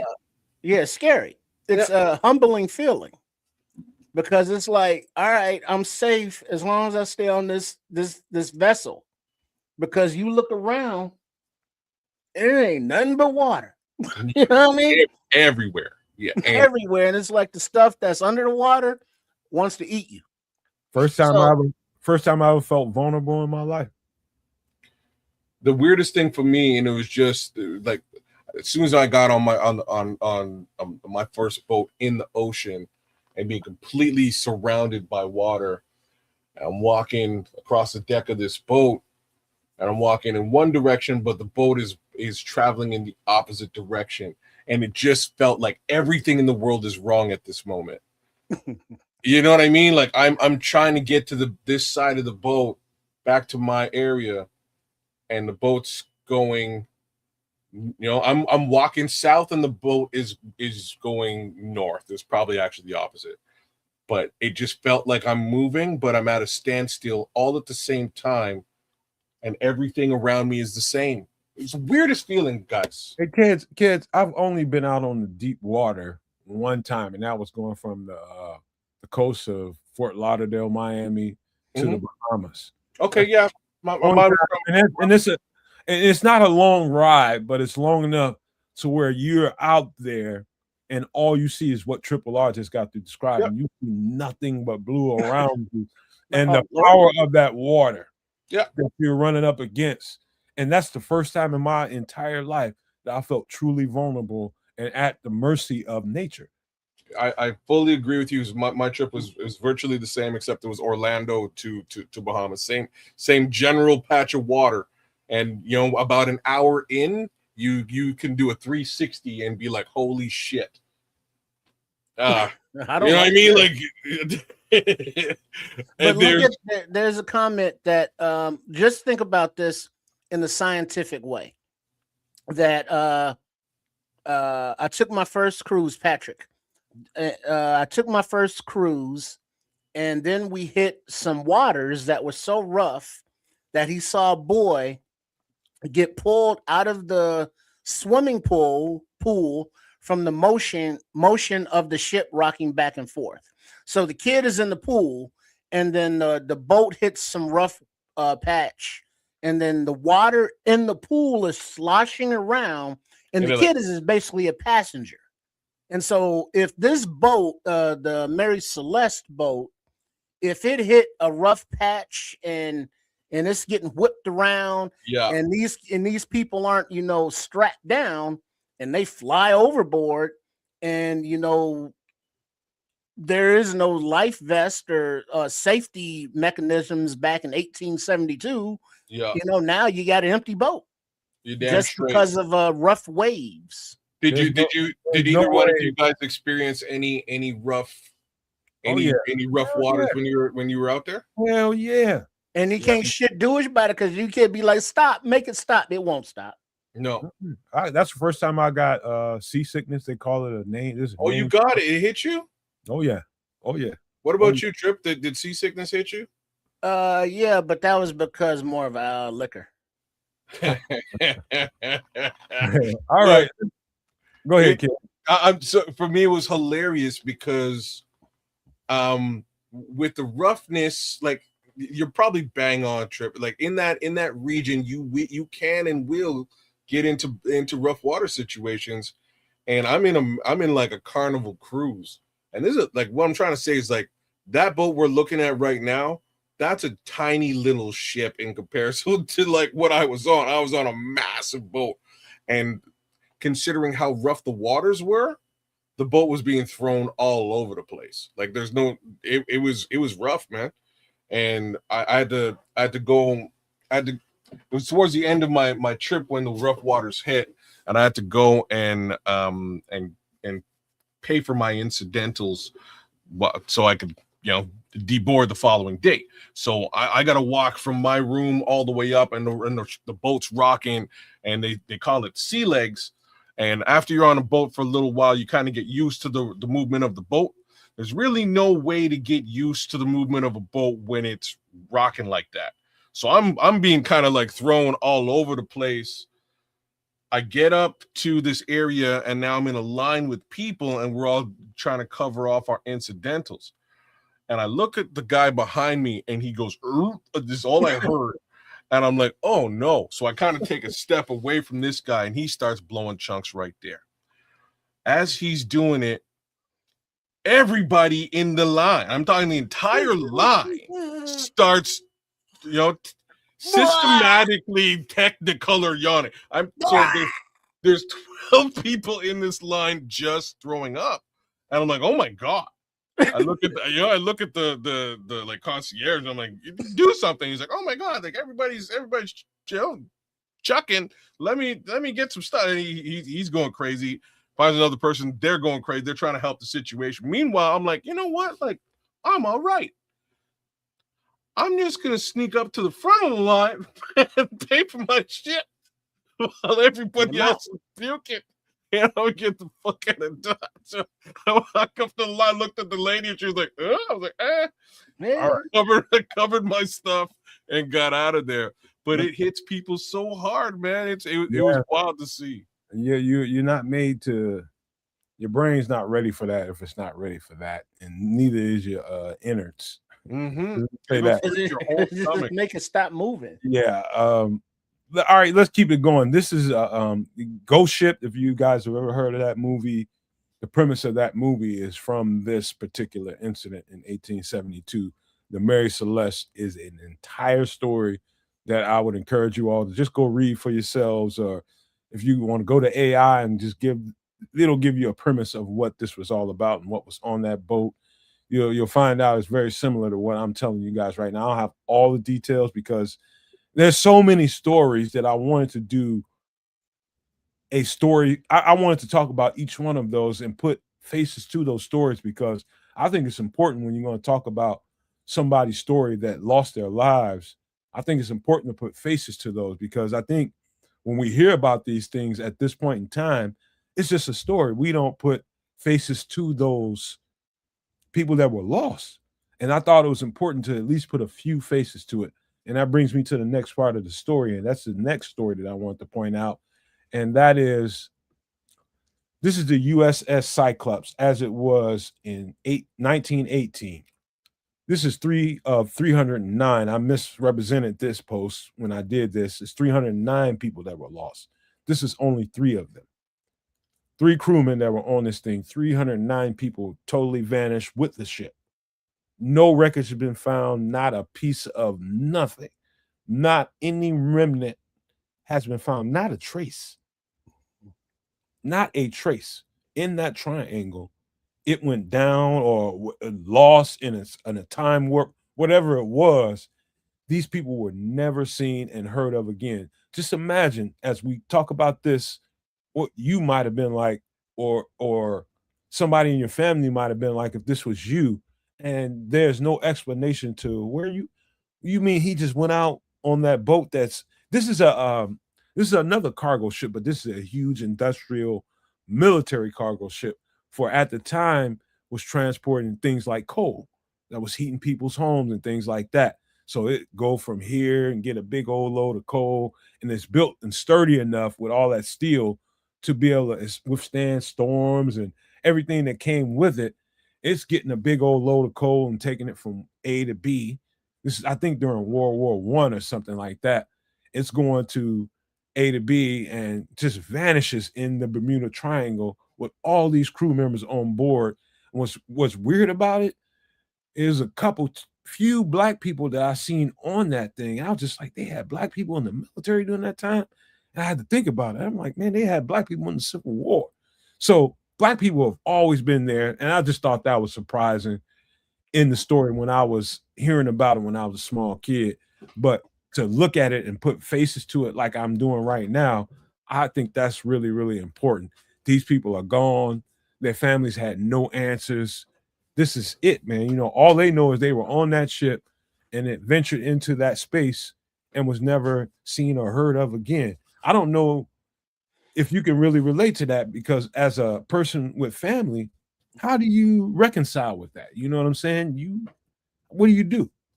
Well, not that it's easier, but I think it's easier being that they were in the military, and that's kind of a possibility. But this wasn't like a war kind of lost thing. But it's like, okay, we're going out on this boat, we're delivering our coal, and then they just never come back, and it's like, oh shit. And it's never easy to lose a family member, but it's like it's kind of not expected, but it's not a surprise as a shock, I don't think, as much. And then, like, back then, wasn't no internet, and so the word of mouth is traveling, the technology ain't all that. And so I'm just like wondering, is like the question is, well, what happened to him? And that will be the question. It wasn't a wartime boom boom kind of suck kind of thing from a submarine. It was a disappearance in this triangle area. So more of a question there, but either way, they're gone. So yeah, they're gonna be sad. So one of these guys could have been our great grandfathers. 1918. Well, not if he Well, could have been. Okay. If they didn't disappear. I'm sorry. Yeah. But I mean, that age, that generation, great grandfather, that age, I think would have been crazy. I don't know how to. You're right, man. I don't know how you really reconcile this.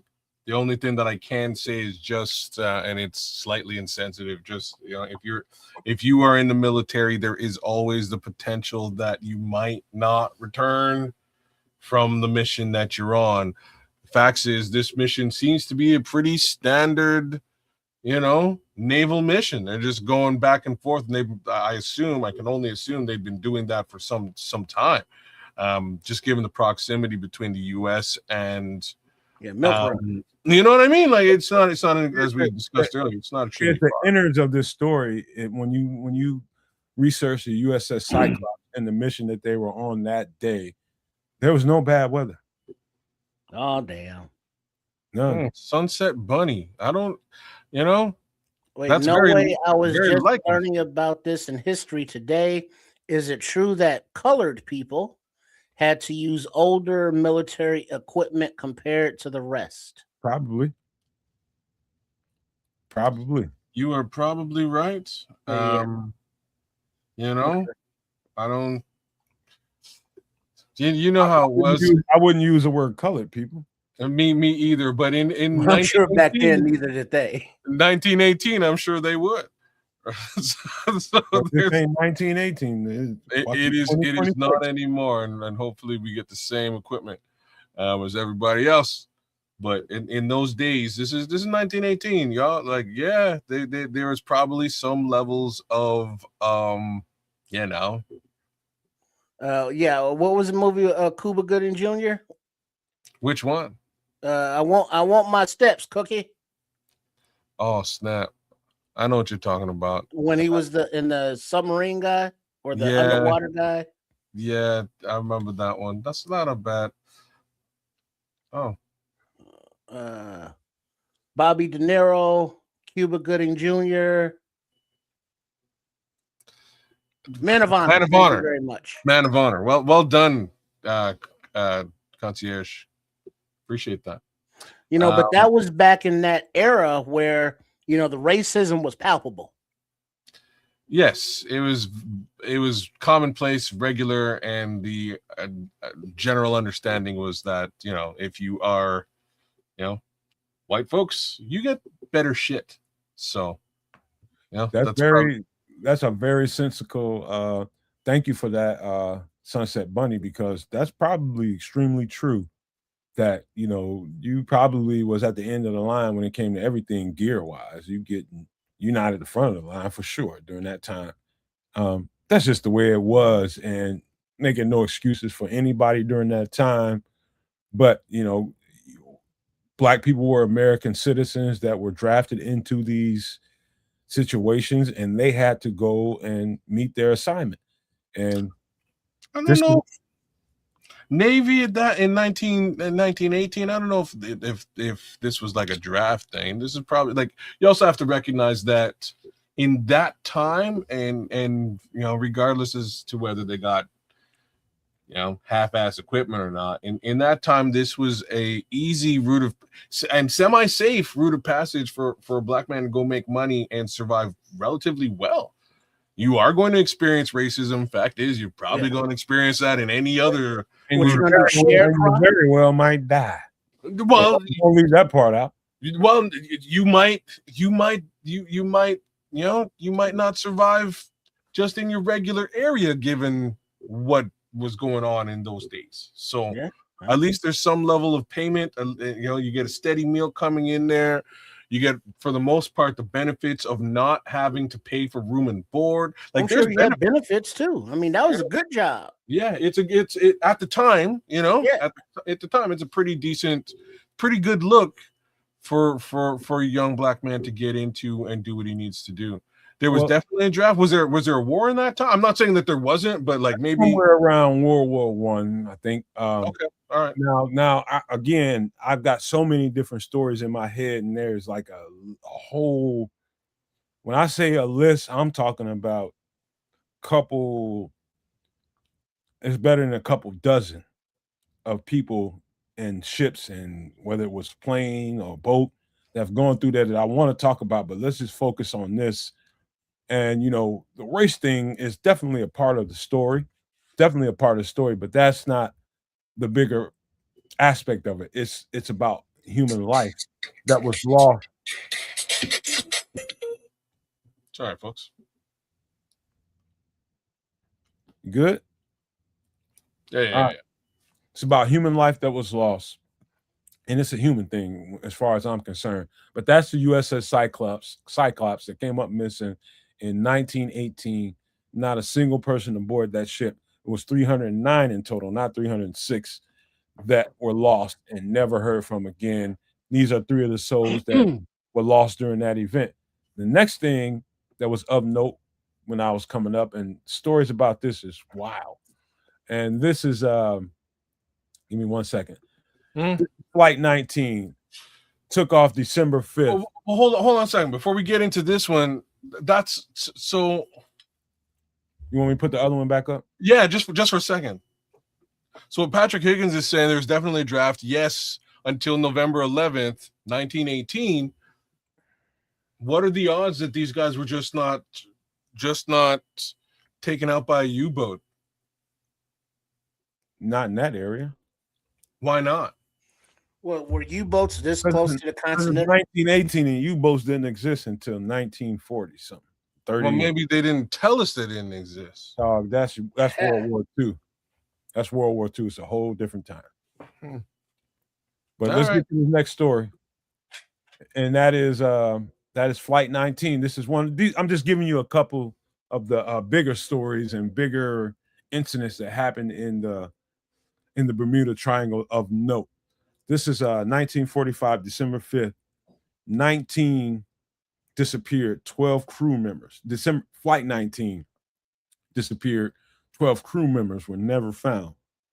So you had 5 ships that were on a basic. What's interesting about this, kids and trips, is the navigation systems. Like in the Smithsonian Institute, they have reenacted audio from them speaking to the people on the ground. So I'm gonna put this back up on the screen real quick, just to give you a general understanding of where this happened. So where you see the point of that Miami, Florida point of the Bermuda Triangle, they were not very far from the coast of Florida when all this was taking place. And what happened in the communications were they got probably a little bit out towards Bahamas, towards Bimini Islands, over in that region is where everything got twisted.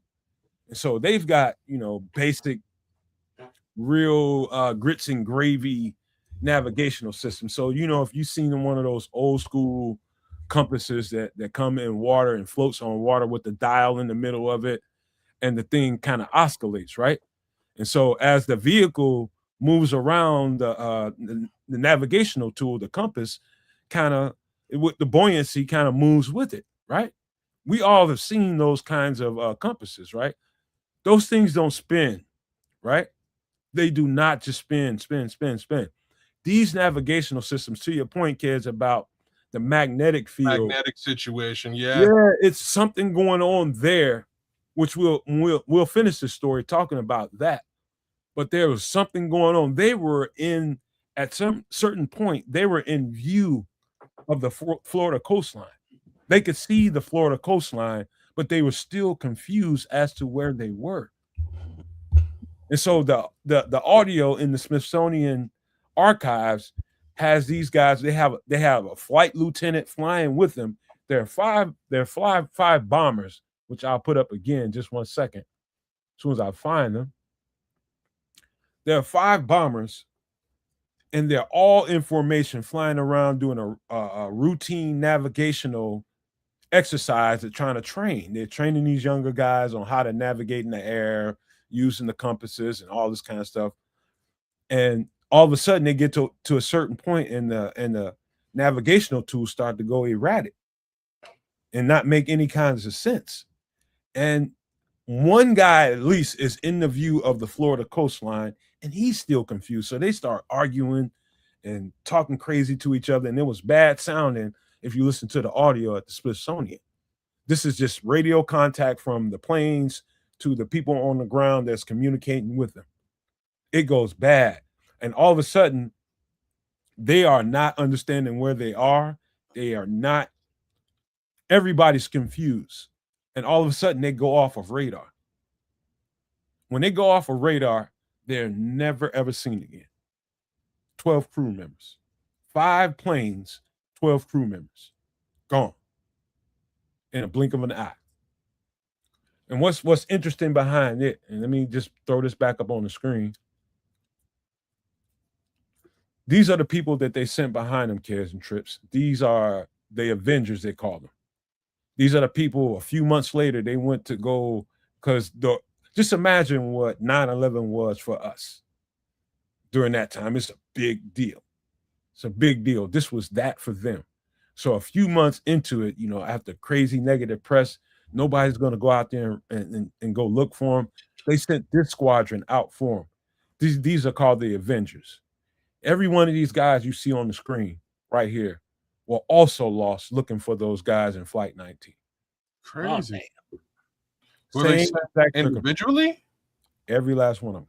Because this is the military, and if they could see Florida, they had no Navy assets out there looking like for wreckage,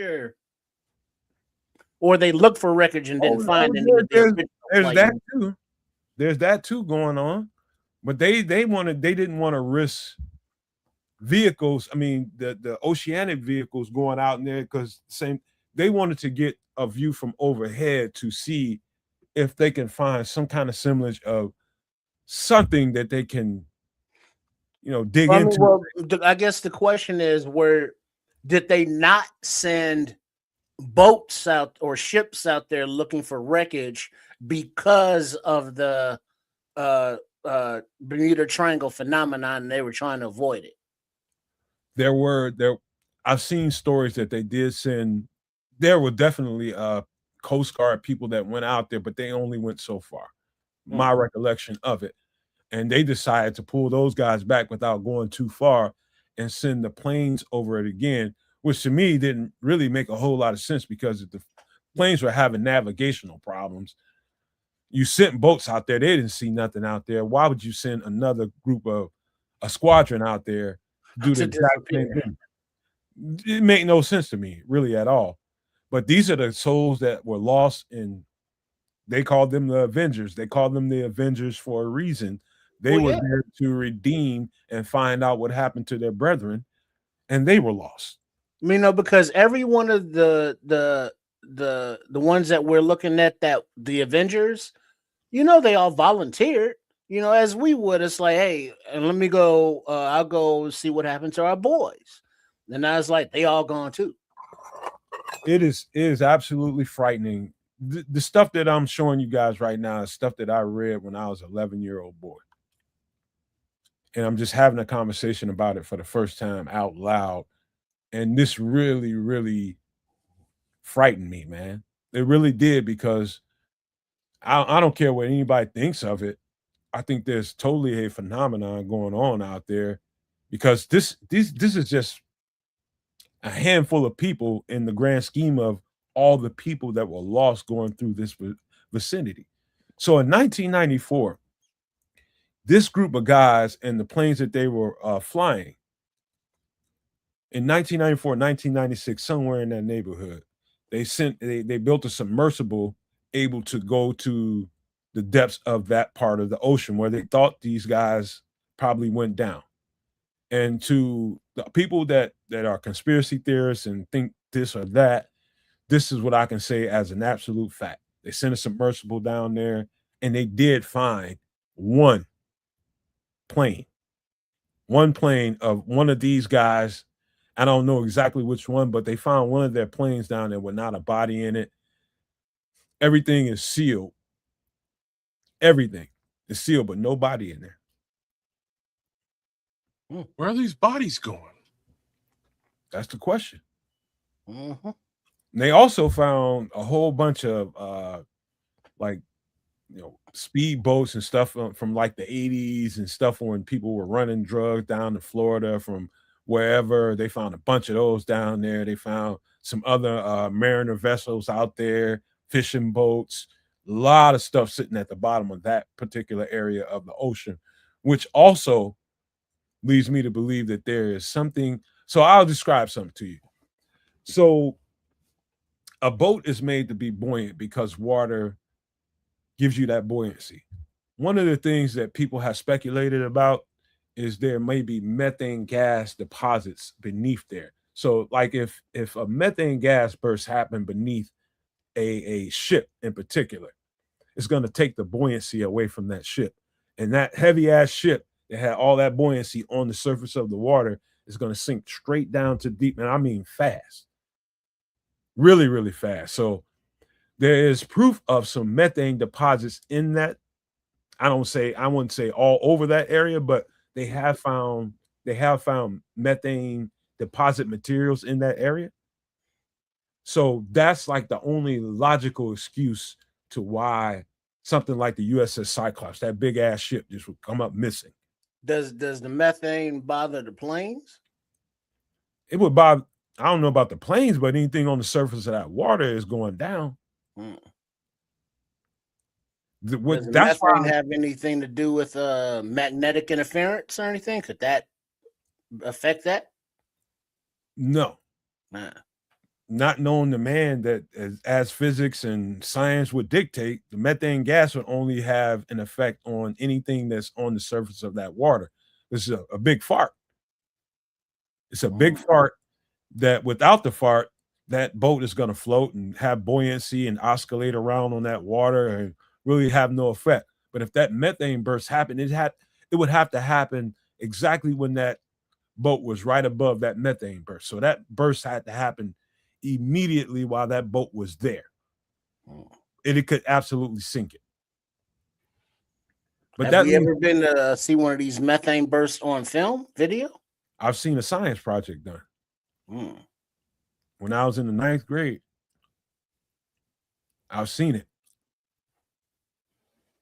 And it came from this story. So we had I talked somebody into doing it, and it was a science project being done, and they did that at the science fair. You've been to how a did they science fair? simulate that? You get a fish tank, and you create the. You can do it. Okay. Flatulence, man. Put a fart underneath there. You got some methane now, huh? All right, that's his name. That leads me to this, and the final part of this story is this. You guys know where the Bimini Islands are, right? I'm familiar, yes. Right off of. So let me put this back up real quick just to show you. So if you see where the point of Florida is, right outside of there, you got the Bahama Islands, and probably I think due east of the Bahama Islands, you have the Bimini Islands. Great folklore has come from this story right here. But in the Bimini Islands recently, I think as recently as 1976, 1978, somewhere in that neighborhood, don't quote me on that, but this is an overhead view of what they call the Bimini Stones. These are the Bimini Stones in overhead view. And I don't know what you guys can take from what you're seeing on the screen right here, but it's definitely a rock formation that's not natural in my estimation. And you really can't tell from, they're just sitting and floating over the top of it, and you can't really tell. But it's important that I show you the overhead view next to the side view. That look like a formation to you, Triple R? It looks like they're in a line. Exactly. I'm trying to see what it looks like. I mean, they're lined up. Yeah, I don't. What are they? The rocks or the coral, or there could be reef. I don't know. I mean, but it looks like the edge of like a breakwater kind of thing. So to where the currents change, and that's like that part of it. I don't know. So what they call this, in I guess today's folklore, they call this the Bimini Road. They seem to think that this is a road, like a cobble road that's been sunken under. Oh, I think differently. A road. And it's going to lead me into the whole thing about the sunken city of Atlantis, which really captivates me. I think this is the top. This is the very top of some bigger structure that's beneath it. I don't think this is a road whatsoever. I think this is the top of a structure.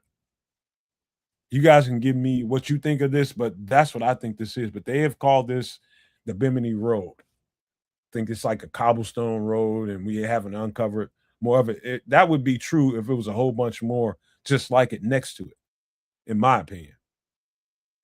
I think this is a top of some kind of structure. You ever take a, what is that, ultrasound of it? Or not ultrasound, but ultrasound. You know, look down in there, see if it's hollow or how deep it is or what's underneath it. You know, are these stones individual? Are they stacked? You know, like a pyramid that's sunken? What's funny about you saying that, Trips, is there's information for another story that we're going to do in another week or two about the pyramids, that they did the exact thing that you're talking about, an ultrasound to what's beneath the pyramids, under the big pyramid in Giza, smaller one. This is I don't know scientifically why they haven't been able to do that in the ocean, but I'm pretty sure that's a different animal. Well, yeah, and I guess, you know, because there's a person in the picture here, it's not just a thing where it's like anybody in the area is just disappearing. So no. Yeah. Now, to Kids' point about so the Earth has a magnetic field that we live under. We live with it every day. It's a magnetic field that keeps everything aligned, keeps us ground on Earth, and everything in accordance of what gravity can bring to us. I think Kids is right when he said that something about this area, the magnetic field changes. For whatever reason, that's the only thing. If you've ever seen a compass that was oscillating on water, Triple R and Kids, you know those things don't just spin. They just go left or right. Might go south, might go north, but they don't spin. Recordings in the Smithsonian Institute have people saying that these things are spinning and they don't know where they are. There is definitely something about this part of the world, this part of the ocean, that is different than everywhere else on Earth. My personal opinion, and this is my conspiracy theorist coming out of me, I think this is the sunken city of Atlantis. We're just seeing the surface of it.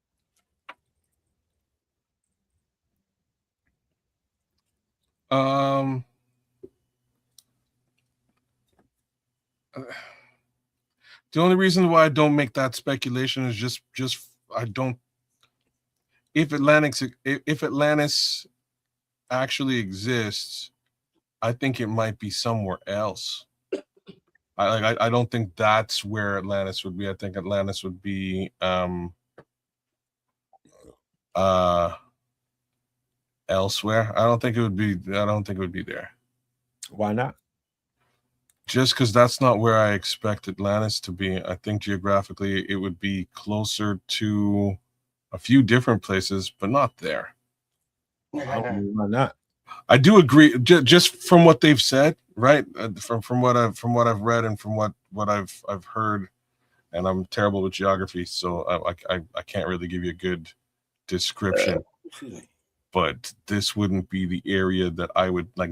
I wouldn't think Atlantis would be in the Caribbean. I think it would be closer to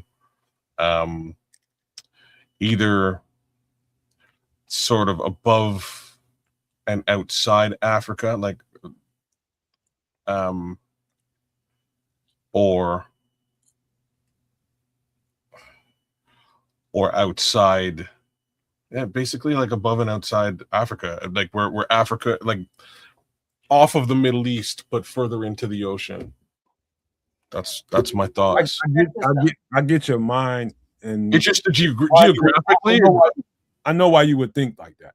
Yeah, I know exactly why you would think like that. And that part has gone through my mind multiple times, but my mind had to give way to possibility. I agree with the train of thought though. Like don't get me wrong. I think you're on the right track when you're looking at this and you're thinking that maybe this is the Eye of Africa. Like that's where I think that Atlantis would be.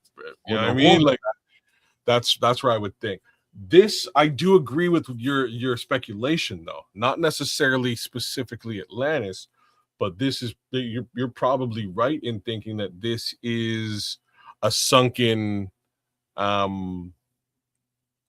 city, right? This is the top of a sunken city, and that's that's how it's represented. I'm not sure if that's and when they release their sewage, that's when the methane comes up and sucks the boats down. Let me give you There has guys to be some kind of exhaust, right? That's not crazy, Trip. That's not crazy to think of. Perhaps. Sorry, go ahead. I want to just give you guys real quick, because we do got a couple more things before we get out of here. Some of the myths and some of the conspiracies around this. There are myths about people being abducted by aliens. That's why people were never seen or heard of again. And vehicles, ships, whether they were planes or vessels, were never seen again. People think they were abducted by aliens. There's stories out there where people say they ended up floating into an area where there was a mothership above the clouds that was doing something, and they just got caught in a time warp. They got that out there. People, I mean, the methane burst, which I told you about, there's been many, like if you were to do a Google search or AI search about the many sightings of people seeing vehicles flying over water or hiding in clouds in the area of the Bimini Islands, there's so many kids and trips, so many, and everybody can't be crazy. I'm just saying, but that's one thing. The navigational tools, that's a through line through all of these stories, and I told you there's more than a couple dozen of them. All of these stories that have had communication with the shore, all of them reported problems with the navigational tools. The same things, like this compass is going crazy, spinning, don't make no sense. I don't know where I'm at. Through line through it all. Let me see. And that's pretty much it. Yeah. With the multiple, like I wish we had time to talk about them all, because I think they all deserve some speaking to, man. These are people that lived their lives, went out there for whatever reason, whether it was just work, whether you were in the military, whether you were on a cargo vessel, whatever it was, those people are humans, and they no longer exist to our knowledge. And so I think it's important that when you tell those stories, at least put a few faces to it. I tried to do that tonight. And that's the end of this, man. Any last thoughts about the Bermuda Triangle, Bimini Island, and these stones? Any last thoughts about them? Go ahead. Well, yeah, I got there. Show me the camera here, because I got this compass, and now it doesn't work if you do it vertically. So you got to hold it up right here. You see that? Magnetic north. And then I got this magnet, and it's like this big side of the magnet here attracts magnetic north. Then I flip it, just the magnet, and the compass spins, to the south. So the different poles attract. So as I move the magnet, the compass is moving.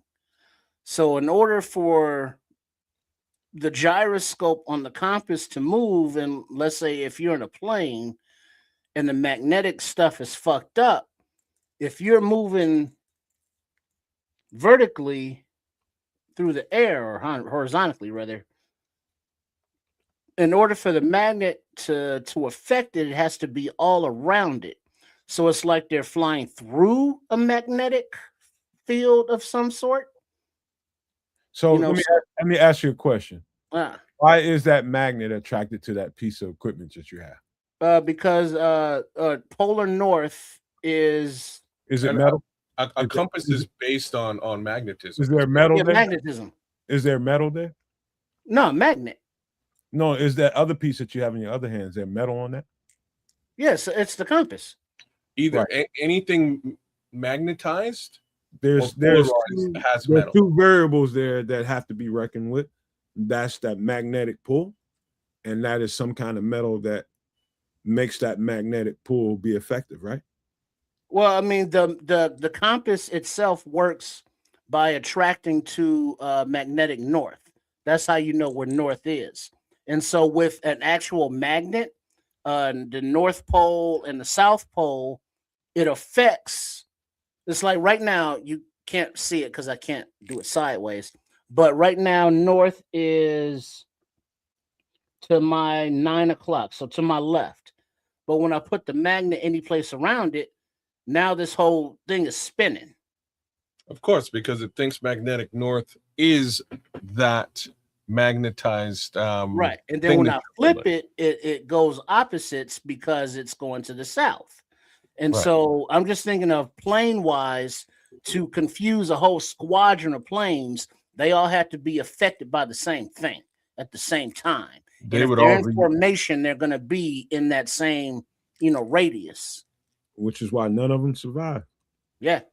So, I mean, I'm just trying to think about it from a scientific aspect as well. Oh, yeah. I remember this shit in 8th, 9th grade, man.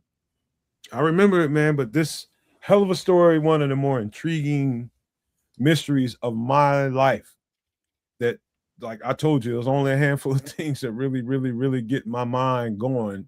This hell of an imagination that I have, this is one of them, man. And man, dude, y'all ready to get into? We got a couple movies to get into, maybe one, but y'all ready to do that?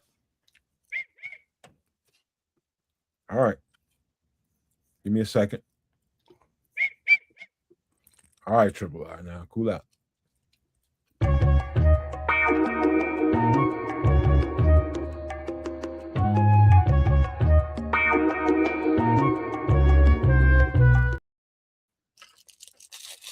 I'm talking about the Horn of Africa and the greatness and the what could be possible in Africa and all the history that we all know about as Black people that comes from Africa that mainstream doesn't talk about, and history books don't really give you the proper, basically, diagnosis of what Africa contributed to the world. I think this movie Black Panther, and Lord, all I gotta do is see old boy that played. I forget Chadwick Boseman. Oh man, dog, he represented it so well, and then lost his life after I think one more movie after this. He was going through this, doing this movie and dealing with some kind of cancer and colon cancer. Yeah, it was so sad to me. But let's put that to the side and talk about Kez is a Marvel guy and read the comic books, which I had no idea about, none whatsoever, until it came into a screenplay and onto a movie. Had no idea about this. I just never really gave a shit about comic books, but how this came across and how people reacted to the movie Black Panther. I'm just talking about people in my community, people that I know, Black people. This was like,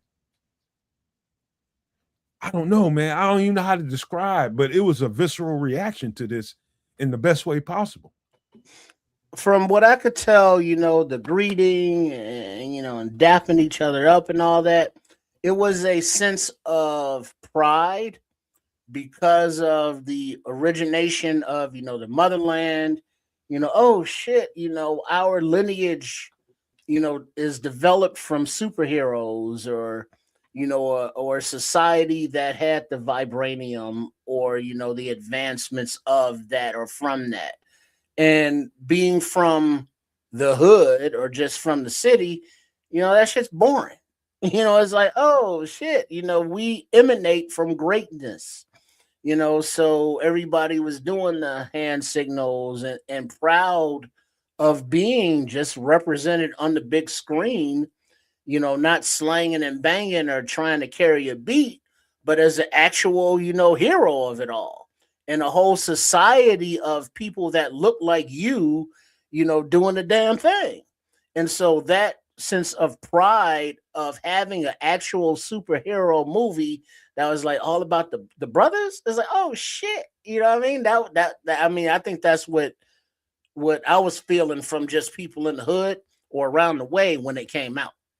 For me, Trips, it was that Africa had the world's most powerful resource on its continent and had total control of it, which gave them pretty much, if they wanted to, and they're invisible to society as far as that goes, and the resources invisible to society, and having that kind of power.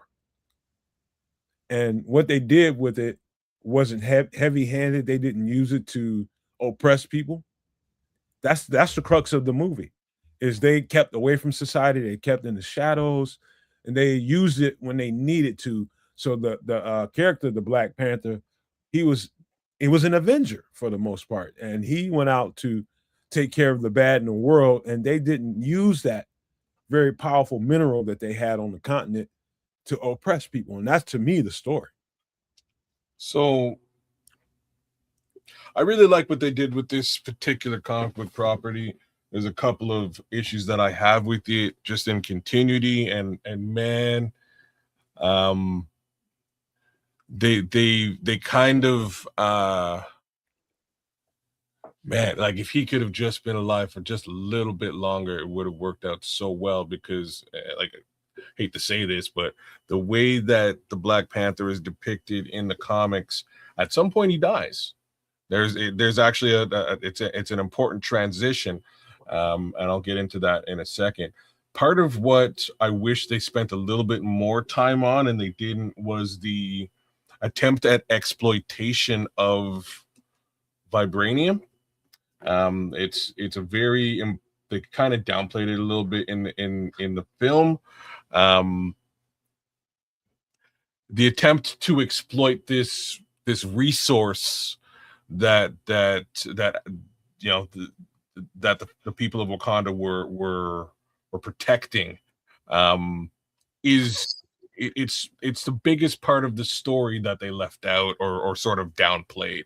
The character of the Claw, who's only in this movie for a little bit. I believe he's in another Marvel movie for a little bit. His entire character is based on going to Africa, stealing vibranium, and then basically going back to Africa, finding more vibranium, murdering black folks, killing, unaliving black folks, trying to get more vibranium and sell it to the highest bidder for reverse engineering, etc. Like, this is, one guy's hell bent on exploiting this natural resource. And it's not just a Claw. There's one other Marvel villain who does it. Both of these guys are from Africa. For some reason, they decided that the Claw in this film was from Australia. The original Claw was from South Africa, which again is a nod to apartheid, etc., and exploitation. So they kind of changed things a little bit there, which I didn't necessarily like. But what they did do is really focus on Wakandan society, which I thought was a beautiful thing. They did a very good thing there. Angela Bassett's performance in both of these movies is top notch, right? She did a great job, as did Michael B. Jordan. But to move to the more comic book accurate end piece to this, what is supposed to happen is, and they move down this road with Marvel MCU. I believe I guess it's part 2. So they do introduce Namor, the character of Namor, and Atlantis, considering what we're talking about earlier on, in part 2 to this. Down the road, the general thing that is to happen is that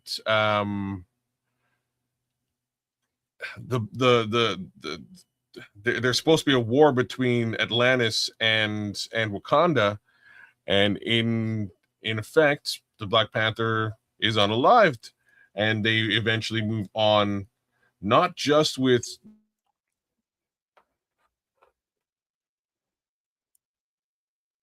Kid froze up. with the characters, with the new Black Panther, as well as with sort of a young group of Wakandans who some are mutants and have powers, some don't have powers, but sort of become more or less like a Wakandan force. And the story sort of moves on in that direction. They just unfortunately lost this guy, before they could really pay off what they were trying to do. And what I'm trying to say is that this would have become a very large wing of what the MCU is doing. So they because Patrick Boseman didn't make it, they had to pivot, and they pivoted hard. I got to say this, kids. I love the way you break it down, because you're bringing probably the comic book. You definitely bringing the comic book and marrying it with the movie and doing it in contrast to say, you could have done more of this during the screenplay and that would have made it better. That's something I wouldn't know because I haven't read it. You're describing it to me. The screenplay that I saw, and there's many, many aspects of that screenplay. And screenplay, I wrote one time. I wrote one time by accident. Just wrote one. Anyway, that's another story. But how screenplays work, how they build character, tell a story, bring it to kind of bring it to a crescendo, get you all the way up and bring it back down. To me, that process, and you might think one or the other is more important in that, rise, crescendo, and then drop down to the conclusion. Your mind might find any part of that more interesting than the other. To me, 9 times out of 10, it's the story building, the character building, but more importantly, the crescendo, how it came to an end in the first episode, in the first series, the first movie. What they did with the vibranium was the most important thing in the world. You're talking about the most oppressed people, the most oppressed continent on Earth. Everybody has taken advantage of people in Africa and that continent. And here it is that they have the most valuable resource on Earth, the most powerful resource on Earth. And after all of that oppression, what did they do? They decided to use it, come out of the shadows and use it to bring peace to the world. Y'all know how I am, man. I'm a glass half full guy. Of course, I'm going to see that as the premise of the story. So that is, to me, the most important thing, that after all of that, and it speaks to the spirit of Black people that I know, that, we've been, oppressed and brutalized forever. But it doesn't do anything to our spirit, because we always have that. That's our baseline. That's who we are. We are survivors. We are resilient. And that's what this movie represented to me. It's like, you do all that shit you want to us, but you can't stop who we are. See, and that's what you're describing is just captured so much better in the comic book, right? And what I mean by that is it's as opposed to being a the comic book representation of this, Kilgore's not an important, like, he's a character, but he's not the focal part of the story. The focal part of the story is truly the white man's attempt to exploit Wakandan vibranium, and how hell-bent he is or and that's really what the comic book version of this is all about. And like I'm saying, in my opinion, they kind of watered that down a little bit and did not focus on that general, we trying to steal your shit. But hell or high water, we are trying to steal your shit. They really changed things to make it more of a a family story, which was cool. Like I liked it. I thought it was awesome. But it was a little bit different than what I'd read and a little bit different than what I was expecting. I was expecting something a little bit more, I was expecting more of an expose on just the general oppression of Africa.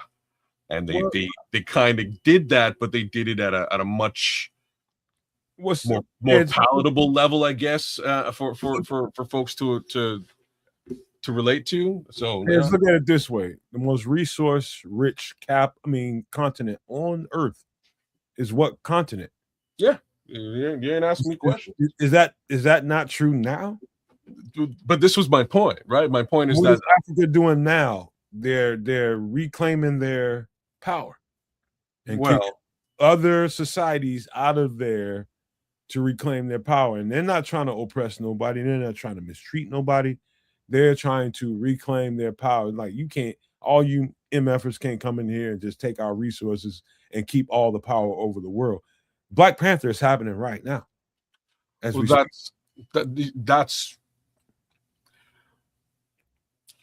what the story is about, right? And the way that they went about it in the MCU is really just to sort of say, like, hey, we know that that's what's going on, and everybody around us is oppressed, and because we know that the oppression will happen, we've sort of cordoned off Wakanda and made it invisible to everybody. And you can't see or know what's happening here because of how we're using this technology. And I thought that was so cool. Dope as shit, man. It's super dope. The difference between that and the comics is just the comics is very blatant in showing the attempt of these villains trying, like, the villain isn't another black man in the comics, is really where I'm going. It's not black man versus black man in the subway system and shit. It's that's like, the part I didn't like. That's what it's not. In the comics, it's these two guys who figured out how to harness the power of vibranium to a much lesser extent than Wakanda has, trying to usurp Wakandan vibranium. That's really what it is. It is the African struggle against that oppressive force and theft of resources. And it's cool. It's a really cool spin. Absolutely brilliant screenplay, absolutely brilliant storyline, character building, bringing things to a crescendo and bringing things to a conclusion. But you're right, Kez, about that, how they remain kind of a recluse from society with the technology was a hidden feature of the movie that I would have never seen coming, but that was dope. And how they went about it. You're talking about peaceful people that wanted to bring joy and love. In the scenes of the movie, all you see in the spirit of Africa with the dance and the music and the joy and what we have. Like, black people, the thing about black people that I know, you can give us a ball of clay. You can give us a ball of clay and a goddamn match, and we can turn that into a party. We are the best, and anybody I'll argue with anybody. We are the best on the planet Earth of making something out of nothing. That's the spirit of black people. True or not? Yes, very true. And it's called Jimmy Rig. Jimmy Rig. Or jury rig. I've also heard jury rig. Well, that's something different.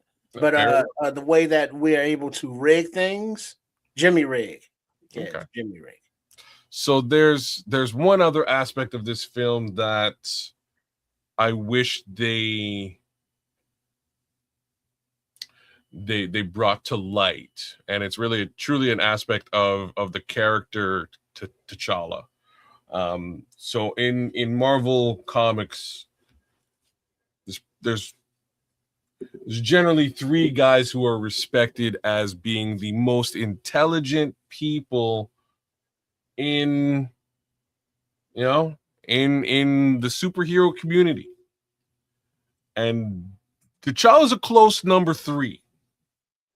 So those three people would be Tony Stark. You get a good representation of how smart the billionaire playboy is as a member of the Avengers. You get a good representation of Reed Richards' intelligence and high intellect in this latest Fantastic Four movie. T'Challa is like a close number three in overall intelligence and understanding. A lot of what they charged Shuri with from a like she's tech support type thing, a lot of that is originally T'Challa. T'Challa does all of that type of studies right alongside her and excels beyond her. He just wasn't given that intellectual the intellectual part of his persona was not paid off at all in this movie, and I found that a little bit weird. I thought that they should maybe cut to a couple of scenes where it was like, oh shit, this brother's super smart too. That makes me challenge what you think of as an intellectual. Is it what you can remember and what you can recite, what you remember? No, no intellectual to you, or no. That's not what I truly mean by an intellectual. I'm talking much more of a scientific mind. That's a certain level, and that not just book reading and book learnings. I'm talking like actual build shit, engineer shit. That's a certain level of intellect, and that's a whole lot of memory to that, and there's a lot of understanding and fast processing that gets you to that level. I'm talking about brain processing speed. And wasn't his sister more the brainiac? But this is what I'm trying to say is that so strangely in the comics, sister isn't so much a brainiac. His sister is a badass fighting, like she's a fighter. So strangely in this like, and why she's a fighter is very similar to just about any woman in any sort of action type role. Her character is a character that has basically had to sort of fight her way through because she knows she'll never be the Black Panther. Her entire society is run by men, so she takes on that that more alpha woman angle as opposed to being a technologist. T'Challa's both a technologist and an alpha male fighter. Like that's really really who his character is. Can I give you a perspective? And I think once I describe this, I think you'll understand where I'm coming from. Let's just talk about what people know me for on the Nomad Network, and that's football. I think I've told you guys stories about being when I first really got a real freaking play call book and had to understand it and know how to diagnose everything that I was seeing. Processing speed. How fast are you able to retain this information and be able to put it on the field? I think I've described that to you all. Me being somebody that takes to that particular thing, I think it's not that I'm fast to communication information. I'm really fast to it. But if it's something that I really, really like, I'm even faster to it. If it's something that I love, I'm going to be an expert at it. And so because I'm a football player at heart, the information that was given to me, it was like I vacuumed that up like you put that thing on your rug and it's in me that fast. And there was a whole bunch of people around me that was just like, how you don't understand that fast? And to the people around me who weren't dumb people, they were intellectuals too. It was just that particular amount of information they just didn't take to as well as I did. And so when we're talking about intellectual, you have to understand that there are categories. You might be an intellectual of mathematics. You might be an intellectual of scientifics and biology. You might be an intellectual of a whole bunch of different things that come with the world. Does that make you more or less of anything? It's about processing speed. What do you do with information when giving it to you? Are you interested in it in the first place or not? That's what it comes down to. So Africa, as far as intellectuals go, the intellectuals are off the chart there and all over the world. Just for reference. Fair. I'm not sure where you are, but what I'll say is I was hoping that, and maybe intellectual is the wrong word to use. Like I say, he's a scientific / engineering mind. If we're talking about categories and being sort of more specific to what I'm talking about with this particular character, that was not paid off in this movie in any capacity. They took those facets of his character and attributed them to his sister. That's what happened. She played tech support. She got all the smarts and scientifics. He was just the superhero guy. In comic book lore, this guy's basically number 3 scientist's mind. Right up there with Reed Richards and Tony Stark, right? Like Tony Stark built the Iron Man suit and they pay off all of that engineering know-how and brilliance. They don't do that with T'Challa. T'Challa built the vibranium suit. That's part of the story in the comic. It's how the comic goes. The sister would be your hero in this movie. So her processing speed with science, mathematics, and quantum physics was off the chart. Yeah, that and this is sort of what I'm saying is that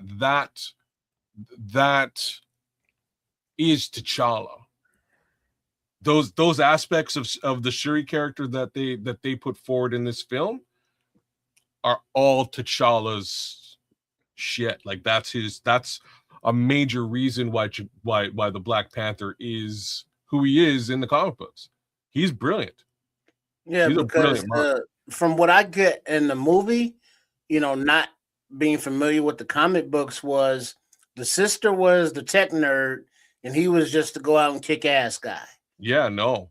Is what I'm trying to say is no. This is a king who is trained in science and engineering who is also trained to whoop your ass, right? Like this is the full view of T'Challa that we didn't quite get in this movie. We got an awesome view. I loved it. I thought he really held it down. But like I'm saying, me and my boy came out of this movie and we're like he's just as big a comic book geek as I am, and we looked at each other. We're like, damn man, like I thought they'd make him look a little bit smarter in this movie. You know what I mean? So I only say this not to contrast you kids, but to understand how minds work. You might have a mind for science. You might have a mind for mathematics. You might have a mind for any manner of different things. You might have a creative mind that doesn't take to any of that kind of shit. You might have a philosophical mind. You might have any manner of different kinds of minds. It's what you take to and what you really can pour yourself into. You know what I mean? Like for me, the physicality of my nature as a child turned into me as a football player, and my love for that and my processing speed made it easy for me, whereas it was difficult for other people around me. Did that make them not smart people? No, you're missing me though. I'm not accusing nobody of anything. I'm just talking about who has a mind for what. So when it comes to intelligence, you might be intelligent in the field of science. You might be intelligent in the field of mathematics. You might be intelligent in the field of whatever and be dumb as a goddamn box of rocks. Yeah. When it comes to other things. And so when you start talking about who's smart and who's not, you just got to understand some things, man. No. I fully respect that. It's good. You know, what I'm trying to say has nothing to do with the way that others process information differently. Like to say that, like, you know, a ninja isn't a brilliant genius versus a artist isn't a brilliant genius. They're both brilliant geniuses in what they do. My point being, this guy's a brilliant genius in science and engineering, and they completely overlooked that aspect of his character. I'm not saying that he's smarter than the next guy. Well, I hear you. You know, in this particular character in the MCU, there's certain people, or in Marvel Comics, there's certain people that are respected with or lauded as being brilliant. Mr. Fantastic. Or even Ironheart. You know, that she's also a brilliant young mind coming up into doing what she's doing. This guy's right there with that level of overall engineering, scientific, mathematic, build, you know, break something down, build it up, you know, brain power. Like he is. That's this guy. Kids and Trips, I gotta say this, man. And this is really what I think about this movie and how I think it affected the psyche of people around me, all the Black people I know. I think this is the first movie ever that I've seen that had this kind of lore. I'm talking about world, I'm talking about international kind of what Black people can be and are, and its effect on society, and be portrayed in that light ever. I don't think there's a movie. There's a lot of great movies I've seen over the years that had Black main characters, Black people driving the storyline, the entire gambit of things. I'm talking about the storyline, the nucleus, the crescendo, the conclusion, and it all meant that Black people have that much power. And I think it's that. In essence, is what made people react to it in such a visceral way. There's so many memes that happened after this movie, after people went and saw this, whether they saw it in the movie theater, they saw it at home, they saw it on Netflix, wherever the fuck they saw it at. But Black people reacted to this movie in a way that I can't really describe to you. Well, it's positive. I mean, because look at the as Minister said, Rosewood, you know, with Ving Rhames. Yeah, I can't watch that movie no more because it gets me feeling a certain kind of way. I watched it once and I don't never want to see it no more. Right? Yeah, I mean, because it's like because that stirs up the ancestors in the soul. You know, whereas Prodigy, that's the word. Whereas Black Panther was more of a positive, you know, forward thinking. It's like, yeah, superhero kind of thing. Hold on for 1 second, Trips. Kids, Triple R, I got one question before you finish, Trips. Is this the last movie of Stan Lee? I don't think so. No, there's another one after this. Like, what the hell was it? That might be irrelevant. I just wanted to know. I'm pretty sure he's in, like, he makes his cameo in all the Spider-Man movies as well. So I'm pretty sure he's in whatever the following Spider-Man movie directly after this was. Pretty sure. And yes, Minister Charles, Prodigy is probably a better word, you know, than me sort of just, you know, blanket labeling intellect or smart, but Prodigy is probably a better word for sure. But yeah, stands in all of this stuff up until, unfortunately, his passing, which is like just before Chadwick. Endgame and you know those the Avengers 2 films there. But you know, that's like Prodigy number 4 would be Peter Parker. Like these like the fourth or fifth one. Those are like the brain trust of I don't even know why I thought that this was his last movie, but I think this has had the most profound impact on people in the community that I live in. It's interesting. They did a great job of making a cultural film, right? A cultural superhero film. They did a really good job. The culture appreciated what they did, right down to the soundtrack. Shout out Kendrick Lamar. I love that soundtrack from front to back. Very different, very cool. You know, all that stuff being said, they then tried to do it again and then tried to do it again. And you can't just rinse, wash, repeat culture and put it on a platter and hope that it's a winner. Yes, you can. If you know what you're doing. I don't think it worked like that.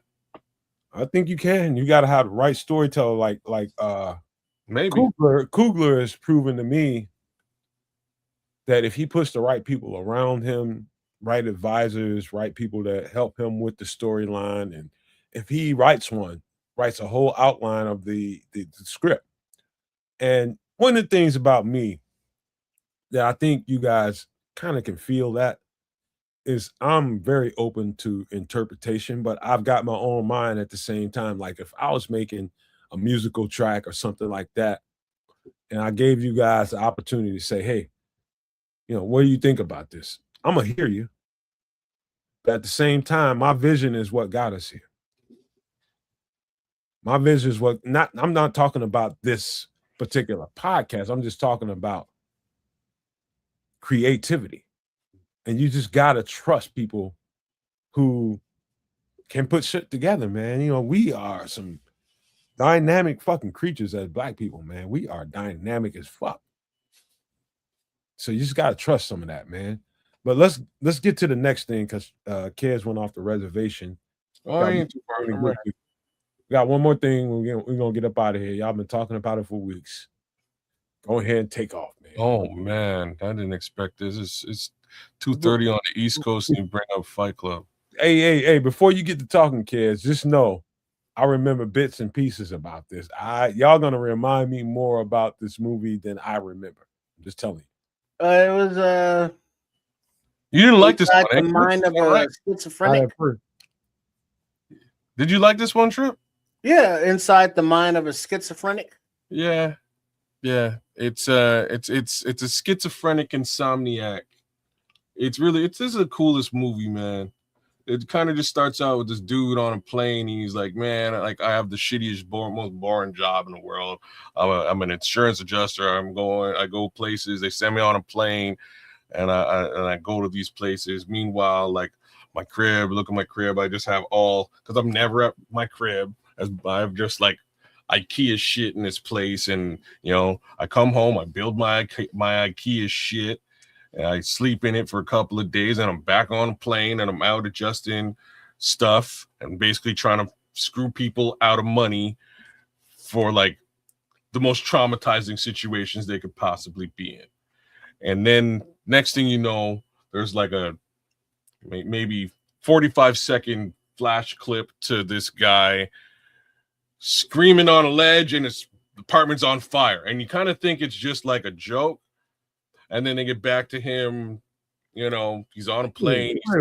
Wait, Kez. You know, you guys have seen this movie in depth and know this thing in depth. And you started off well, Kez, but I don't know. I don't know that you accurately set this up the right way. What did I miss? What is the premise of this movie? Like what are we getting to in this movie? And then you fill in the blanks. I would say. Oh well, I'm getting to the crux of the film. I can't just drop. I got a Fight Club. I got to fight with that because it's so confusing. I can't lead it. I can't lead with the premise of the film without getting to the reality of it, because this movie is presented as something that it's not. This movie is presented as a movie about two white dudes who like start a fight club because it's cool and they fight and like buddy movie. You know what I mean? Like it's a buddy movie with Brad Pitt and Ed Norton, and they fight and it's cool. Like that's how this movie is presented to the masses. That's not like that's a part of the film, but that's not what the movie is. I mean, like Neil Red Pill, so did I. Yeah, but then the culture that was built, from it throughout all the places that he was visiting, and how many underground, in the shadows, kitchen workers, bellboys, busboys, just not the dregs of society, but the forgotten of society. Hold on, fellas, before you go, kid. Am I the only one? Am I the only person that got some kind of sense or semblance of it's some secret society shit going on here? Well, not maybe. Secret, but I secret. Don't talk about it. Yeah, secret, but not secret society as in preying on others, but more so the bringing out the competitive nature and the animalistic side of themselves instead of being the mild-mannered, law-abiding, boring citizens. It does get more like full-on secret society case scenario, but I'm going to lean towards like militia, like which I'm sure nobody wanted me to lean towards. That's also a secret. You know what I mean? Like it is very true. So what winds up happening is, again, this guy during these trips would fall asleep on the plane and basically take on a completely different persona, right? Because over time, what's happened is he's developed insomnia. He can't really sleep on his own volition, but he will fall asleep and turn into the character who's holding the pink soap. And the character who's holding the pink soap, in his opinion, is the apex version of himself. Super bad MF out there fighting people, causing trouble, burning down his house. Hold on, kid. Look at Last Minute Mary. She said the soap part of the movie always confused me. Shout out to Last Minute Mary. You don't understand what the fuck that means, unless they just dirty as shit. Oh, like there's like a reason for the soap part. He's gonna come. I don't remember the symbolism, but it means something. That's what I'm talking about. Blank it out. Well, there's a whole process to get deep into the process of soap and selling it as a thing. I don't know why they were selling soap like as a thing. It was the weirdest. I'm kind of with you there. It's a weird part of the movie, but I think it's more of a I think it's more of a ritualistic thing that he had these men doing, because as it progresses and sort of catching up to where Trip was, this guy continues to travel around the world, or like around North America, and he's changing into this secondary persona, and he starts fighting people. Initially, the first fight is against himself, and it's something that you don't get to understand until the very end of the movie. Mm-hmm. The first fight is these two guys against each other, but they're the same guy. So he's fighting himself publicly in front of a bar after getting drunk, and people are literally like, they're watching him beat himself up, going, "This dude's gotta be, he's crazy, this man," and they're just spectators watching him fight himself. But as it goes along, people start to join in on this action, and they start fighting each other and or themselves, and Fight Club becomes a thing. I think you skirting around the truth, man. I think I ain't gonna say both of y'all. I'm just talking about you. I think you skirting around the fact that he was turning this guy into an animal. He's turning himself into an animal. He is the guy. They're the same guy. So that's where the schizophrenia comes from. either way, you're talking about somebody making themselves animalistic in order to be what? So you're turning yourself into somebody that's indifferent about anything, violent on a whim, and obtuse to pain and anguish. Well, yeah, So because it was the opposite of his daytime, the Jekyll to his Hyde, if you will. Big You time. know, Edward Norton was a big pussy. But you there's a know, lesson to be learned there.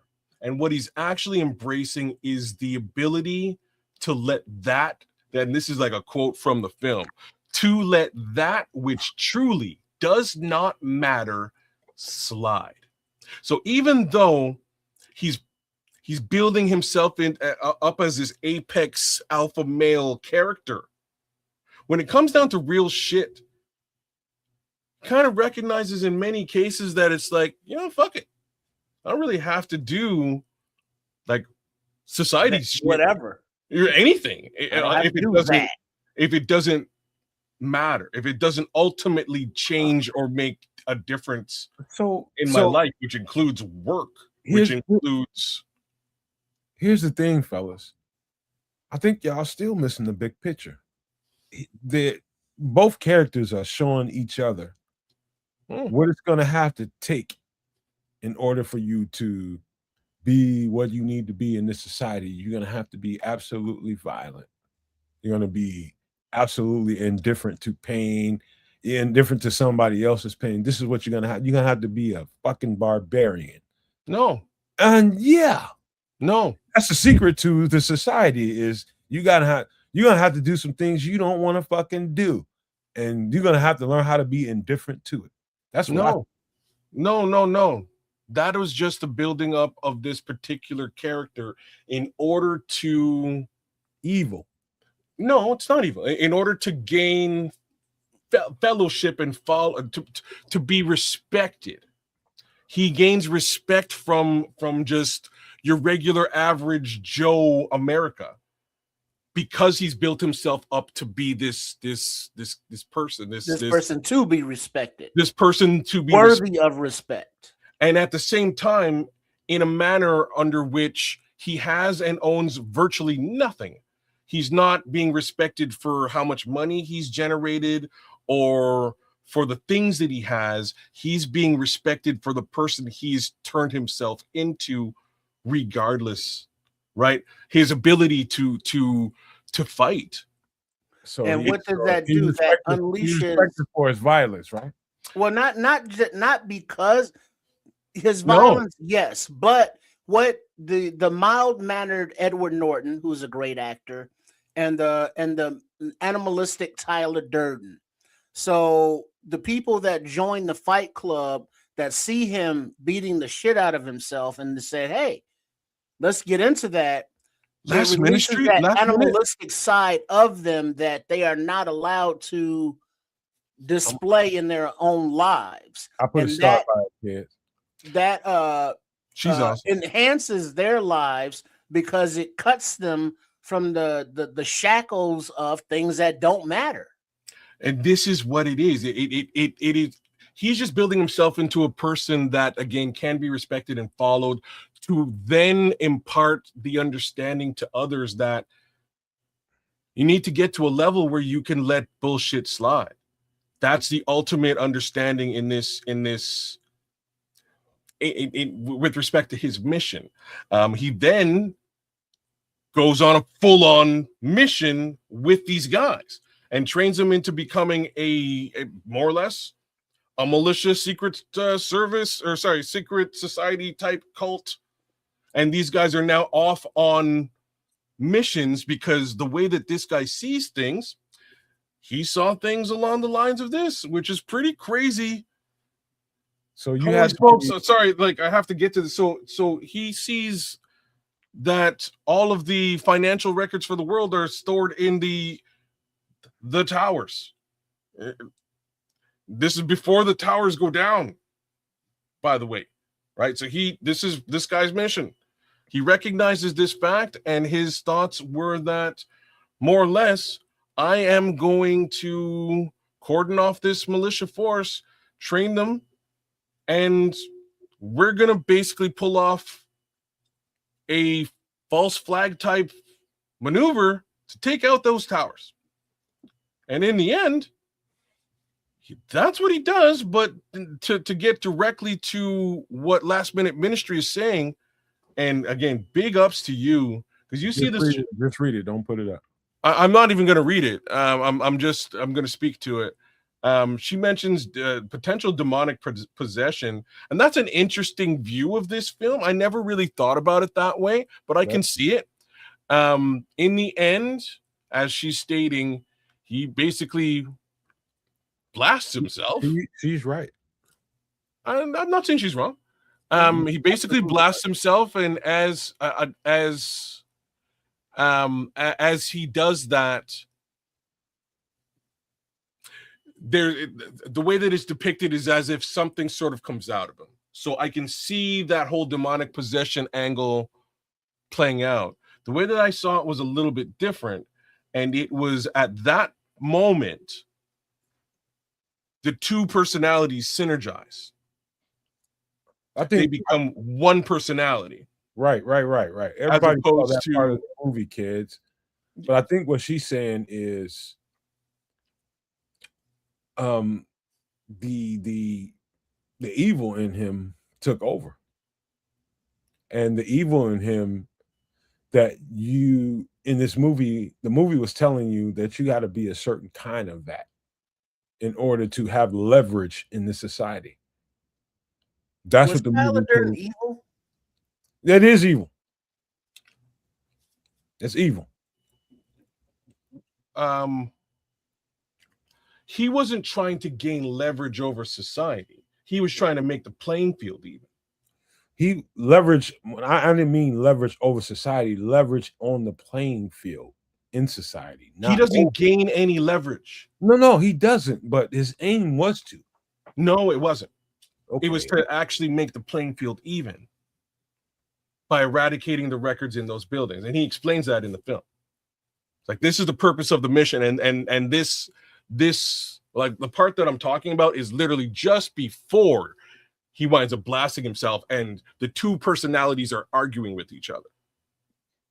Because personality A, Edward Norton, didn't understand what the hell was going on, because personality B, Brad Pitt, had basically shut him out of the entire operation.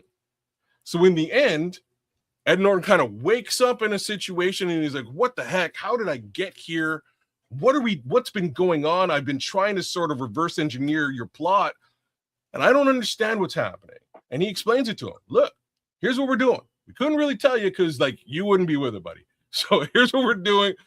There's all the financial information are in these two buildings. We've rigged these buildings. They're gonna blow, and you get to watch it along with me in all its glory. So and Ed still wasn't having it, and at that point he blasts himself, and in blasting himself, which is something that the Brad Pitt character never thought that he would actually do, the two personalities finally they're talking about they're describing bipolar in this movie. It's one way of looking at it, or schizophrenia. Sure. That's why I want more schizophrenia, because he was well beyond bipolar. Yeah, to the level that he could shut out. The bipolar graduated into schizophrenia, is what it looked like to me. Well, I wouldn't even go. The reason why I wouldn't go bipolar with this, and I would strictly go schizophrenia, and it has a lot to do with the fact that he's literally fist fighting himself publicly. And I don't think that would happen with bipolar, because there's two completely different personalities in the one person. So it's definitely bipolar. So I would say that bipolar is more two aspects of one personality. One becomes stronger versus the other becoming more dominant at other times. What happens once you get to schizophrenia? When you're bipolar, you just acknowledge two parts of yourself. Well, yeah, but the happy, extreme happy to extreme sad. Sure. But these characters, plural, however you want to put it, are well beyond that. Oh yeah. Oh yeah. By the end, this is crazy. Yeah. Oh no, from the beginning, from the jump. Yeah. Right, yeah, like from the jump. right.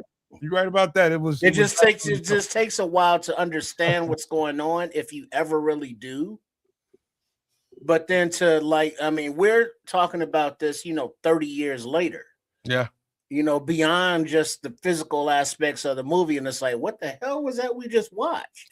It took me understand how I felt about it the first time I looked at it. And I told y'all I was like, what the fuck is this? So Neil Red Pill here says he fell asleep in the movie. And I'm gonna tell you the truth, I did too.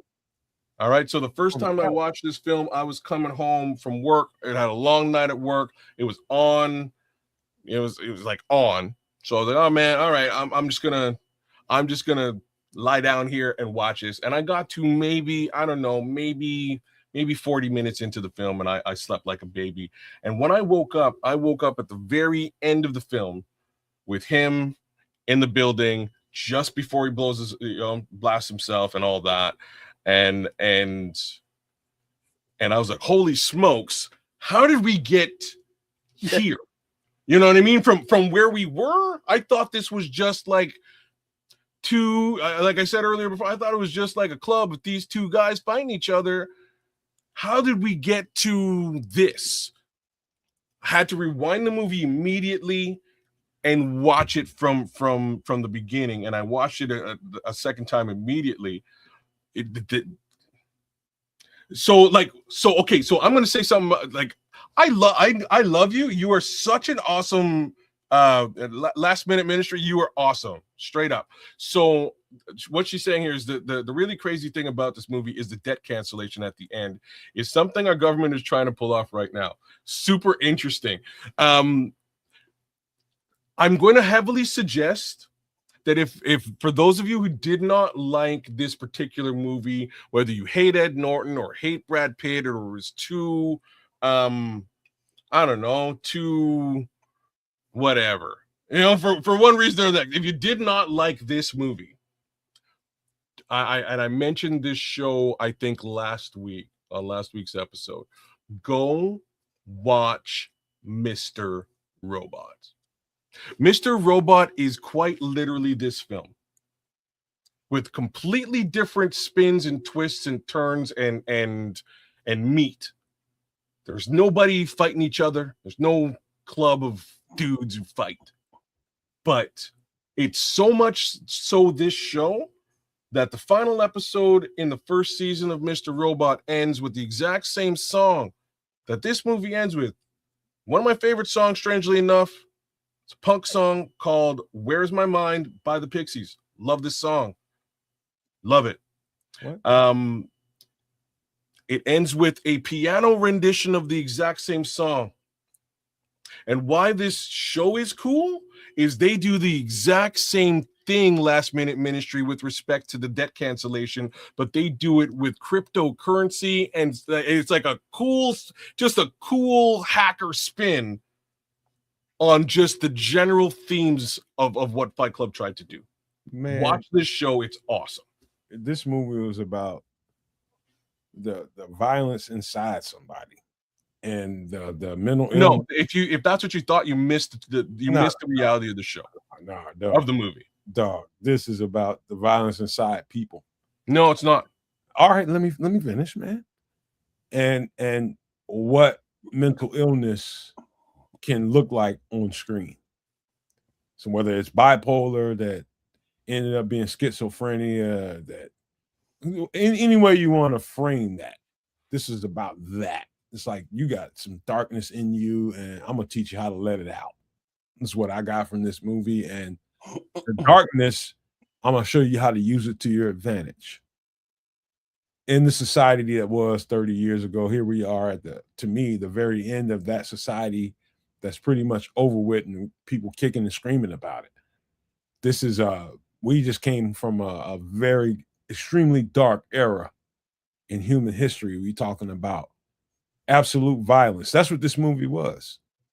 And mental illness combined.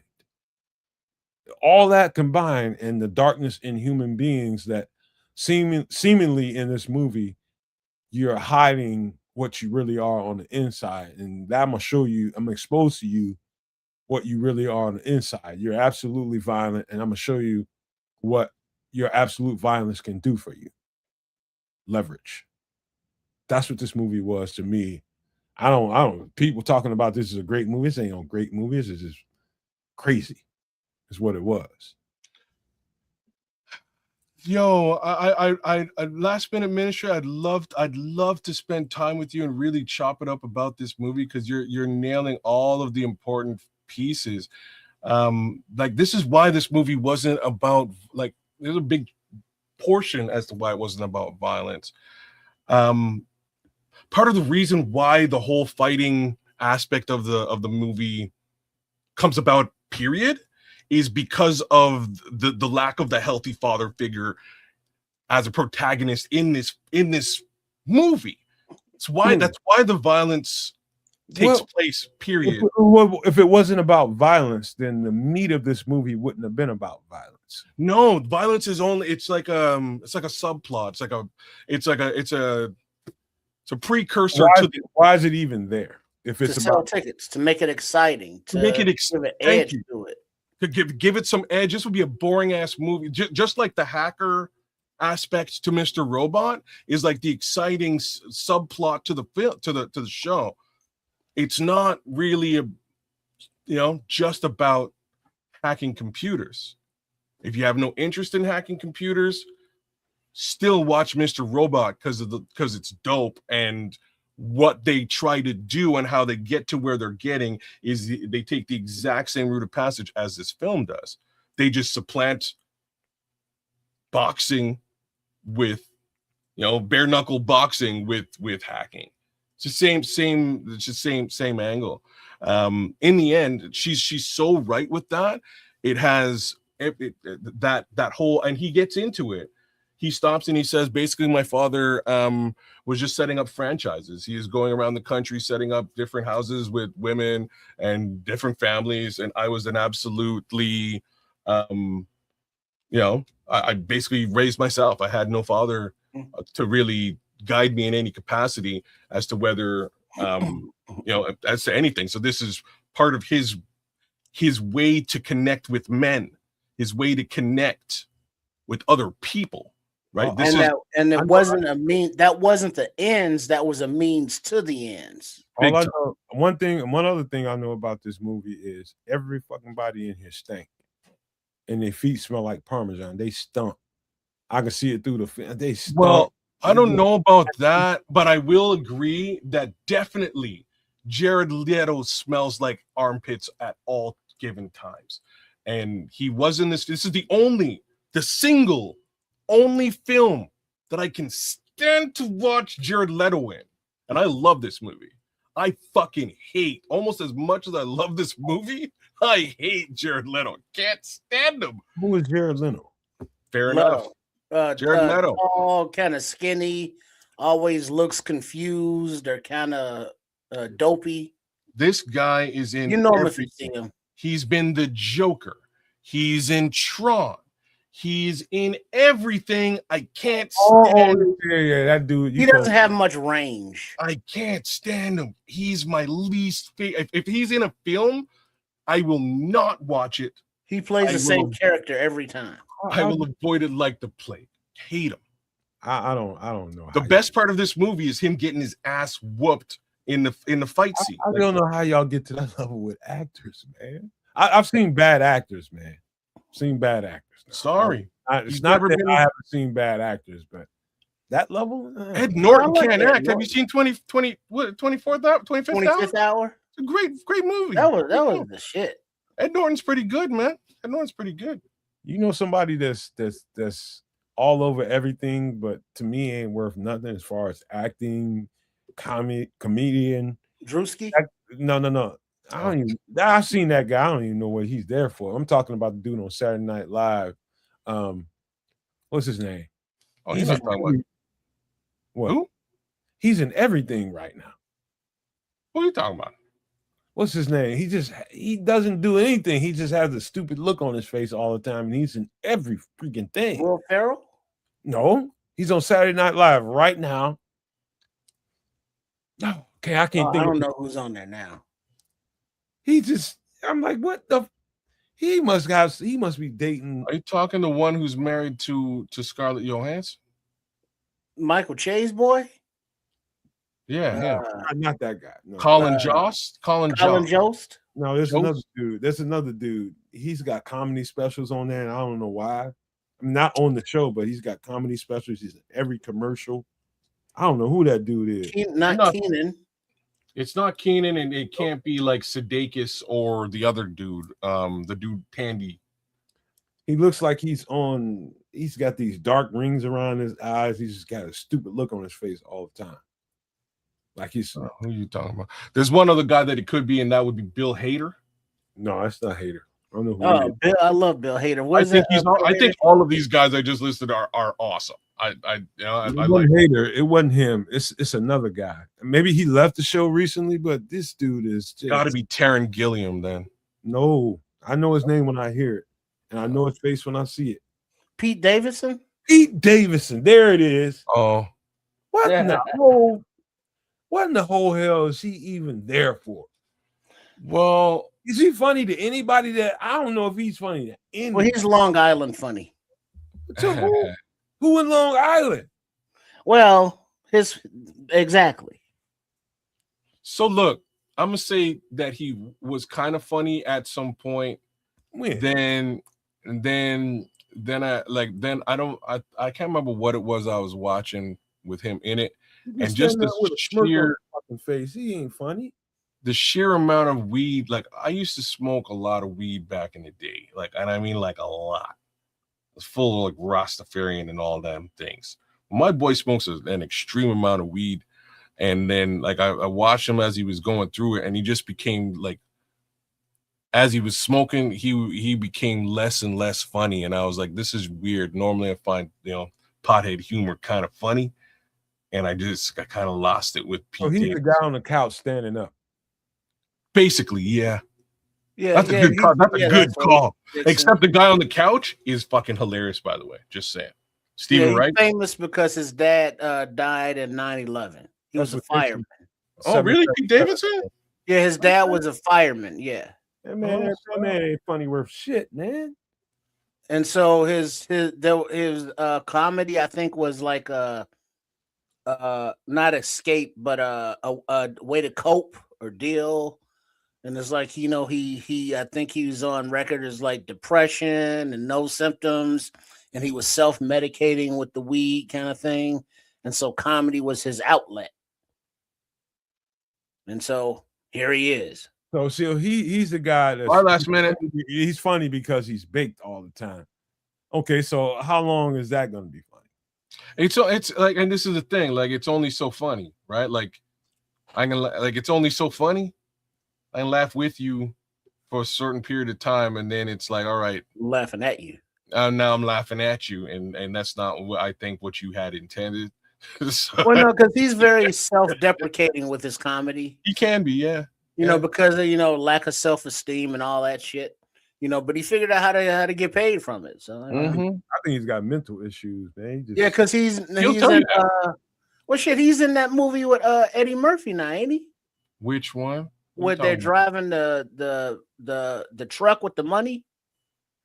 Oh, I must have missed that Eddie Murphy. Yeah, they're couriers, and it's Eddie Murphy, Pete Davidson, and somebody. I think it's a Netflix or a Prime movie, one of them. But I mean, Eddie Murphy. You know what I mean? Well, like I say, he's done very well for himself. He's got a couple of stand-up specials. He's been on a few other things too. I think when he was on Saturday Night Live, he was actually funny, and I'll just say that he probably should never have left Saturday Night Live. It worked out very well for him. Leaving hasn't worked out extremely well for him, except for the whole secret handshakes, and it's paying off. Oh, it ain't secret handshakes. He was banging Kim Kardashian, bro. I think he's got some shit going on.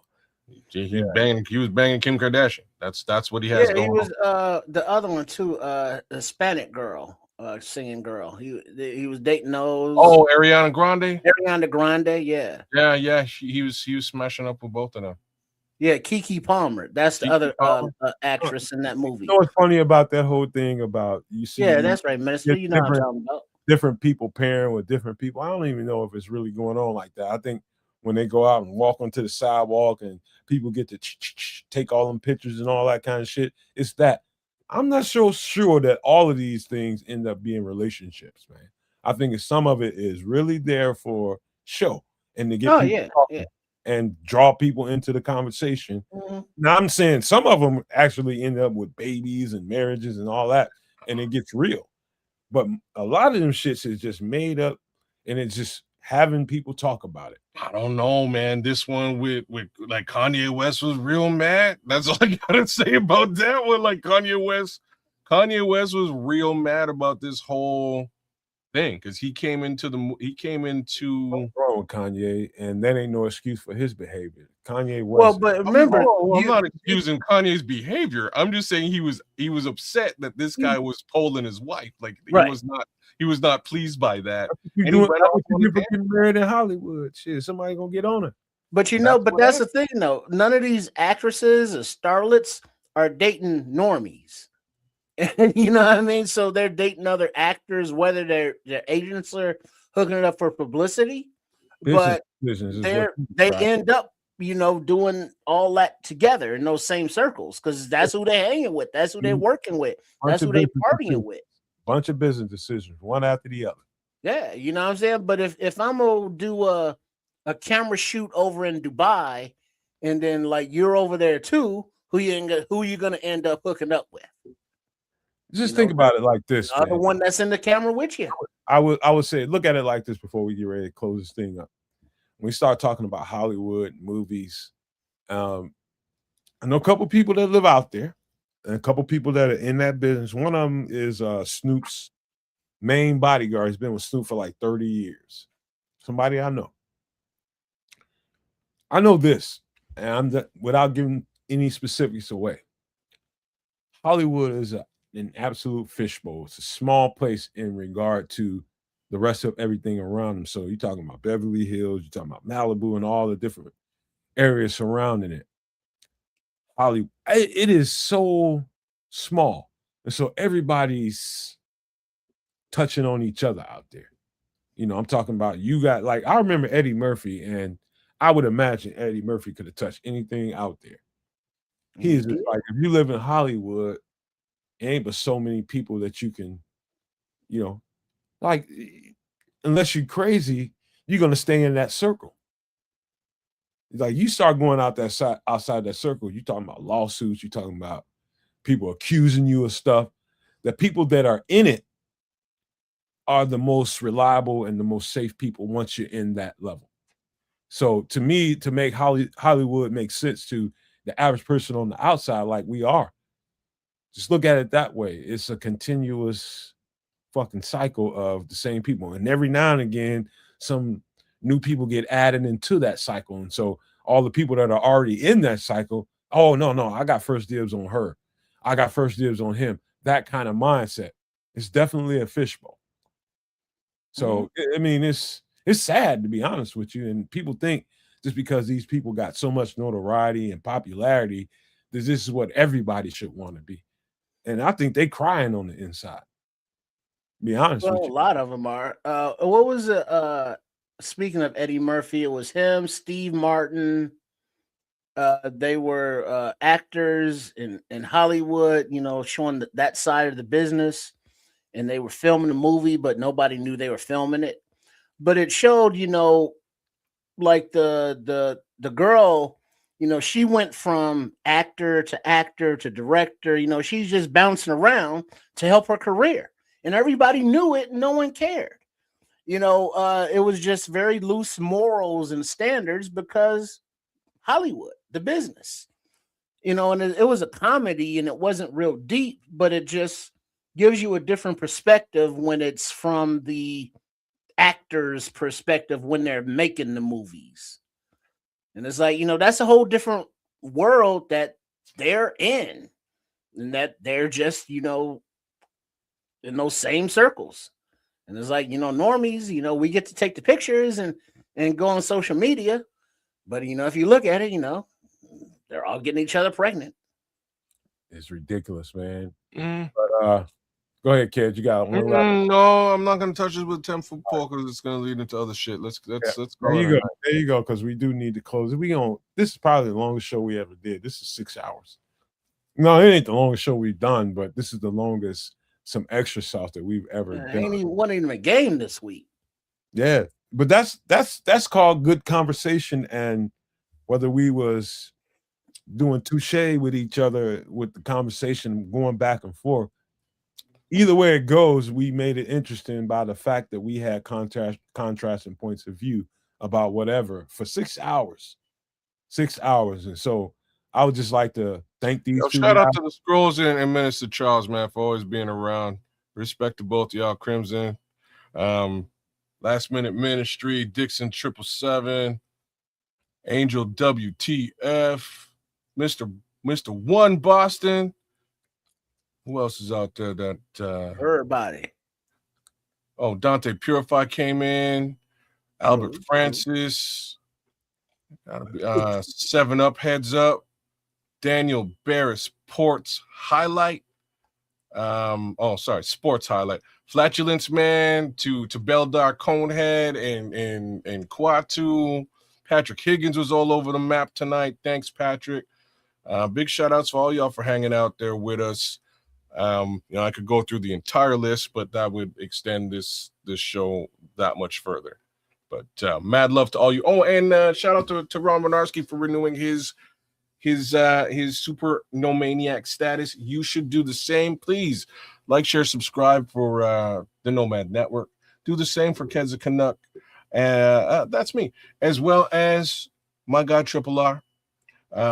Sports Chicago style. Deserves your love, needs your love. Like, share, subscribe, all three. We are triple streaming on a Wednesday night, now Thursday morning. And yeah, man, just thank you and respect to all of you guys for participating tonight. It was really cool. Indeed.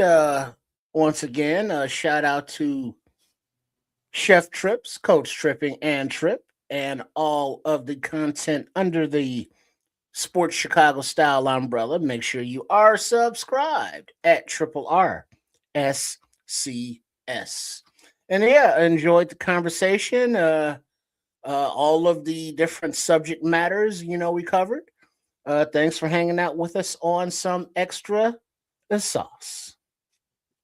I'm gonna double down on everything that you just said, and make sure you subscribe to everybody's channel, man. Over here on this channel, on the Nomad Network, and all other channels, man. The Kids of Canuck, Sports Chicago style. And I want to end this really, really quick, but I'm gonna get where I need to get to. But there's no way you do 6 hours of this kind of variety without at least 3 guys having respect for one another, having some kind of like for one another, even when you want to kick the other one in the face sometimes. And I know I'm probably the person they both want to kick in the face at times. Most of the time, yes. Continue. Yeah, no doubt about it. You want to put a boot to my face. But guess what, man? This is not possible without you all and without us having the willingness to have these conversations and respect each other's point of view, the way we describe things, the way we break down things, whether it's football, whether it's movies, whether it's, prepper stuff, whatever it is that we're talking about, whether it's the paranormal, unsolved mission, whatever it is, you have to have a capacity. And to the credit of these 2 guys you see on the screen right now, I just appreciate the hell out of them, man. And I don't say it enough. I don't want to say thank you to both of y'all for being able to have these conversations and freely. And I think we all had a good time with it. And 6 hours just came and went, to be honest with you. But we all got shit to take care of tomorrow. So we got to make it short and sweet. We got to get out of here.